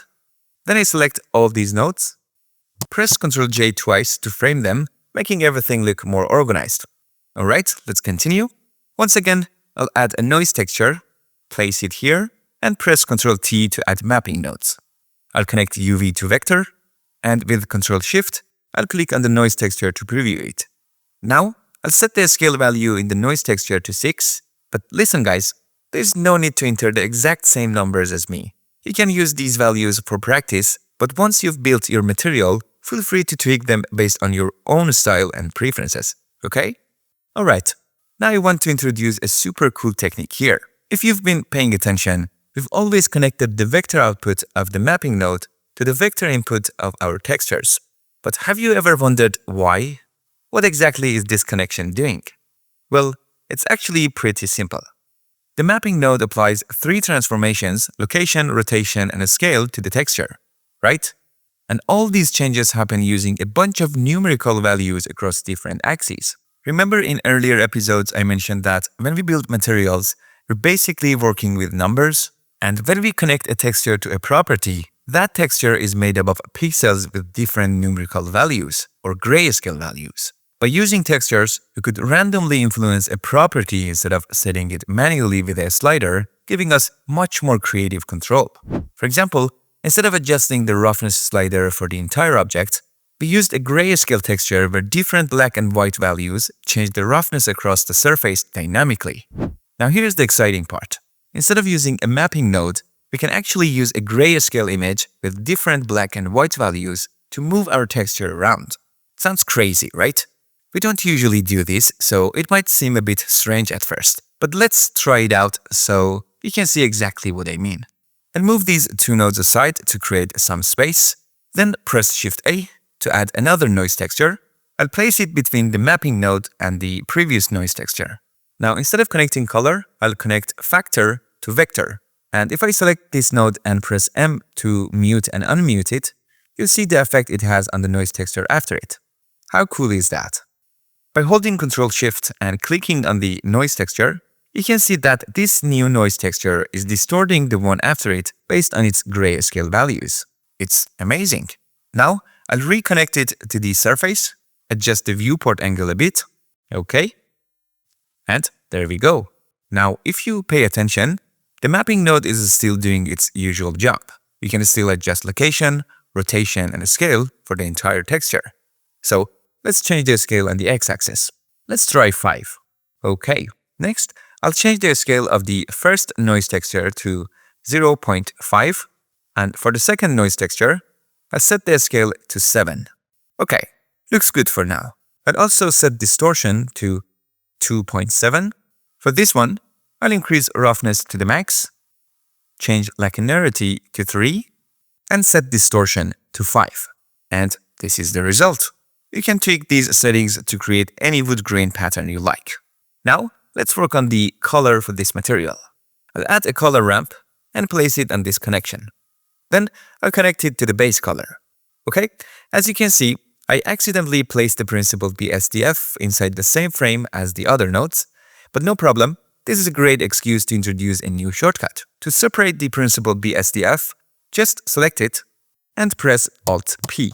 And just like that, it's removed from the frame. Super easy. Okay, now let's continue with the base color. I'll click this plus icon to add a new color stop in the middle of the color ramp. Then I'll select it and choose this color. For the second one, I'll pick this color. And for the third one, I'll choose this color. Now, I'll bring the stops closer together to increase the contrast, making the color transitions sharper. And there you go. Look how much better it looks. It's getting more and more interesting. Now let's Ctrl Shift click on Principled BSDF to see the result. Okay, perfect. I'll press Z and switch to Render Display Mode to check it in Cyclist Render Engine. Looks amazing. Alright, now let's go back to Material Preview Mode by pressing Z again, and let's adjust the roughness for this material. Right now, if I rotate the HDRI, you'll see that the roughness is uniform across the entire surface. But to make the material more realistic, we can use the same texture map we created for the roughness input. This will break the uniformity and improve the realism. So, I'll move these nodes to the side for more space. Then, I'll connect this noise texture to the roughness input. And immediately, you can see the difference. Now, if I rotate the HDRI again, you'll notice how much better the roughness looks. For more control, I'll press Shift A and add a map range node between them. And by adjusting the from min and from max, I can fine-tune the roughness effect. Super simple. Okay, let's check the result in Cyclist. And there you have it. Now the roughness isn't flat and boring. It has some variations that make it much more realistic. Alright? See how easily we can improve our material step by step by adding different layers of detail? Okay, and that's it guys. We're finally done with Andy's chair. I think by now you realized just how powerful the noise texture node is. With just this one node, we managed to create completely different details for 3 separate materials: plastic, metal, and wood. So make sure to take this node seriously. Experiment with its properties and keep practicing. The more you play around with it, the better you'll understand its full potential. Now, as I promised at the beginning of the video, let's go over an important conclusion. That is how this time we didn't have to worry about textile density or UV lens sizes at all. And yet, our material still looks sharp on every object, even when the camera gets up close. Cool, right? Here's a big takeaway. Procedural materials are generated using mathematical functions and Blender's node system. That's why they always appear sharp, no matter what. And we never have to deal with blurry textures. Changing the scale of UV lens doesn't affect the material's resolution, only its size, meaning textile density simply doesn't matter for procedural materials. But with texture-based materials, it's a completely different story. Since image textures are made up of pixels, textile density is always important. If you scale UV lens up or down, it does affect the texture's sharpness. That's why resolution is such a big deal for texture-based materials. Okay? Hope that all makes sense now. So, based on what I just explained, we can select all our objects, neatly pack all the UV islands into a 0 to 1 UV space, and not worry at all about textile density. The only thing to remember is that, since the UV islands get resized when packed, our texture scale also changes. That means we need to go back and adjust the scale in our material settings. And this is your perfect chance to try it on your own. I won't be showing you this part. You should be able to do it confidently by now, right? So just trust your instincts, trust your eyes, and go for it without any hesitation. And from now on, always pack your UV islands before creating your procedural materials, so you don't fall into the same trap that mentors like me deliberately leave for you.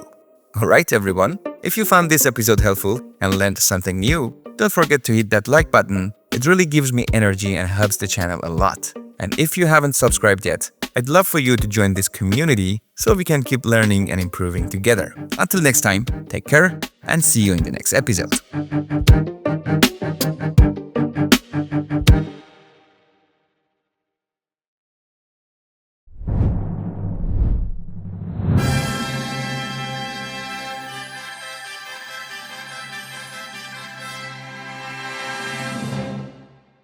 In episode 10 of season 2 of BlenderStory, we're diving into creating materials for the toy box. In the first part, we're going to learn a new selection trick for choosing edges to mark seams, which will speed up the UV unwrapping process. Using this method, we'll unwrap all the objects in this model one by one. Then, we'll move on to creating materials, starting with the outer surface of the toy box. After that, we'll make a procedural chipboard material for the inside parts using a powerful noise texture called Voronoi. And finally, for the wood and metal parts, I'll show you how to import materials we've already created in previous projects and reuse them here. As always, you can download the 3D model and textures for free using the link in the description, so you can follow along and practice with me. Alright, if you're ready, let's get started. Okay, first things first. I'll move my mouse over here and split the viewport into 2 sections by clicking and dragging. Next, I'll switch this side to the UV editor. Now, select all objects, go to the UV editor, and press N to open the side panel. In the Text Tools tab, click Checker Map to assign a UV grid material to everything. Just make sure you have the Text Tools add-on installed. It's completely free, and I introduced it back in episode 8 of this season. To make things easier, I've added the link to that video and the add-on in the description. Okay, now I'll move my mouse back to the UV editor and press N again to close the side panel. For the first step, let's start with the beams. I'll select this one, press Z, and switch back to solid display for now. Then, I'll press / on the numpad to enter local view. If I go to the modifier properties, you can see that we used a mirror modifier to create this part of the model. But now, to avoid repetition in textures, we should apply the mirror modifier. To do that, I'll move my mouse over the modifier and press Ctrl A to apply it. Next, I'll press Tab to enter edit mode and turn on UV sync selection from here. This lets me see the UVs of the object even when nothing is selected.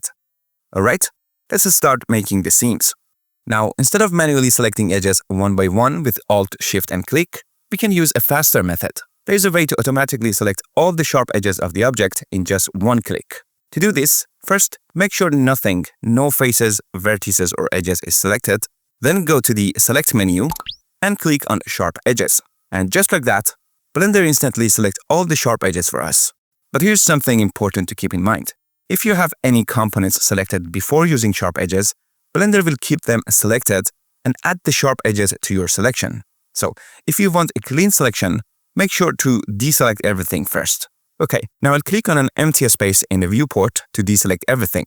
Then, I'll select sharp edges again. And next, I'll deselect the edges that I don't want as seams. I'll hold Shift and deselect these 2 edges, these 2 as well. Now I'll move to other side of the object and deselect these edges too. Okay, now I'll hold Alt and Shift and deselect these edges on both sides. Alright, now I'll press U and mark the selected edges as seams. Then I'll press A to select all components, press U again, and choose Unwrap Angle Based. Now I'll press Z and switch to Material Preview to check the Checker Map texture and make sure there is no distortion. As you can see, the texture size is way too big and we can't clearly see the squares. To fix this and make things easier to read, I'll select all UV islands with A, then press S to scale them up. Okay, now we can clearly see the checker squares on the object. Yep, everything looks good, and the texture is displaying correctly without any issues. Alright, I'll press / to exit local view, and now let's move on to this object. I'll press Z and switch back to solid display. As you can see, this object also has a mirror modifier, so I'll hover over it and press Ctrl A to apply it. Now I'll repeat the exact same steps as before. First, from the select menu, I'll choose sharp edges. Then I'll hold Alt and Shift and deselect these edges. Next, I'll hold Shift and deselect these two, and these two as well. Now, I'll go to the other side of the object and deselect the same edges here. Okay, once that's done, I'll press U and mark them as seams. Then I'll press A to select everything, press U again, and unwrap using angle-based. Now, I'll press Z and switch to Material Preview. Just like before, I'll scale up the UV islands so the texture is easier to see on the object. And done!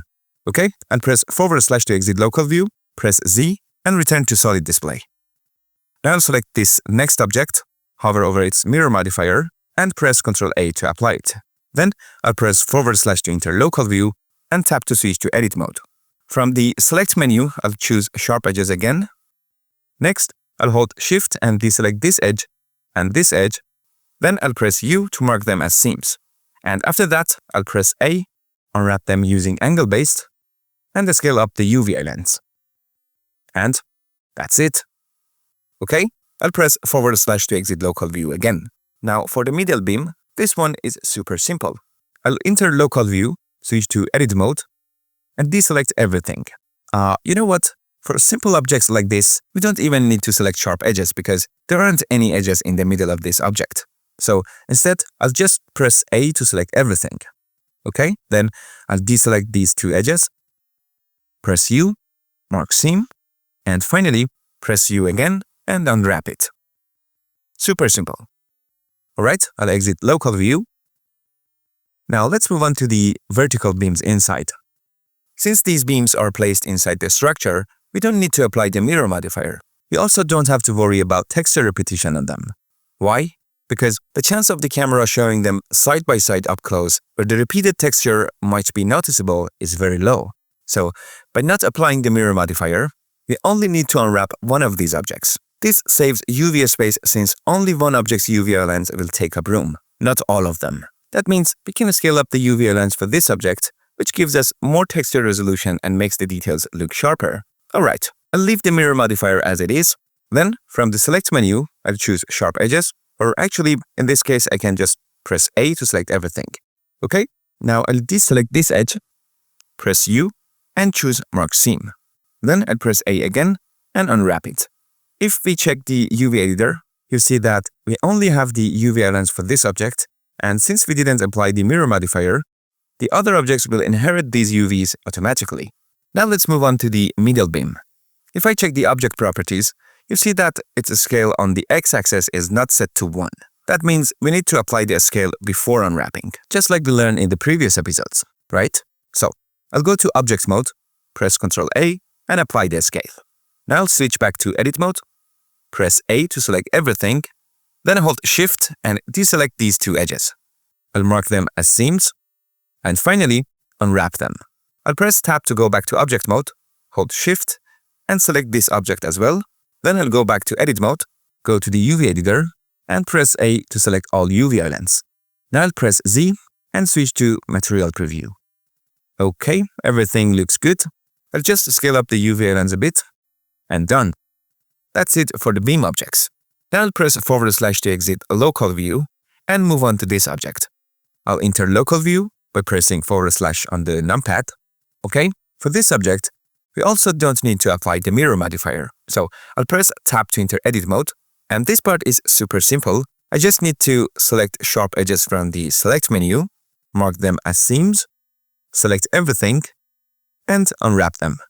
That's done. Alright, everything looks fine for now, but if I zoom in on this sharp corner, you see that the texture doesn't display correctly here. It looks distorted. What do you think could be the reason?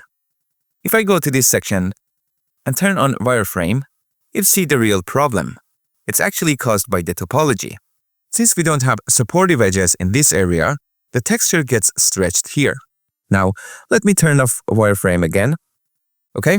If I go to the modifier properties and disable the subdivision surface modifier, you'll notice that the problem gets less noticeable. And if I turn off the bevel modifier, the issue completely disappears. So these two modifiers are causing the problem. But we need both of them for this object. So what's the solution? Well, this part of the object is unlikely to be seen up close in the final shot, but this is a great excuse to learn how to fix these issues. So let's go ahead and fix the topology in this area. Okay, if you look at this area, you see that there are two triangular faces in this corner. If I press Ctrl R to add an edge loop here as a supportive edge, these triangular faces block it. When the edge reaches these triangles, it doesn't continue or loop around, so we can't create an edge loop properly. The solution? We need to convert these faces into quads. Alright, I'll press Ctrl R and add an edge loop close to this area. Next, I'll select these two vertices at the top. Then, I'll enable Auto Merge Vertices up here. You haven't forgotten about this option, right?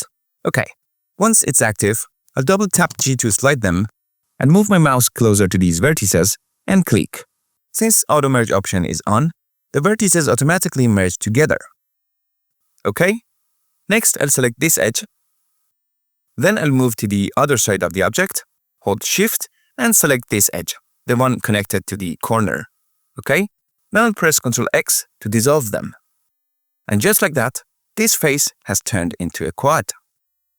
Okay, let's do the same thing for the other face. I'll add another edge loop near these edges. Then select these two vertices. Remember, Auto Merge is still on. Then I'll just double tap G to slide them, move them close to these vertices, and click. That's it. Now I'll select this edge and this one and press Ctrl X to dissolve them. Now if I press Ctrl R, you'll see that the edge loop flows smoothly around this section. But when it reaches to the other side of the object, it stops because there are still two tries over there blocking it. So we need to turn those triangles into quads as well. Let's quickly repeat the same steps on the other side. I'll add two edge loops in this area. Select these two vertices, double tap G and move them. Now, I'll select these other two vertices, double tap G and move them as well. Next, I'll select the edges on both sides of the mesh and dissolve them with Ctrl X. Boom, done. Now, finally, we can easily add an edge loop in this area. Okay, since we don't need Auto Merge anymore, I'll turn it off so it doesn't cause issues later. Alright, let's turn our modifiers back on. I'll press Z, switch to Material Preview, and zoom in. By the way, if Blender doesn't let you zoom in further, here's a quick trick. Just select a vertex in the area you want to zoom into and press period key on the numpad. See? Now we can zoom in easily. But wait, the problem is still there. Turning those faces into quads didn't fix it. So, was all this effort for nothing? Not quite, don't rush to conclusions. We haven't added supportive edges yet, and that's what fixes the texture stretching. So, let's do that now. I'll press Ctrl R, click, and then right-click to add an edge loop right in the center. Now I'll press Ctrl R again, click, and add another edge loop close to this area. And as you can see, the result looks much better now. Alright, let's do the same for the other side of the object. Okay, and done. Now, let's add one more edge loop in the middle of this inner section. Okay, with the edge loop selected, I'll press Ctrl B for bevel, scroll once to add an edge loop in the center, move the mouse, and click here. Okay, see how much better the result looks now? Now, since we changed the topology, we need to unwrap the UV outlines again. So, I'll press Tab to enter Edit Mode, press A to select everything, then press U and unwrap the UVs. And that's it, our object's UVs are updated. You can see that by fixing the topology, we managed to reduce the texture stretching significantly. Okay, now let's exit local view with /, press Z and switch to solid display. Okay, time to move on to these objects. I'll select them and enter local view again. Notice that we used two mirror modifiers while modeling them. I'm going to apply the first mirror modifier by hovering over it and pressing Ctrl A, and I'll do the same for the other object as well. Next, I'll select both objects, go to Edit Mode, click in the empty area to deselect everything, and then go to the Select menu and choose Sharp Edges. Okay, let's zoom in a bit. Now, I need to deselect the circular edges here, and to make sure I'm selecting the back edges as well, I'll press Alt-Z to activate X-ray mode, hold Ctrl, and click and drag to deselect these edges. Okay, then I'll press Alt-Z again to exit X-ray mode. Now, while holding Alt and Shift, I'll also deselect the surrounding edges of this object. Alright, next I'll press U and select Mark Seam. And finally, I'll press A to select everything and unwrap the UVs. I'll go back to Object Mode, press Z and switch to Material Preview to make sure the texture is displaying correctly. Looks good. Now let's exit Local View with / and time to move on to these screws. I'll select them, enter Local View, and since the bottom cap of these objects is already open, there is no need to mark seams. We can unwrap them directly. But first, if I check the object properties, you see that their scale isn't applied. So I'll press Ctrl A and apply their scale.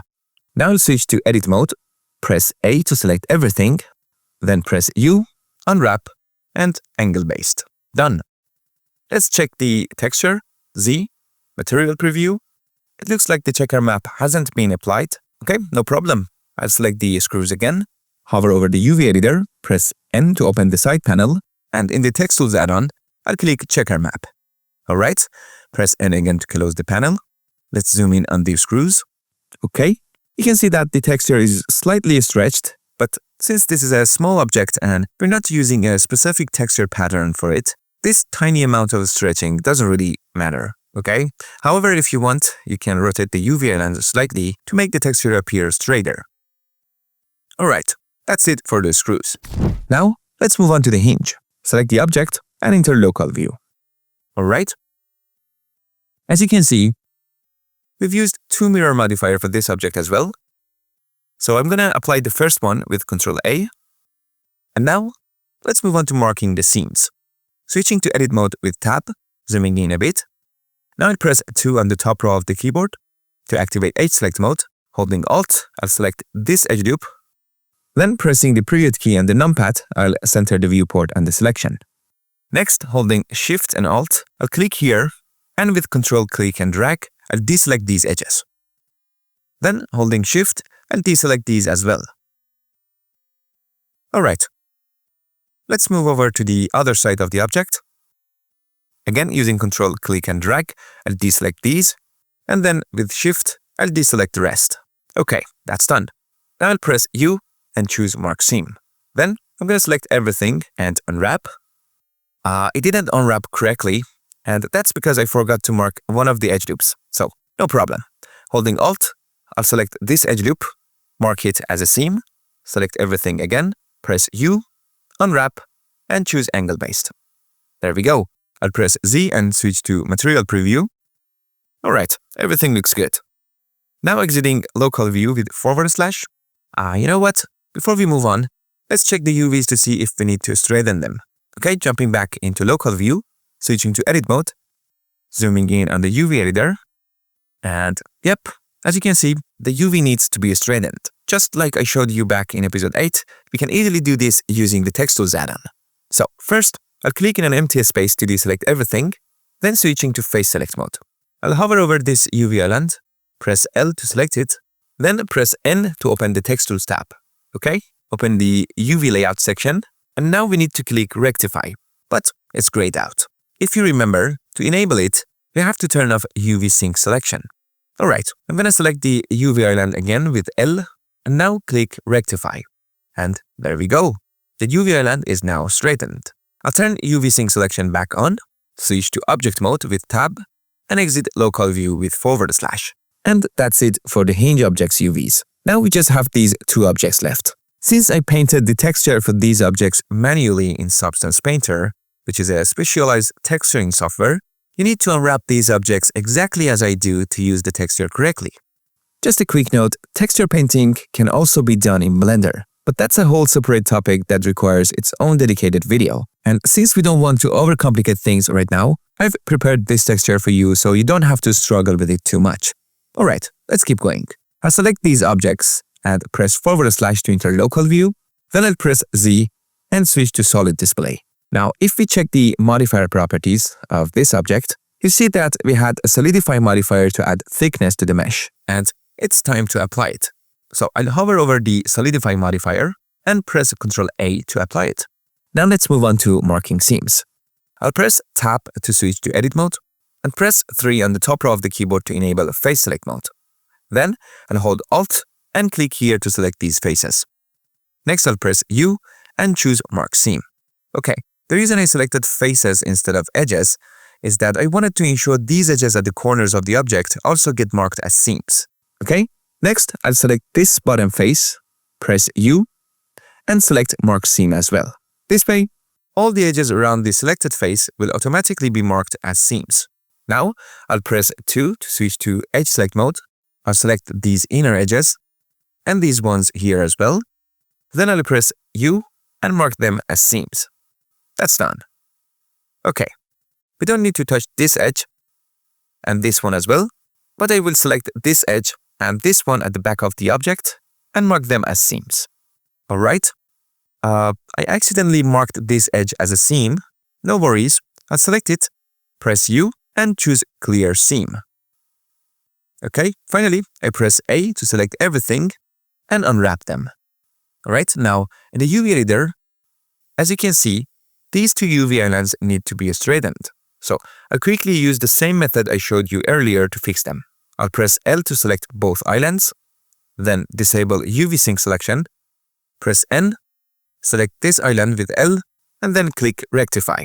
Okay, I'm gonna deselect it, select the other one with L, and click Rectify again. And that's it. I'll press N to close the side panel, and let's check the checker map on the object to make sure everything looks good. Yep, everything's fine. Now, let's move on to this object. First, I need to apply its mirror modifier. So I'll press Ctrl A to apply it. Next, I'll enter edit mode and go to the select menu to choose sharp edges. Since I was in face select mode, it also selected the faces connected to the sharp edges. So I'll switch to edge select mode, click and drag on an empty area to deselect everything, and then select sharp edges again. Now, I'll hold Shift and manually add these edges at all 4 corners of the object to my selection. Okay, then I'll press U and choose Mark Seam.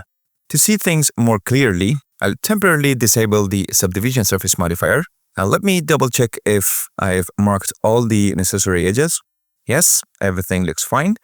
Now I'll press A to select everything, press U, unwrap, and angle based. Finally, I'll re-enable the subdivision surface modifier, and we're done. If you zoom in on the UV editor, you'll notice that this UV island isn't perfectly straight, so we need to fix that. Okay, I'll zoom out and quickly straighten both of these UV islands using the same method as before. Alright. And there we go. Press N to close the side panel, turn UV sync selection back on, deselect everything, switch to face select mode, and select this UV island. As you can see, this UV island belongs to this part of the model, and it doesn't seem properly unwrapped because it looks shorter than it should be. So, to confirm, let's switch to material preview mode, and yep, the texture looks stretched in this area. No problem. In the UV editor, I'll press S for a scale, then X, and move the mouse to adjust the scale until the checker map looks properly square on the object. And done. Now I'll press / to exit local view, and finally, we've finished UV unwrapping all the toy box objects. Now, in the second part of this video, let's move on to creating the materials. Before we do anything else, let's first match the textile density across all UV islands to keep everything organized. I'll select all the objects, press Tab to go into edit mode, move the mouse over the UV editor, and press A to select everything. Just make sure UV sync selection is on, and then press A to select all UV islands, okay? Now, from the UV menu, I'll click Average Islands Scale. There we go. Now the textile density of all objects is uniform.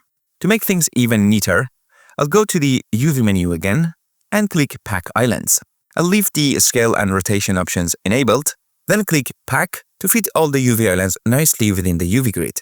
Next, let's delete the checker map from all objects. I'll select all objects again, go to the UV editor, press N to open the side panel, and in the Text Tools tab, I'll click this trash can icon to remove the texture. Now I'll press N again to close the side panel. Then, I'll move my mouse to this corner, click and drag upwards to split this area into two sections. Next, I'll click here and change this panel to the shader editor. Finally, I'll press N to close the side panel. Now, we're fully ready to start working on materials. Okay, first, let's begin with these two objects since they'll share the same material. I'll select both and press / to enter local view. Now I'll select this object, go to the material properties, and click the plus icon here to add two material slots. I'll select the first slot, click New, and name the material Toybox Paint. Then I'll select the second slot, click New, and name this one Chipboard. Now, I switch to Material Preview, select the second material, and give it a temporary color to make it easier to tell apart. Okay, now I need to assign this second material to the inner parts of the toy box. To do this, I go into Edit Mode, activate Face Select Mode, select this face, and then press Ctrl+ on the numpad twice to select the faces I need. Alright, now I select the chipboard material here and click Assign to apply it to the selected faces. It's that simple. We've just assigned this material to the inner faces. Okay, now let's enable the Render Display mode. Then I click here, turn off Scene Lights and Scene Word, and choose this HDRI to better match the scene lighting with the final result I want. Okay, that's done. Now I select this object, create two material slots here. I select the first one, click here, and choose the Toybox Paint material for it. Then for the second one, I select Chipboard. Okay, now let's assign the chipboard material to the inner faces of this object.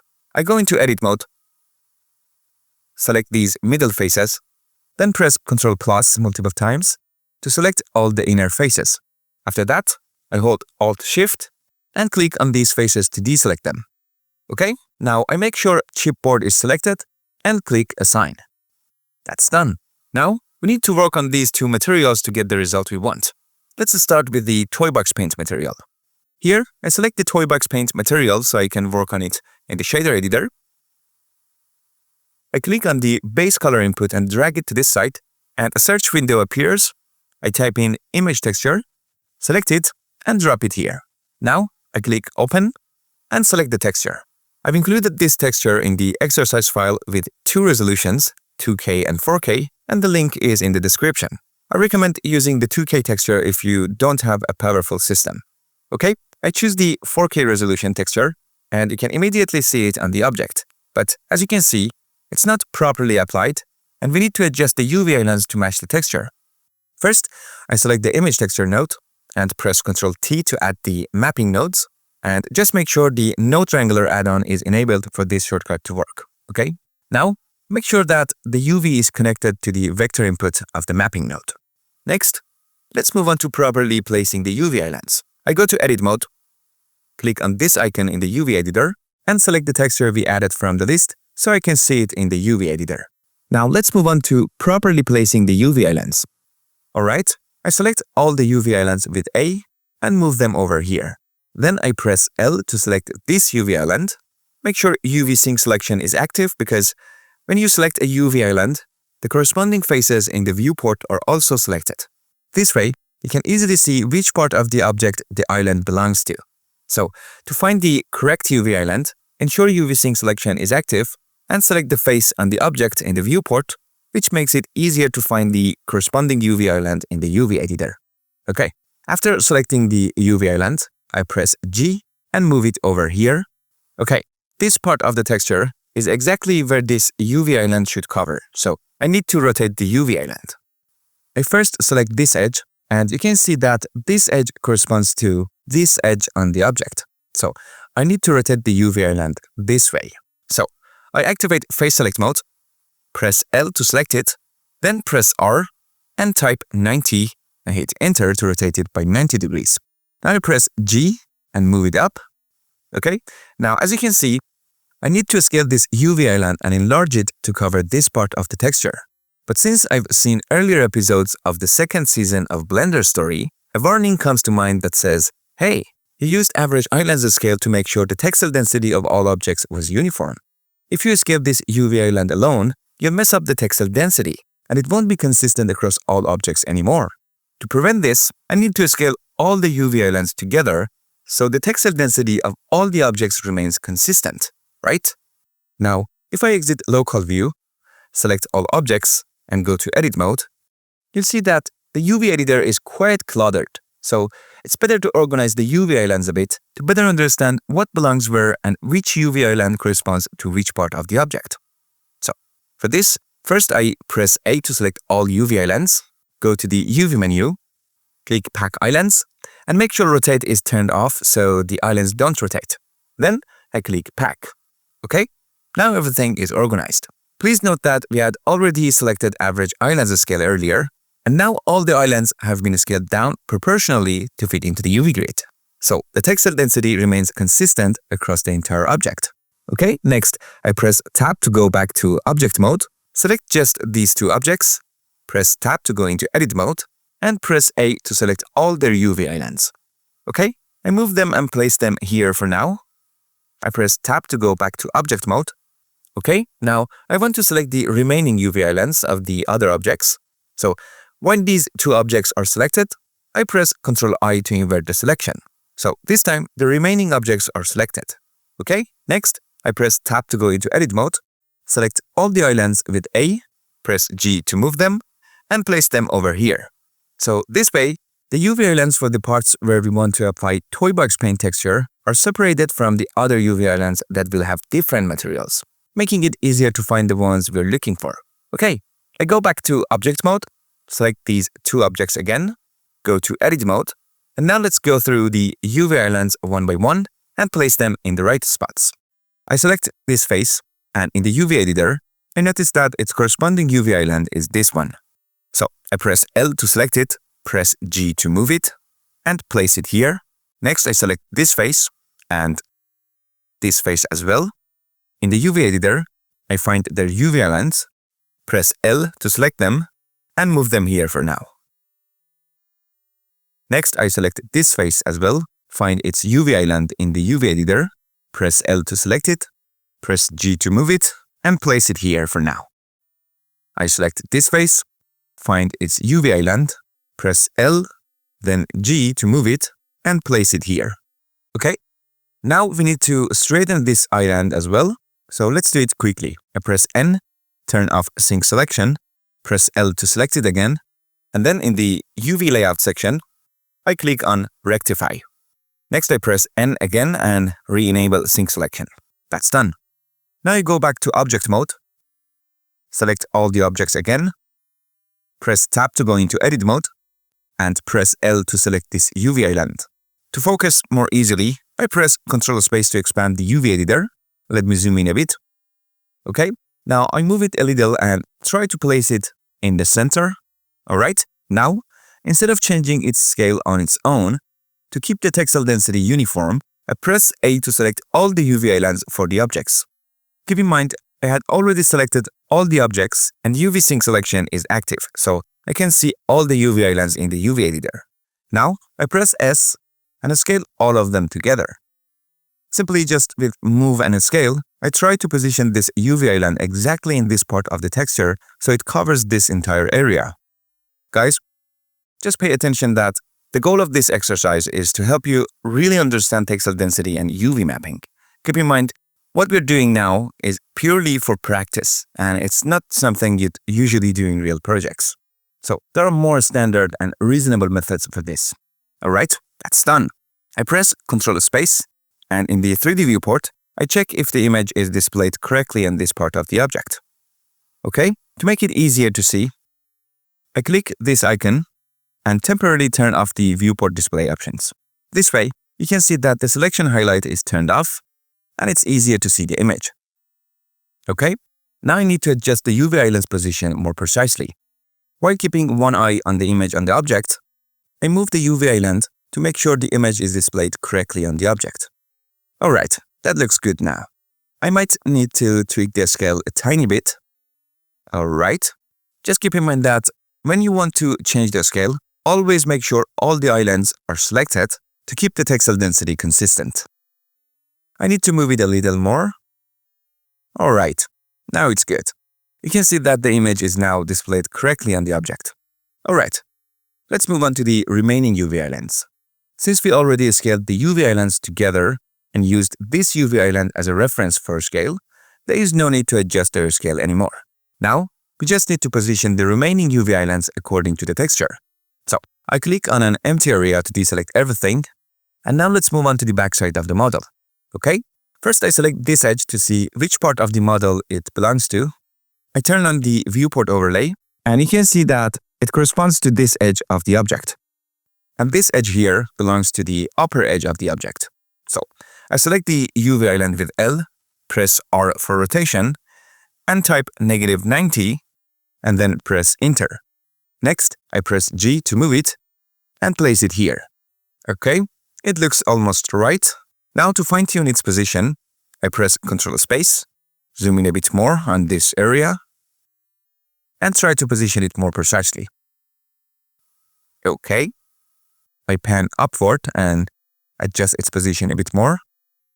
Alright, I think that's fine for now. I press Ctrl Space, turn off the viewport overlay. I zoom in a bit more on this part of the object and slightly adjust the UV island's position along the y-axis. Okay, that's done. I rotate around the object to check if everything looks correct. It seems like there are no issues. Alright, now let's move on to the next parts.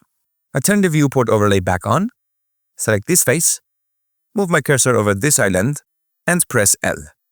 Okay, to better understand which direction we should rotate this island, it's a good idea to close the toy box lid, making it easier to see the texture alignment on the object beneath it.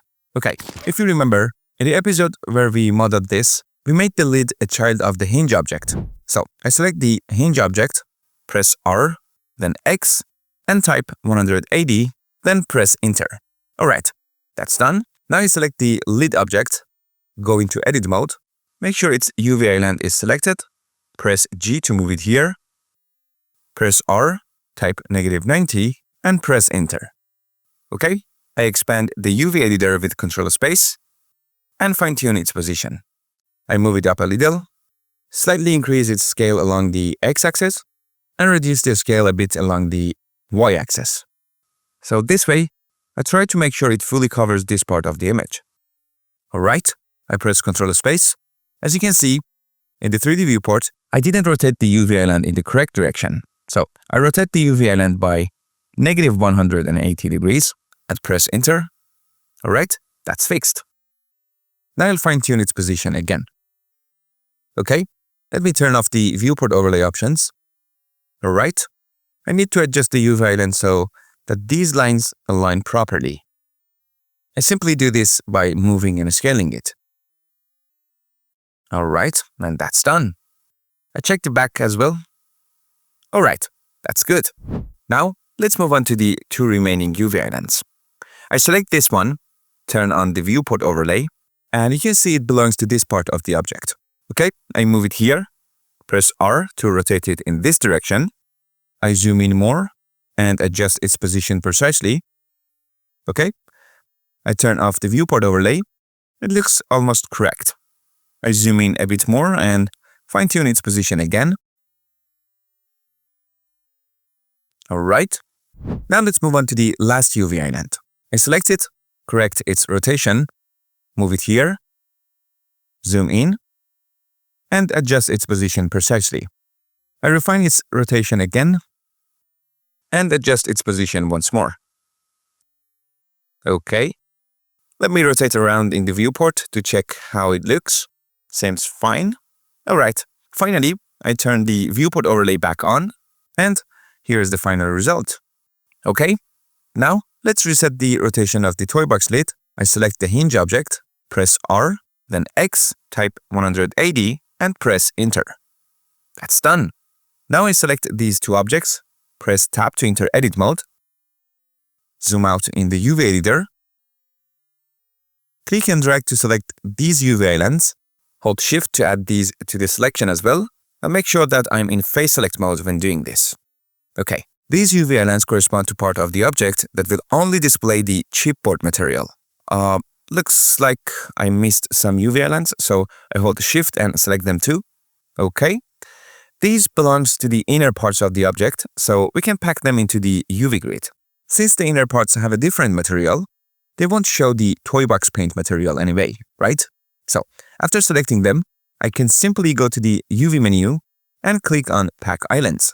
Here, I disable the scale so that the scale doesn't change and the textile density stays consistent. Then I simply click Pack. Alright, that's done. So, since we assigned the chipboard material to the inner parts of the object, these UV islands will only display the chipboard material, which means overlapping them in the UV grid won't cause any issues. The key takeaway here is that once you gain a solid understanding of UVs, you can break many rules in your favor and use them to your advantage. Alright, let's continue. I select the toy box paint material, and as you can see, it's very simple. It only uses a single texture for the base color, and we haven't added any details yet. So let's make it look better and more realistic. Don't worry, we're not going to make it too complex. Alright, I press Shift A and add a noise texture. Then I hold Ctrl Shift and click on it so I can see it directly on the object. Now, I simply increase the detail and roughness all the way up.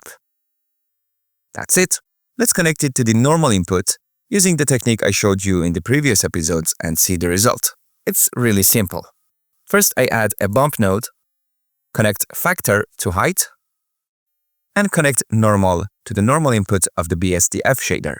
Finally, I hold Ctrl Shift and click on the BSDF shader to preview the result. And once again, this is the magic of the noise texture node. Okay, next, I simply increase the roughness a little. For example, I set it to 0.75, and that's done. Now, to see the results in Cyclist render engine, I switch the render engine to Cyclist from here, and to speed up the process, I set the device to GPU compute. And here's the final result in Cyclist. Alright, as you can see, the normal map strength is too high. So I reduce it from here, and there we go. Now you can see how much detail has been added. Remember, you can rotate the HDRI image from here to adjust the lighting and get a better look at the material in different lighting conditions. And that's our result so far in Cyclist. Okay, now let's move on to the chipboard material. I select it from here so I can see it in the shader editor. In the viewport, I press Z and switch back to material preview for now. Then, in the shader editor, I press Shift A, and this time, let's use another extremely useful noise texture, the Voronoi texture.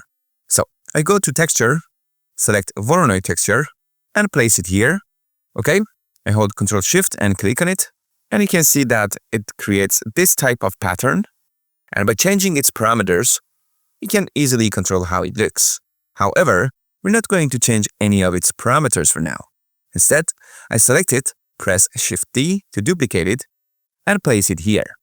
Okay, now we're going to use this node to modify the first Voronoi texture we created. This is the same technique I showed you back in episode 9 when creating the wood material. If I hold Ctrl Shift and click on the duplicated Voronoi texture, you see that it looks exactly the same as the first one, which makes sense because it's just a duplicate. But if I hold Ctrl Shift and click on it again, you see that we can now view its color output directly on the object. And now you can see that the color data from this node has a completely different look. And this is exactly the data we'll use to modify the first Voronoi texture. So first I hold Ctrl Shift and click to connect this to the surface. Then I simply connect color to vector.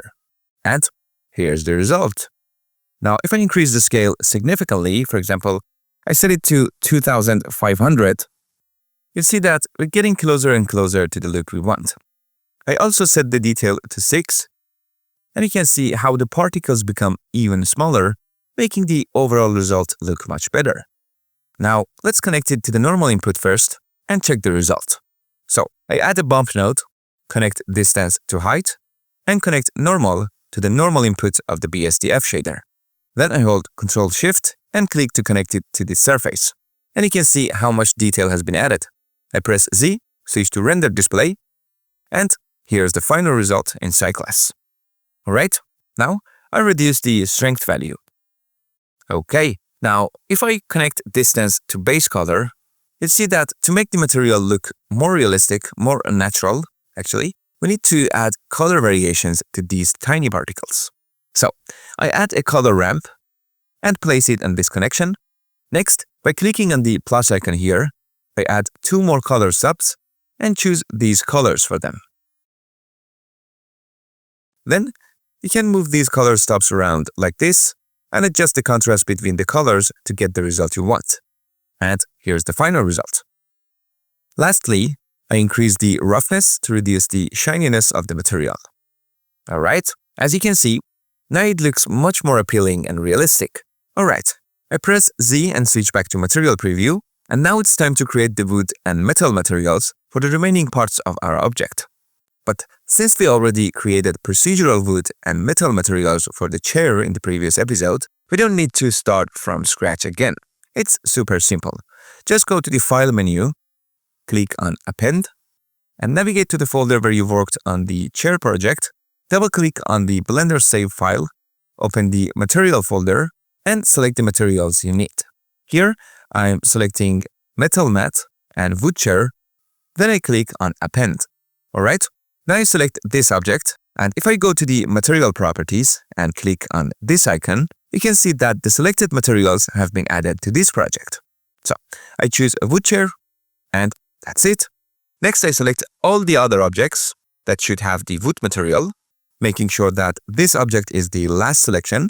Then I press Ctrl L and choose Link Materials. Done. Since these objects are still selected, I press Tab to enter Edit mode, and you can see that the UV islands for these objects are scattered everywhere. So, if you want, we can go to the UV menu, click on Pack Islands, turn off Scale and Rotation, and then click Pack. That's it. If necessary, you can also manually adjust the rotation of the UV islands to align the wood grain correctly. Alternatively, you can tweak the wood material parameters to get the result you want.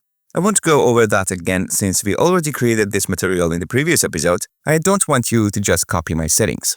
Just be bold and trust your instincts. Okay? Now let's move on to this object. From here, I select the metal mat material and rename it Metal Gold. Then I select the other objects that should have this material. Then press Ctrl L, choose Link Materials, and that's it. Finally, I adjust the color to give it a nice golden tone. Okay, now I go to Edit mode, select all the UV islands, and pack them as well. I also rename the wood material to Wood Beam, and that's it. I press Z, switch to Render Display, and here's the final result. Guys, finally the toy box materials are done, and we've reached the end of another episode of BlenderStory. I hope you enjoyed it. Don't forget, if you have any questions, join our Discord group and ask there. I try to answer as many as I can whenever I get the chance, so your learning journey goes smoothly. Wishing you the best and see you in the next episode. Take care.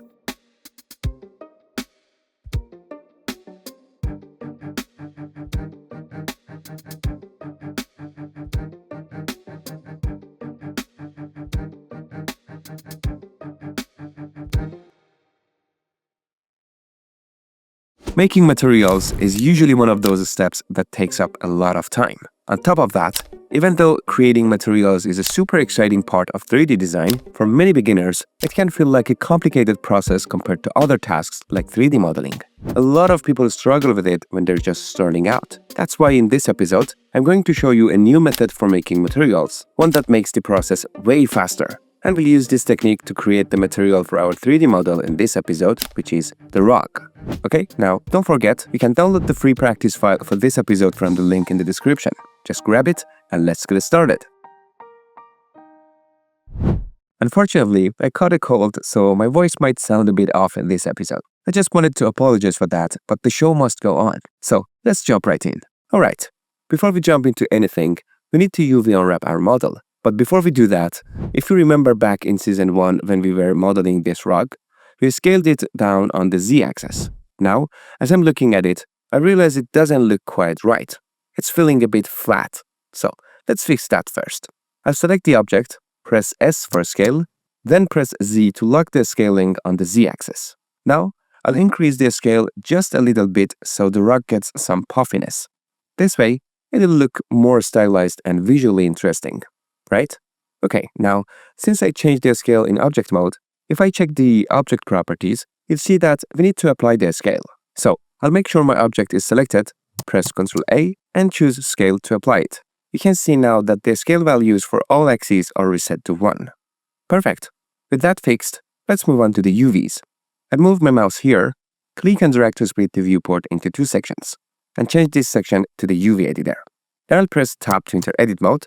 I'll also enable a UV sync selection so I can see the UV islands of the object, even without selecting any components.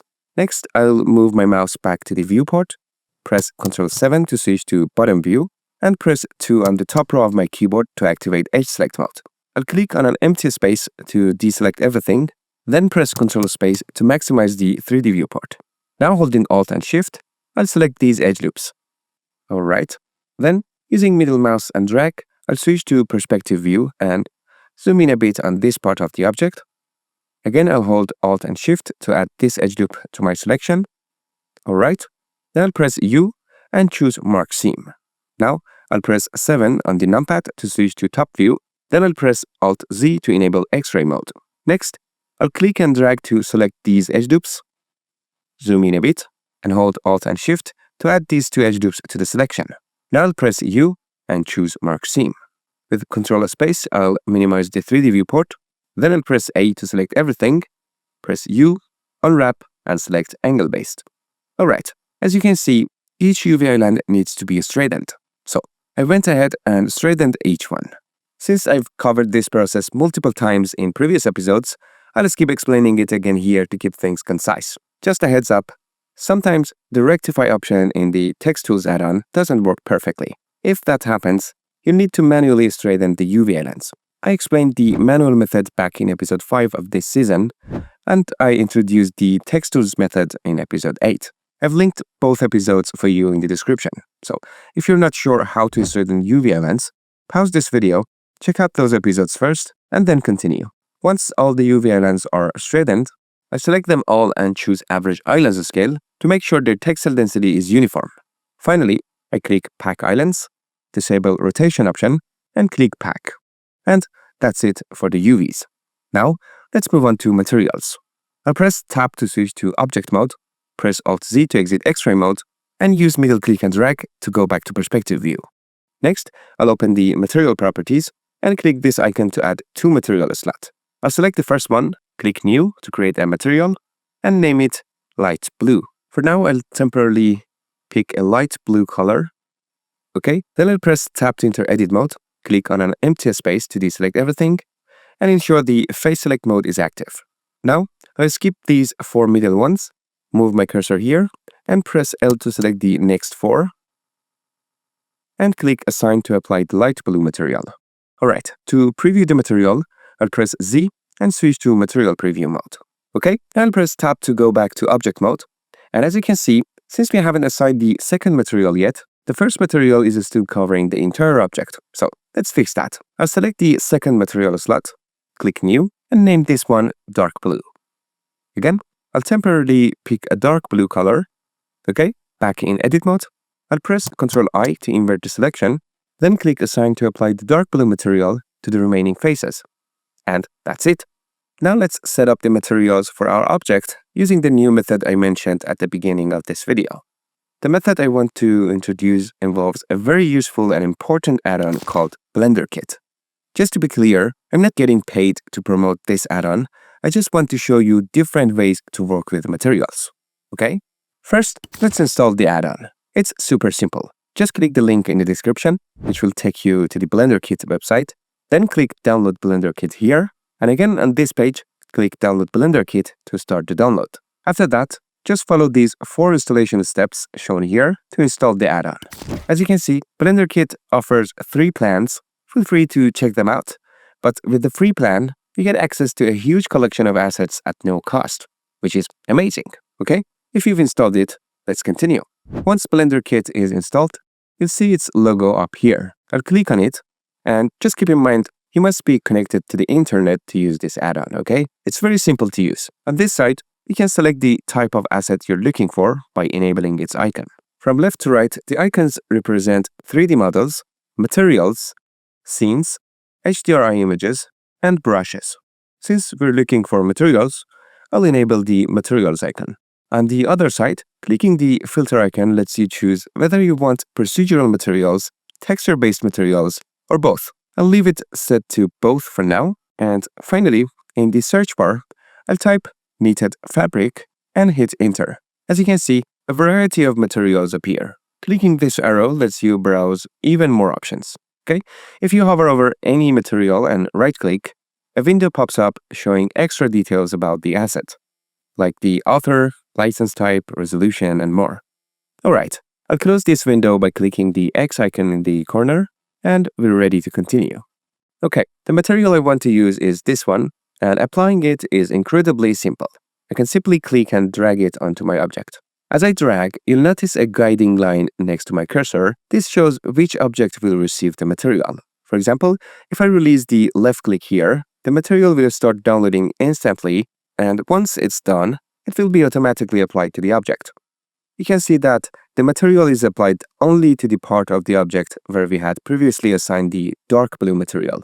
If we check the material properties, we can see that the new material has replaced the previous one. Okay, I'll rename it to knitted dark blue fabric.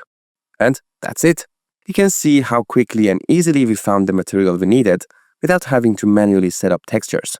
This method lets us achieve great results much faster.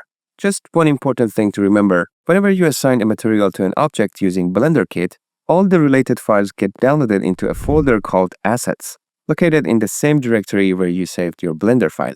If I open the Asset folder, you'll see another folder named Materials inside it. This folder contains a subfolder for the material we just downloaded. If I open that, you'll notice that it's actually a Blender file, which stores the downloaded material. Okay, now let's move on. As you can see, the texture isn't displaying correctly on our object. Let's figure out why. First, I'll select the object and go to the Object Data Properties. Here under UV Maps, you can see that we currently have two UV maps. The second one, named AutoMap, was actually added by BlenderKit when we applied the material. This means that whenever you add a material using BlenderKit, it automatically creates a new UV map. Since the camera icon is active next to the AutoMap, it indicates that Blender is currently using this UV map to preview the material. This means that what we see in the viewport is the result of the active UV map, the one with the active camera icon next to it. Now I'll press Tab to enter edit mode. Okay, since AutoMap is selected, we can see its UV layout in the UV editor. If I select the other UV map, we now see the UV layout that we originally created. So, clicking on either of these will show the UV islands of the selected UV map in the UV editor. Alright, so this UV map isn't the one we worked on. The correct one is this UV map. So, to make it active, I'll click on this icon, which tells Blender to use this UV island for material preview on the object. As you can see, the result is quite different. Okay, right now the texture scale is too large, so let's fix that. But before adjusting the scale, since we don't need the AutoMap UV, I'll select it and click on this icon to remove it. Okay, now I'll switch this panel to the shader editor, and as you can see, BlenderKit has automatically set up the shader network for the material, making things much easier. So now we can just easily go ahead and modify the material as needed. For example, I'll press Shift-A, add a value node, and place it inside this frame. Then I'll connect it to the scale input of the mapping node and set the scale to 20. Okay, that looks much better. Next, let's tweak the color. I'll press Shift-A again, add a color ramp, and place it here. For the first color stop, I'll choose this color, and for the second one, I'll pick this color. Okay, I'll also move this one slightly to increase the contrast between the colors. And there we go. Now let's move on to the second material. I'll go to Material Properties, select the material, I'll click on this icon, and assign the same material we just worked on to this slot as well. Now, you'll notice a number 2 next to the material name. This means that the material is being used in two places and is linked. To separate them, I just simply click on 2. which will make this a unique material. Okay, the number disappears, and now I can rename it.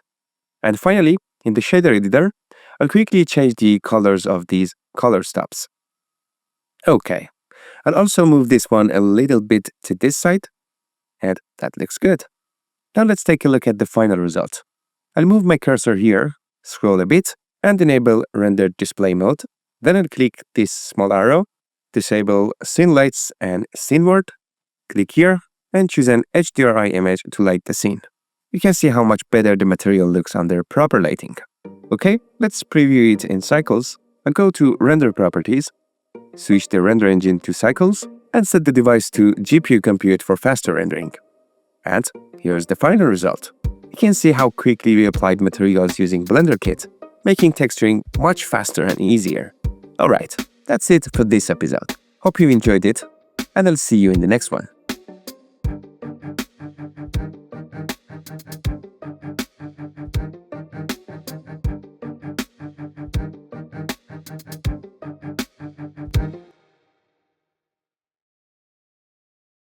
Opaque, translucent, and transparent. These are three terms for three types of materials that every material artist needs to know about. In episode 12 of season 2 of BlenderStory, it's time to create materials for our table lamp model. And guess what? We're going to work with all three types of these materials. For the base part, we'll make a ceramic material. This type of material doesn't let any light pass through, and it's called opaque. For the shade, we're going to create a fabric material. This kind of material lets some light pass through while absorbing the rest, and that's why we call it translucent. Finally, for the bulb itself, we'll create a glass material. Glass allows light to pass through completely, and you can see objects behind it pretty clearly. That's why it's called transparent. To create these materials, we need to learn about two new shaders in Blender: Glass BSDF for the bulb's glass material, and Translucent BSDF to make sure light can pass through the shade when the lamp is turned on. As always, don't forget you can download the practice file for free from the link in the description and follow along with me step by step. Alright? No more waiting. Let's jump right in. I've already UV unwrapped this model ahead of time because we've talked enough about UV mapping in earlier episodes of this season. So to keep this video short and focused, I'm not going to show you the UV process again. If you're unsure how to UV unwrap objects like this one, I highly recommend checking out the previous episodes of this playlist. They've got you covered. If you have any questions at all, remember we've set up a Discord channel just for moments like this. You can join for free using the link in the description, ask your questions there, and become part of our awesome community. I'd love to see you there. Now, before we move forward, just two quick tips. First, I removed the solidify modifier from this object. Why? Because, honestly, we don't need to add thickness to this particular piece. It would only increase the topology unnecessarily. Then, I scaled the vertices at the top and bottom sections slightly to improve the overall look of the model. Second, since these objects were originally curves, I right-clicked, went to Convert to, and chose Mesh. This way, I could access the components for UV mapping. That's it. Alright, let's get started by setting up our render engine and lighting. I'll go to Render Properties, switch the render engine to Cycles, and change the device to GPU Compute to speed up rendering. Then, I'll enable Render Display from here, click on this little arrow, and turn off Scene Lights and Scene Word. Now, I'll select an HDRI image from here, and that's done.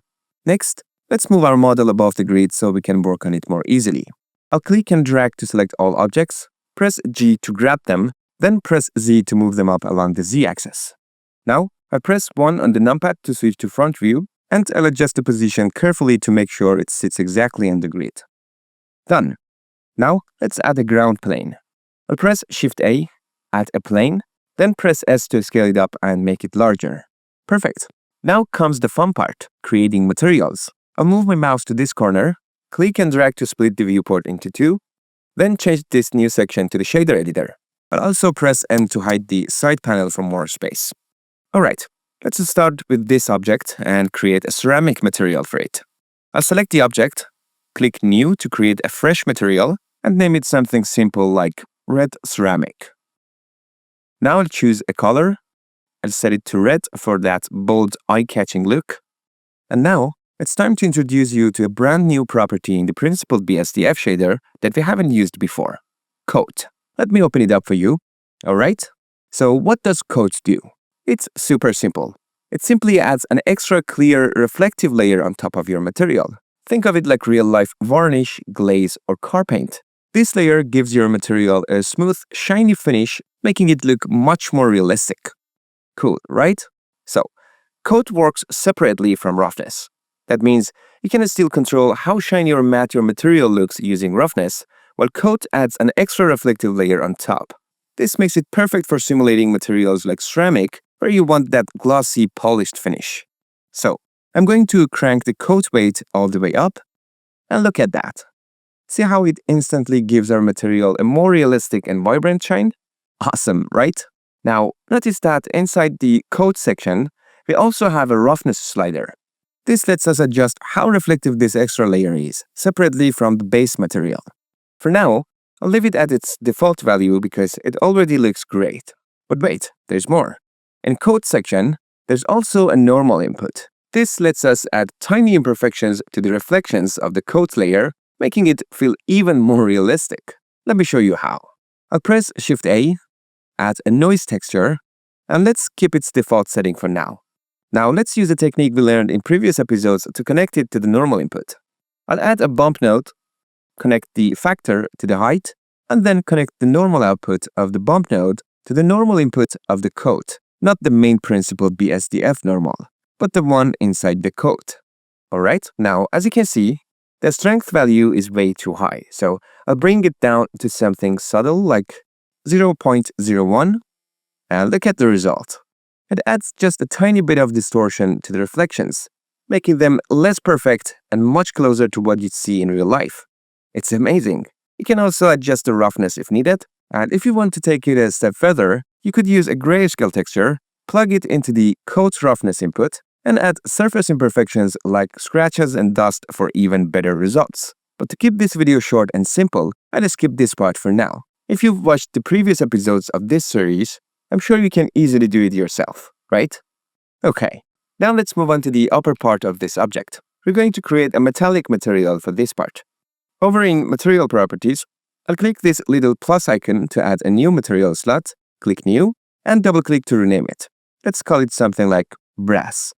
Right? Now let's assign this material to the faces of the upper section. I'll press Tab to switch to Edit mode, then press 3 on the top row of my keyboard to activate Face Select mode. First, I'll deselect everything by clicking and dragging in an empty area. Then, I'll press C to activate Circle Select, and I'll start selecting the top faces. Once I'm happy with the selection, I'll right-click to exit Circle Select. Now, I'll hold Ctrl and press the plus key on the numpad multiple times to expand the selection until I've selected the entire neck area. Finally, I'll make sure the material is selected and click Assign. Done. Now I'll press Tab to go back to object mode. Okay, let's work on the material itself. First, I'll crank the metallic value all the way up. Now, instead of using a flat, boring color though, let's add some color variation to make it more interesting. Alright, to do this, I'll first add a mix color node. For A, I'll pick this color, and for B, I'll choose this one. Now, if I connect the result of this node to the base color input of the principal BSDF, you'll see these two colors blend together. If I set the factor to 0, it uses the color from A, and if I set it to 1, it uses the color from B. But here's the thing. We don't want a smooth blend everywhere.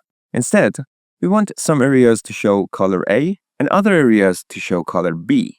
To do that, we just need a grayscale image and connect it to the factor input. This will act like a mask, telling Blender where to use each color. We can easily create this effect using a noise texture node. So, I'll add a noise texture, and with Ctrl, Shift, and click, I'll connect it directly to the surface so we can preview it.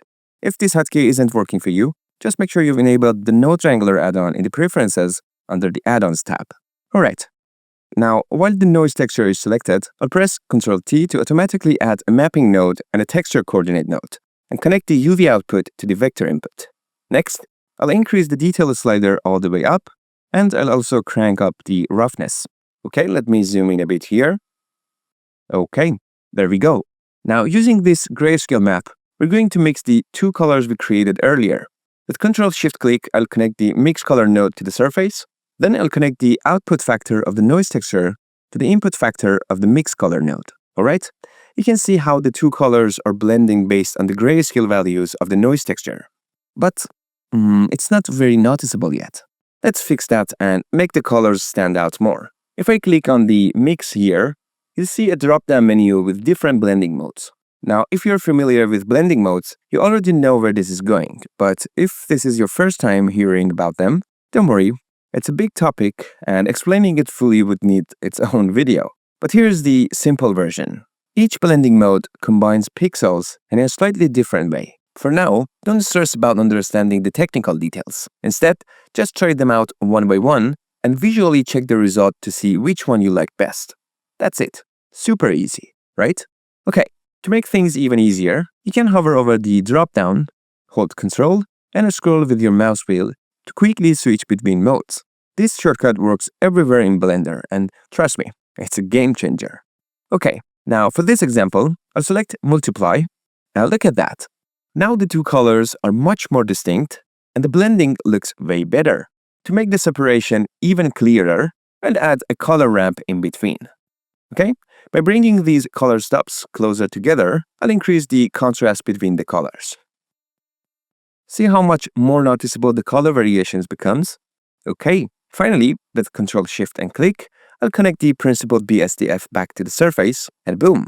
Look at how much more realistic and visually appealing our material is now. It's awesome! Alright, now let's add some variation to the roughness of our material. We'll use the same node we already have. I'll select these two nodes, and instead of using Shift-D to duplicate them, I'll press Ctrl-Shift-D. This cool shortcut keeps the connections intact, so the mapping nodes stays linked to the duplicated nodes, and we don't have to reconnect them manually. Alright, now all I need to do is connect the color ramp to the roughness input. Then I'll adjust these color stops to get the result I want. Perfect. Let me zoom in a bit more to fine-tune the placement of these color stops. There we go. It's looking much better now. Okay, to check the final result, I'll press Z and switch to Render Display. Look at that. The material feels way more interesting and realistic. Remember, if you want even more realism, you can use a grayscale texture map for roughness and add details like scratches or imperfections. But for now, this works perfectly. Alright, let's move on to creating the glass material for the lamp itself. Making realistic glass could easily be a whole video on its own, but here, our goal isn't to dive too deep into complexity. Instead, we're going to create a super simple glass material so you can get comfortable working with nodes and understand the basics. Ready? Let's do it quickly. I'll select the lamp object and create a new material for it. Let's name it something straightforward, like simple glass. Okay, now here's where things get interesting. I'm going to delete the principled BSDF shader. Yes, delete it. Why? Because Blender has a special shader just for glass, the glass BSDF. Let's use that instead. I'll press Shift-A, type in glass, and select the glass BSDF shader. As you can see, it's much simpler than the principled BSDF. All we need to do is to connect it to the surface input. And just like that, we've created a basic glass material. But wait, if we look closely, something seems off. Instead of looking like glass, it's acting more like chrome. Let me switch to Render Display by pressing Z, and you'll see the issue persists in cycles as well. Not quite right, is it? Let me hide this object for a moment by selecting it and pressing H. You can see it's behaving almost like a mirror, reflecting everything from the HDRI image. Here's the important thing to remember. For glass to behave realistically, the mesh needs to have some thickness. Without thickness, light doesn't interact with the material properly, which is why it's looking weird. But don't worry, we already know how to fix this. Using what you learned in Season 1, we can easily add thickness with the Solidify modifier. So, I'll select the object, head over to the Modifier Properties, click Add Modifier, and choose Solidify from the Generate section. And just like that, as soon as I apply the modifier, you can see the glass material starts reacting to light in a much more realistic way. Easy, right? Okay, I'll press Z and switch back to Solid Display for a moment. Let me zoom in a bit. Now I'll press Alt-Z to enable X-ray mode, and while holding Shift, I'll reduce the thickness in the Solidify modifier just a touch. And there we go. Nice and subtle. If you'd like, you can also change the color of the glass, or adjust its roughness right here in the glass BSDF shader. Super simple. Just a quick note, we could have created this glass material using the principled BSDF, but since the glass BSDF is much simpler and gets the job done faster, we went with that instead. Alright, that's it for the glass material. Now let's move on to creating a material for the lampshade. This time, we're going to use the magic texture node to create a fabric-like texture. Okay, I'll select the shade object and create a new material for it. Let's name it something like shade fabric. Now I'll press Shift A, search for magic texture, and add it to the node setup. Next, I'll press Ctrl T to automatically add a mapping node and a texture coordinate node, and connect the UV output to the vector input. Okay, to preview the grayscale data from the magic texture, I'll hold Ctrl Shift and double-click on the node. Now all I need to do is increase the scale value significantly. For example, let's set it to 500. And just like that, we've got a fabric-like pattern. Let me switch to Material Preview and zoom in a bit to check it out. Okay, looks good so far. Now I'll drag this material onto this object as well, and done. Alright, next, let's connect this texture to the normal input to give it some surface detail. I'll add a bump node. Let me move these nodes around a bit to make some space. Okay, now I'll connect the factor output of the magic texture to the height input of the bump node. Finally, I'll connect the normal output of the bump node to the normal input of the principled BSDF. Okay, to see the result, I'll hold Ctrl Shift and click on the principled BSDF node. Alright, you can already see how the fabric texture is coming to life. Alright, I'll tone down the strength of the bump just a little to make it more subtle. Now, I'll press Z and switch to Render Display. And there it is.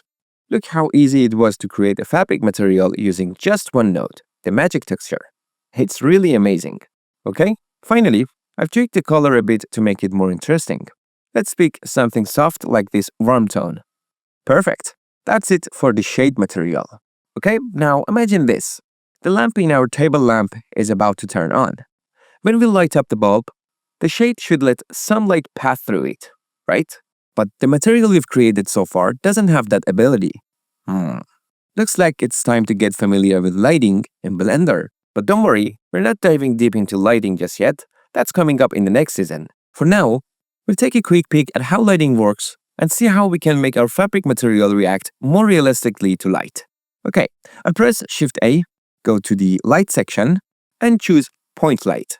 Point light is super simple. It emits light evenly in all directions from its center, just like a real-world light bulb. Okay, right now, the light is added at the word origin, which means it's hidden inside the table lamp object. If I press Shift-Z to switch to wireframe view, you can see the light sitting exactly where the cursor is. Okay, let me undo that with Ctrl-Z and switch to the front view by pressing 1 on the numpad. Alright, now I'll press G, then Z, and move the light upward, positioning it just above the lamp object. Don't place the light inside the lamp object because we won't be able to see its effect, unless we adjust the glass material to allow light to pass through it. Since we want to keep things simple for now, let's just position the light slightly above the lamp. Okay, I'll exit wireframe mode by pressing Shift-Z, and even though we've added the light, we still can't see its effect. Why? Because the Scene Lights option is turned off in the viewport shading. So, I'll bring my mouse over here, scroll a bit to reveal the viewport shading options, and turn on Scene Lights. Now look at that. You can see the lights effect in the material preview. Okay, now to adjust the brightness of the light, I'll right-click while the light object is selected and choose Adjust Light Power. If I move my mouse to the right, the light gets brighter, and if I move it to the left, it dims. Once I'm happy with the intensity, I'll click to confirm. Super easy. You can also adjust the light's power by heading to the Object Data properties. Here, you can tweak the power slider to increase or decrease the light's intensity. Both methods do the same thing. Just pick whichever feels more comfortable for you. Okay? Now, one quick note, make sure the light object is selected. Otherwise, you won't see the light properties in this panel. If another object is selected, these settings will be hidden. So make sure the light object is selected so you can see its properties. Okay? For now, I'll set the power to 100 and pick a warm color for the light. Something cozy like this orange-yellow tone. Perfect. Now, I'll press Z and switch to Render Display. But wait, the lights effect disappears again. Why? Because scene lights is also turned off in render display mode. So I'll enable it here as well. And there we go. You can now see the lights effect in the render display. Great. Now that we've added the light, let's get back to the main question. How do we make the fabric material let some light pass through it? As you can see, the shade material is currently opaque. It doesn't allow any light to pass through. To fix that, we need to give it a translucent quality. Don't worry, it's super easy. Let's do it together. I'll select the shade object and head over to the shader editor. Here I'll press Shift-A, type in translucent, and choose the translucent BSDF shader. You can see that this works just like the glass BSDF or principled BSDF. It's a simple shader. You can also tell by the green label on the node. In Blender, nodes with green labels are shaders. Now, if I connect the translucent BSDF directly to the surface input, you'll immediately notice how it reacts to light. Look at that. It's letting some light pass through, and the fabric material we created is now glowing where the light hits it. Very cool, right? Okay, so far, we've been mixing textures together. But this time, we need to mix two shaders. To do that, I'll press Shift-A, search for Mix Shader, and place it on this connection. Now, I'll connect the shaders like this, and there you go. With the factor slider, we can control how much light is allowed to pass through the material. A value of 1 makes the material completely opaque. No light passes through. As I lower the factor towards 0, more and more light is allowed to shine through. Super simple. To make this material even more realistic, we can connect the factor output of the magic texture node to the color input of the translucent BSDF. Let me do that. And here's the result. See how much more interesting it looks now? Amazing. Okay, almost done with the materials for this object. The only thing left is this small part here. For this, I've already appended the plastic material that we created earlier in the chair tutorial and assigned it to the object. If you're not sure how to append materials from previous projects, I highly recommend checking out episode 10 of this season. I explained step by step how to bring materials from other projects into your current scene and reuse them. And if you're wondering how to create this plastic material, take a look at episode 9 of this playlist. I've added links to both videos in the description for easy access. Okay, that's it for the materials of our table lamp. I hope you learned something new and useful in this episode. If you enjoyed the video, I'd really appreciate it if you could give it a thumbs up. It helps the channel grow and ensures more people can discover these tutorials. Thank you so much for watching, and until next time, take care.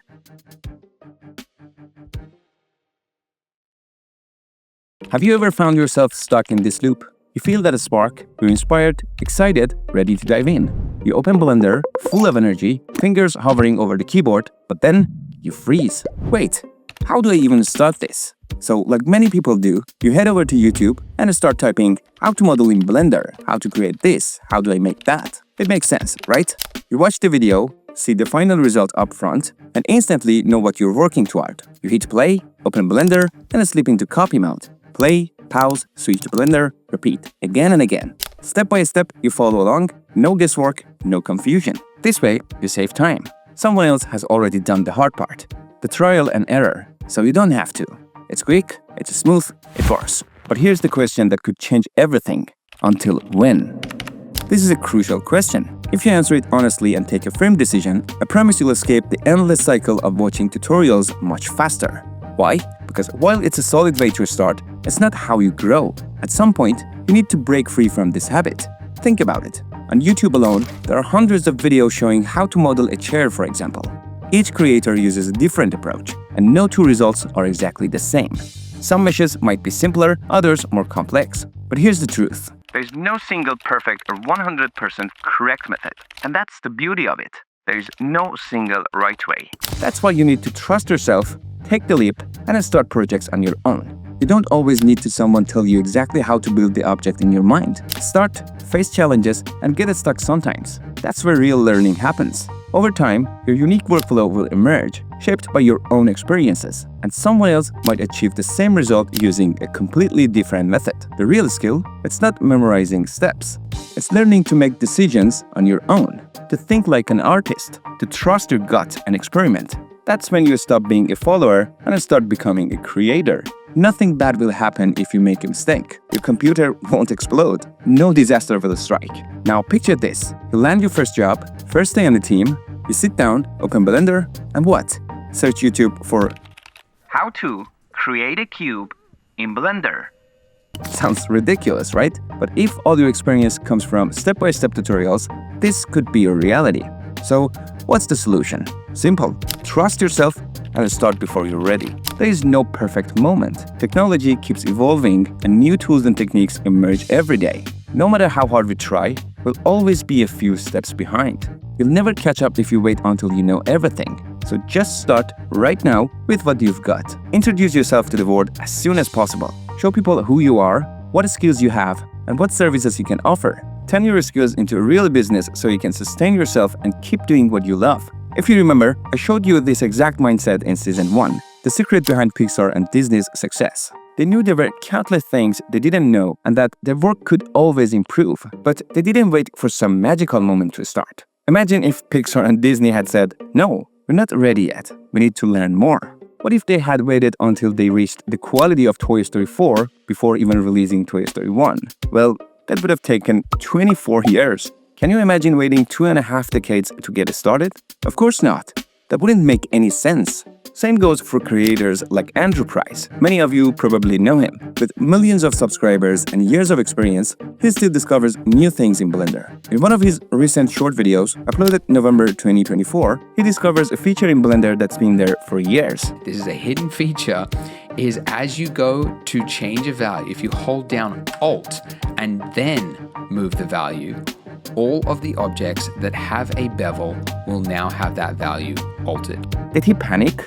No. He shared his discovery openly, proving that even experts don't know everything. He didn't wait to become a master. He became one by starting. And now it's your turn. No more waiting, no more overthinking. This episode is your challenge and a turning point. We're wrapping up Season 2 of BlenderStory, and we're doing it differently this time.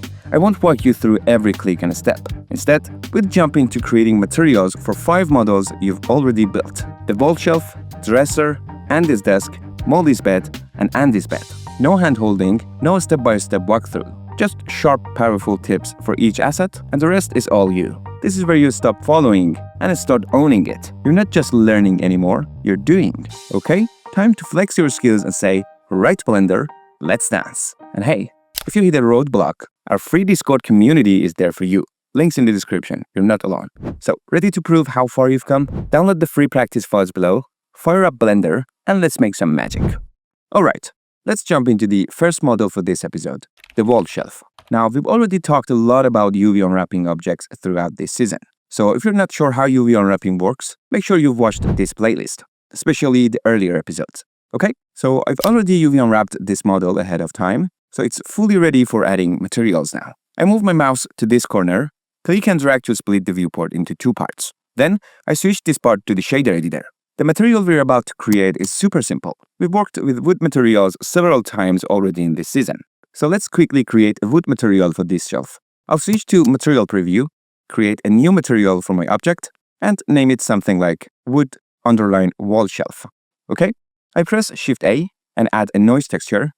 Then I hold Ctrl-Shift and click on it to connect it directly to the surface. Just a quick reminder, for the shortcut to work, you need to enable Node Wrangler first. Go to Edit, then Preferences, and under the Add-ons tab, turn on Node Wrangler. Okay?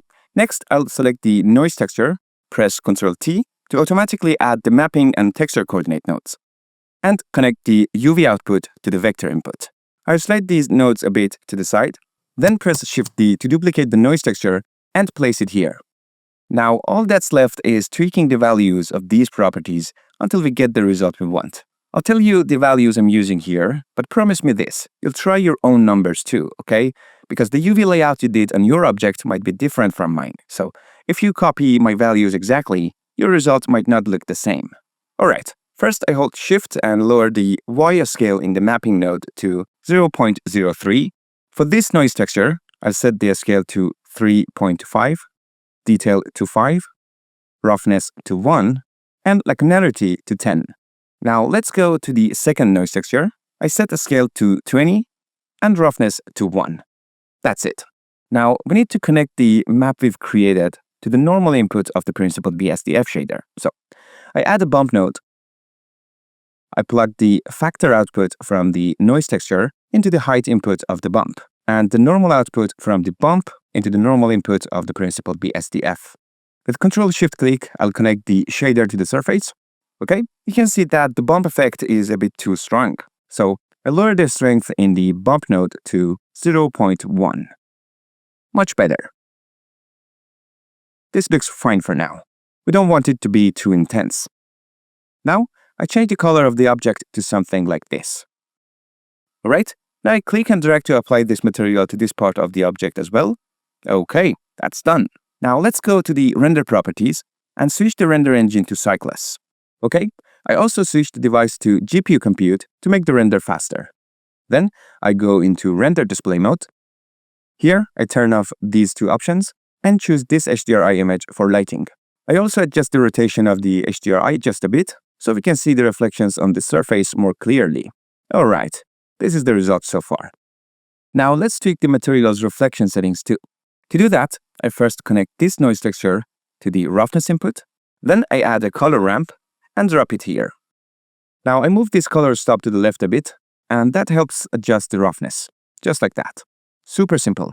Now to add even more detail, we can use a height map texture from the practice files I provided. We'll convert it into normal data and combine it with the normal map we've already created. Let's do this quickly. I'll drag the texture into the shader editor, hold Ctrl-Shift and click on it, and since this is a grayish skull texture, I'll change the color space to non-color.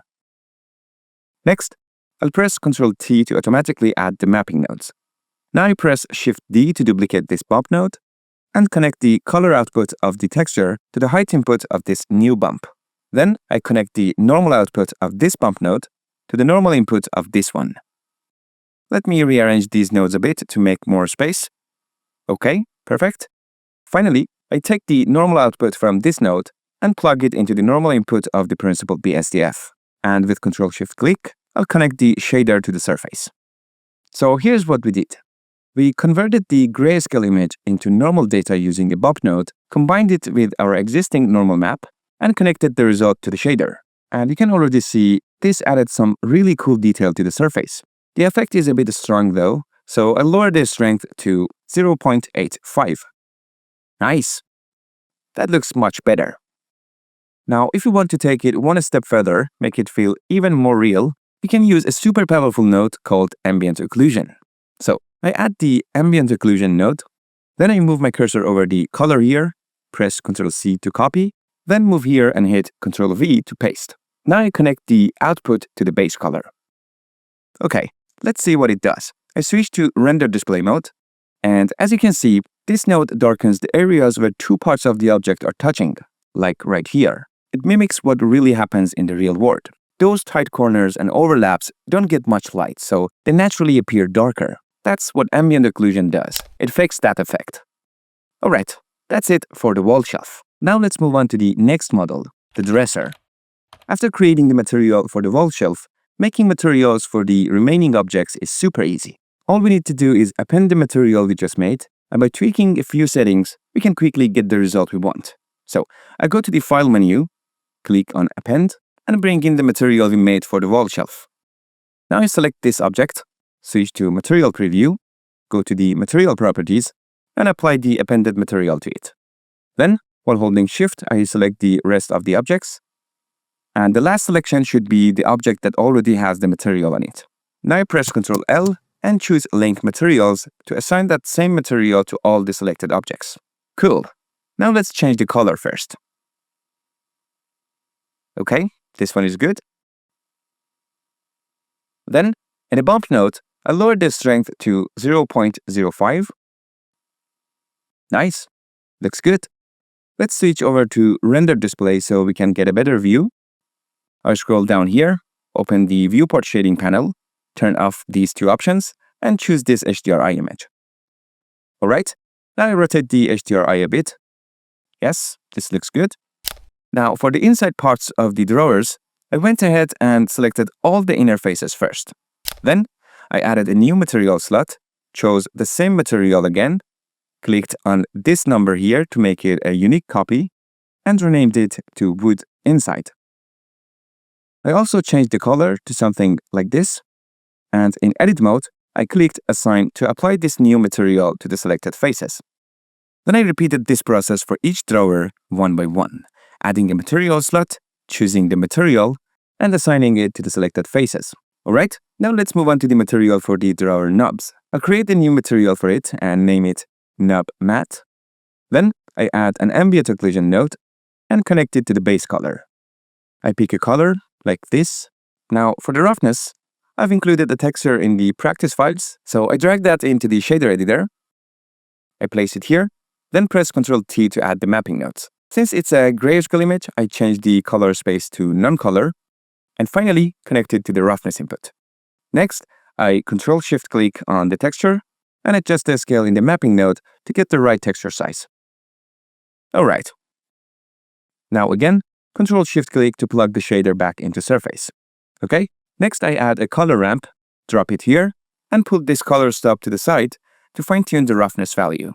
And for a more natural result, I can add a bump node and connect it to the normal input as well to add a subtle surface detail. Okay, I lower the strength. And that's it for this object.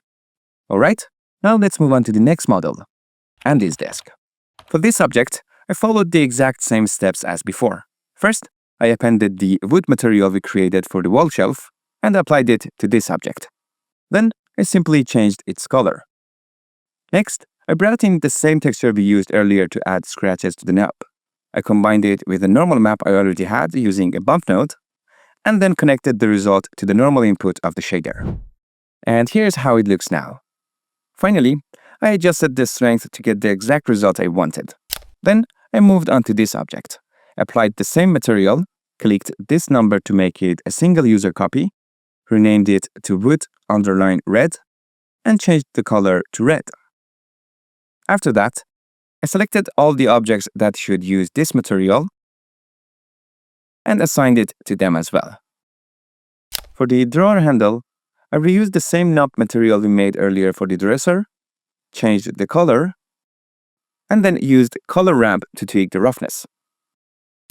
Then I assigned it to the rest of the drawer handles.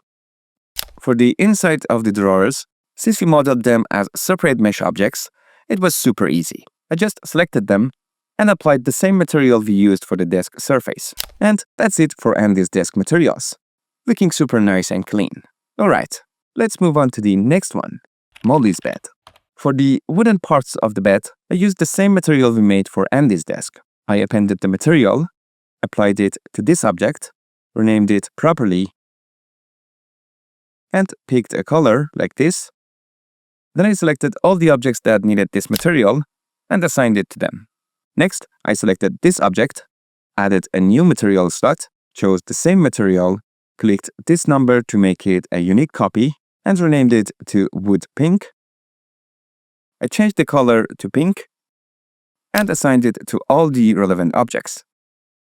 After that, I added another material slot, made it a single user copy again, named it Wood Blue, changed its color to blue, and assigned it to these objects. Just that easy. Then, I slightly reduced the bump strength on both of textures we had added, just to make the effect more subtle. Finally, I adjusted the roughness a bit to make the wood material a little shinier. Alright, that wraps up the wooden parts of Molly's bed. After that, I moved on to the mattress material. I created a new material for it and gave it a proper name. Then I imported this texture, which is also included in the practice files, into the shader editor, connected it into the base color, and pressed Ctrl T to add the mapping nodes. I also added an ambient occlusion node here to make the result look more natural.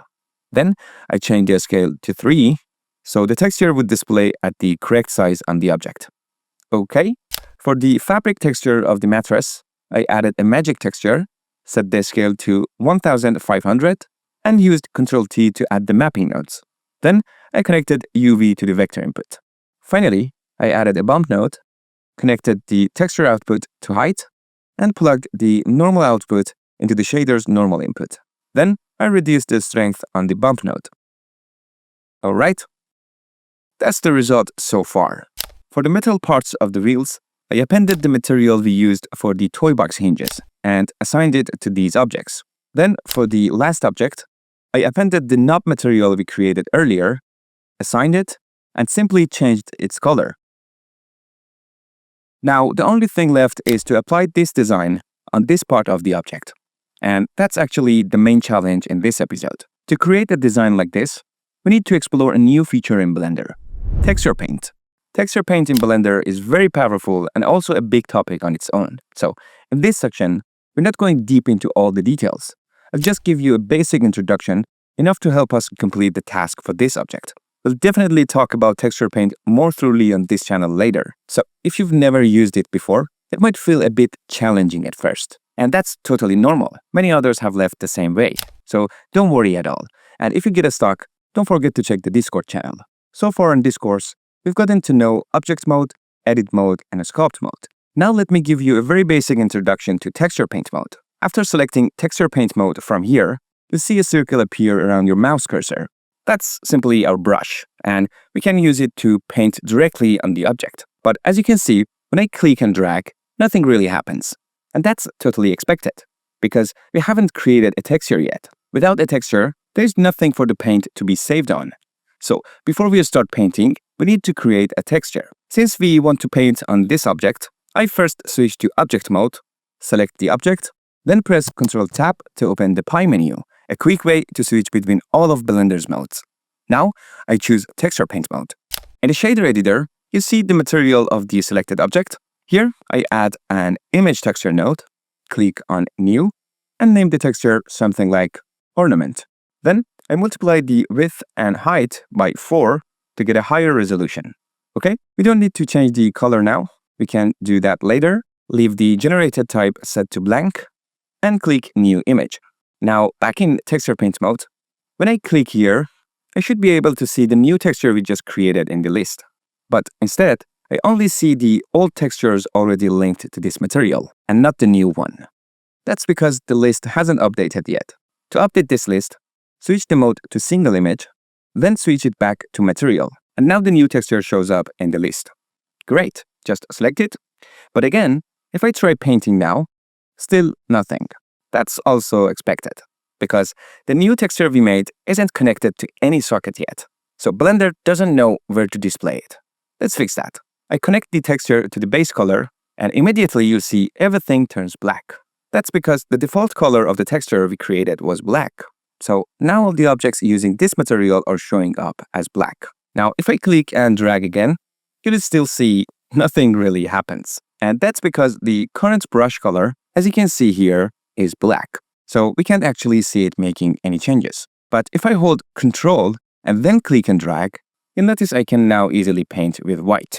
Basically, when you hold Ctrl, Blender uses this second color you see here. And when you just left-click, it uses the first color. Alright, now we want to bring this entire object back to the original color we used earlier for ambient occlusion. So what I can do is hover my mouse over this color, press Ctrl-C to copy it, then come here and press Ctrl-V to paste it in this color box and start painting it manually.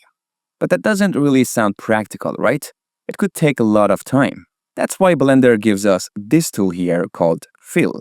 As the name suggests, if I select it and click on the object, it fills the surface with the color we've chosen. But you'll notice if I try clicking on the other objects, nothing happens. That's because these objects are separate. So we need to select them one by one in Object Mode, then go back to Texture Paint Mode and use the Fill tool again for each one. Again, that doesn't sound like a smart workflow. So what's better? Let's delete the texture we created, then copy this color with Ctrl-C and create a new texture from scratch. This time, we'll paste the color right here when we're setting up the texture. So it's already using the correct base color from the start. That way, we won't have to fill every object manually later. Next, I need to select the texture from this list here, but you'll see it's not showing up yet. So just like before, I'll switch between these two modes real quick to refresh the list. And now the texture we made shows up. Perfect, I'll select it. And now everything's ready to load the image we want into the brush. To do that, I select the brush tool from here, then I click on the texture properties here. You haven't been to this section yet, right? Okay. Now simply click on New, then click on Open, and double-click on this PNG image. It's the one I also included in the practice files for you. Okay? You'll see the image gets loaded here. Now, if I click once here, the image we selected turns into a brush stamp. Cool. Now, I'll press Ctrl-Z to undo that. And just like in sculpt mode, if I press F and move my mouse, I can simply change the brush size. I'll make it bigger and click to confirm, then click again. And you'll see the image now shows up larger. But here's an important tip. Make sure here the color is set to pure white. That means the saturation should be 0 and the value should be 1. This way the image appears exactly as it is. If, for example, I pick a darker color and then click, you'll notice the image we used for the brush also becomes dark. So make sure to choose pure white here. Alright, now if you take a closer look at the design on the object, you'll see the edges aren't sharp. It looks a bit faded. That's because of the brush settings. If you select the brush from here, you can access its settings either from up here or by opening the Tool Properties tab on this side. This Tool Properties section basically shows the setting for whatever tool you've selected. And yeah, you can see there are a lot of settings for the brush. We're not going to dive deep into them just yet. For now, just scroll to the Fall Off section, click here, and choose Constant. Okay, now when I click again, you'll see the edges of the design stay sharp, not faded anymore. Alright, now if you take a look at the backside of this object, you'll notice that the design we painted didn't show up on the back surface. To make sure the brush also paints on the backside of the object, go back to the Tool Settings, scroll down to the Options section, and simply turn off both Occlude and Backface culling. Cool. Now switch to the front view, press F, adjust the brush size, and click. Then if I switch to Perspective View, you'll see the design is now applied to both the front and back surface of the object. Alright, now if I want to paint this same design onto the next object, I first need to go back to Object mode, select this object, and then switch back to Texture Paint mode. Now you can paint on this object too. I'll press Ctrl-1 to go to the back view, and click. And there we go. That's the result. Now I'll go back to Object mode, and finally connect the texture we just worked on to the Ambient Occlusion color input, and connect the Ambient Occlusion node to the base color as well. And done. But here's a very important note. If you press Ctrl-S to save your Blender project like usual, it will save the .blend file, but it won't save the texture we just painted, the one with the ornament brush design. So when you try to close Blender, you'll get a warning asking, do you want to save the image you worked on before creating? And you definitely need to pay attention here. Just make sure to save it. Actually, let me show you a safer way to handle it. Once you're done with your texture painting, from here, go to the image editor, click here, and select the image you painted on. You see that based on the UV layout I set up for this object, the brush strokes appear nicely on the texture. And if you look closely, you'll see a little asterisk icon next to the image menu here. That means the image hasn't been saved yet. So make sure to go to the image menu and click Save. Then Blender asks you where to save it. I'll save it in the same folder as the other textures for this project.